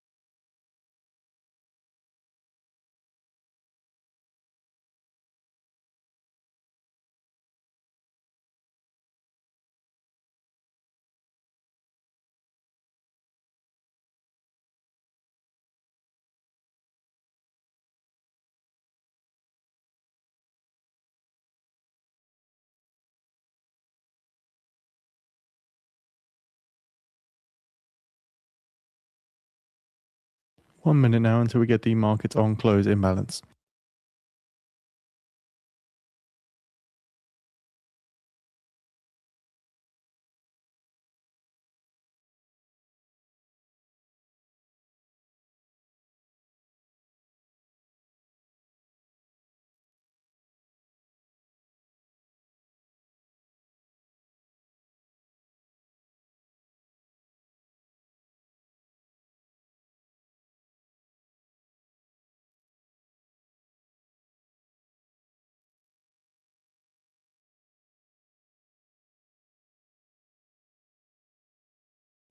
Seconds.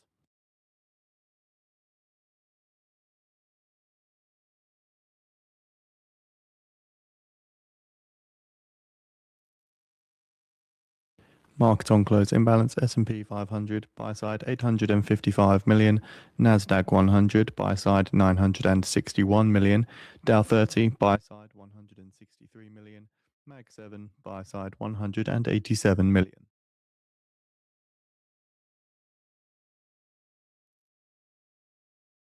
Brings us now 10 minutes away from the top of the hour where Trump is due to be hosting an event.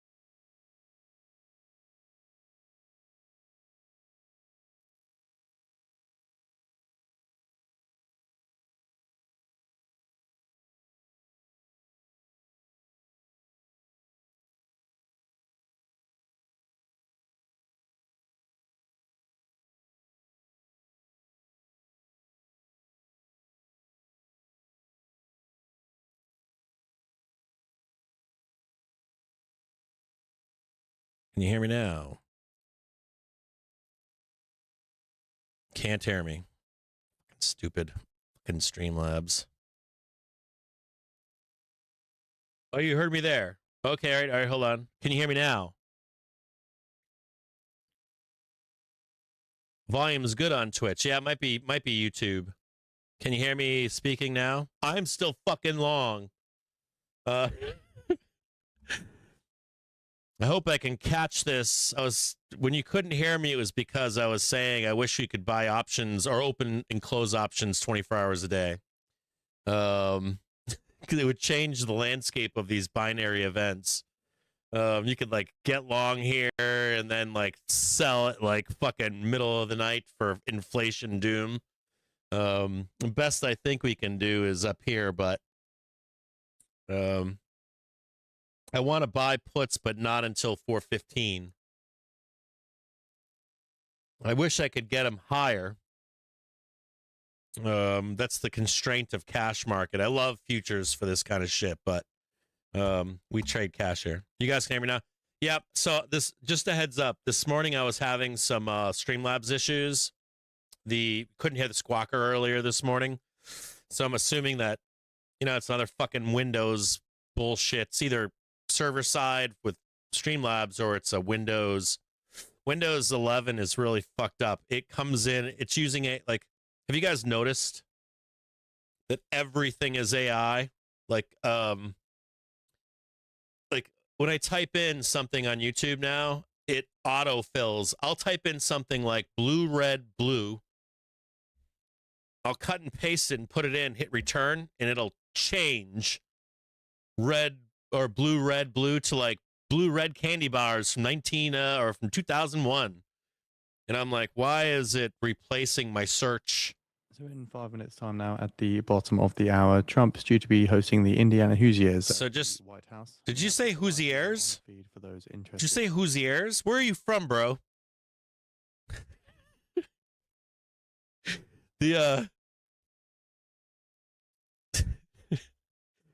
So what? I don't know what.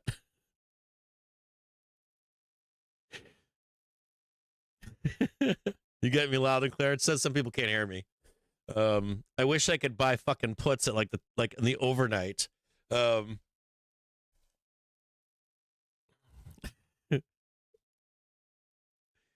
Climbing the wall of worry right now for spoos.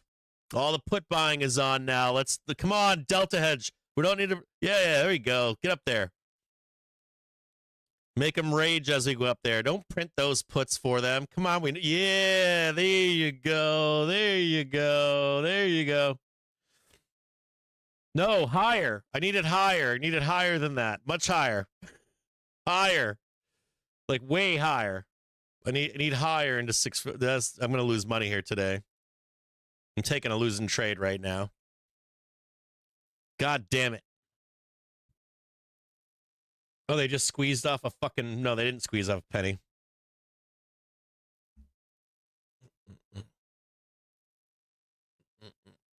I don't want to get puts till 4:15.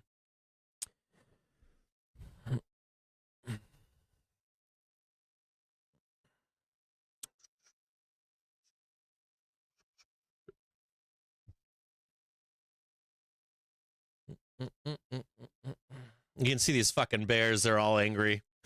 They all want like we have an inflation print tomorrow. You should all be short. We're gonna crash. Like no shit.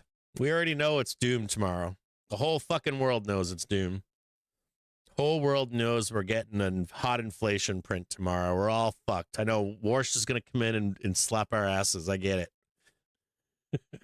It was funny to read McGilligot's letter though, or at least the big strokes in it. He's like, you just buy puts if you're that fucking bearish, you just fucking long fucking puts.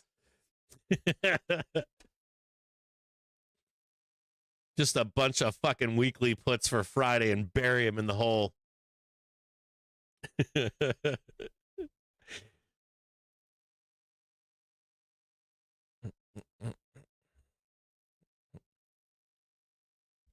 Let's watch this close here. Some of these reports. Says Trump, a lot of buying going on here. MU, NVIDIA, AMD, Avgo, biggest sellers, IBM, QCOM, ABBV, BRKB, Qualcomm, VC, I don't know, that VC, VZ for Verizon. Let me get you some of this MOC here. A lot of buying going on here. I'll post the MOC inside the Discord.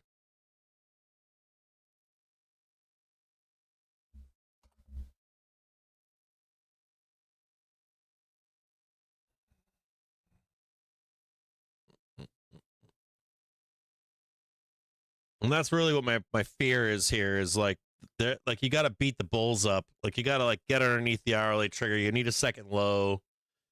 You really got to you really got to give a drubbing to the bulls because they're here to buy. Like we're the juxtaposition of I'm not in disagreement with McGilligot. I'm more in line though with you literally have to fucking beat the bulls over their fucking head here. You literally need to beat them over the fucking head. You need like underneath the daily trigger, new low underneath the daily trigger. Because even tomorrow, the bulls are looking to buy. They're looking to buy fucking Tuesday doom on inflation. They don't care how deep it goes. Send it deep as possible. They're gonna try to buy it. Seriously, you need like that second low to like hammer into the bulls to let it loose. Hold on here. Let's just see this close here. Open this up.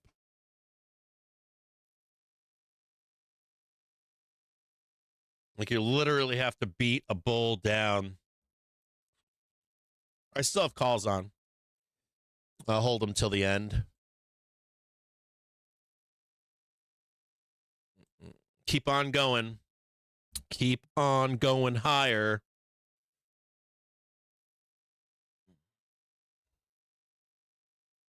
Come on, dudes. Print my shit, you fuckers.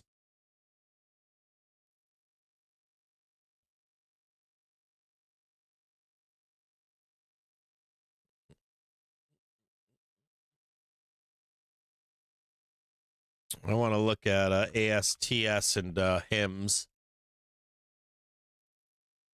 Resting bitch face on ASTS.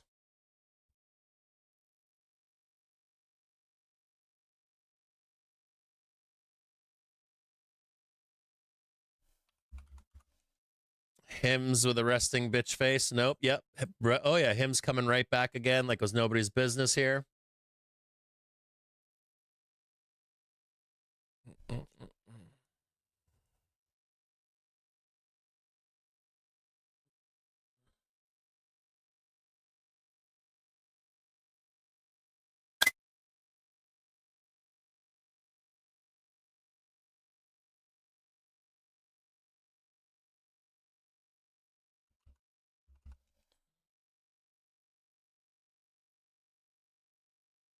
Alphabet shares are closed down 3% in their biggest drop since March.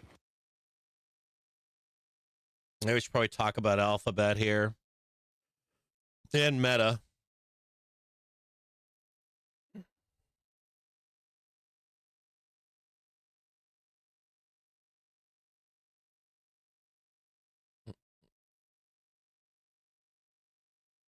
Just waiting to see what some of these reports are.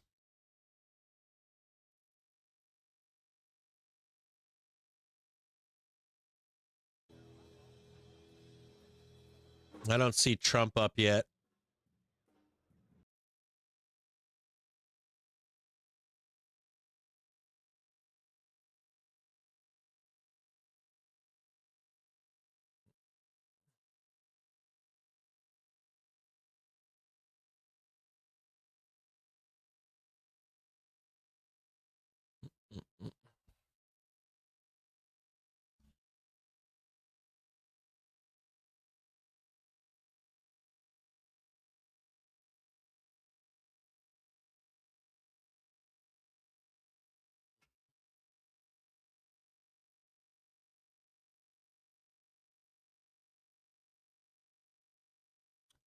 Do I have to go?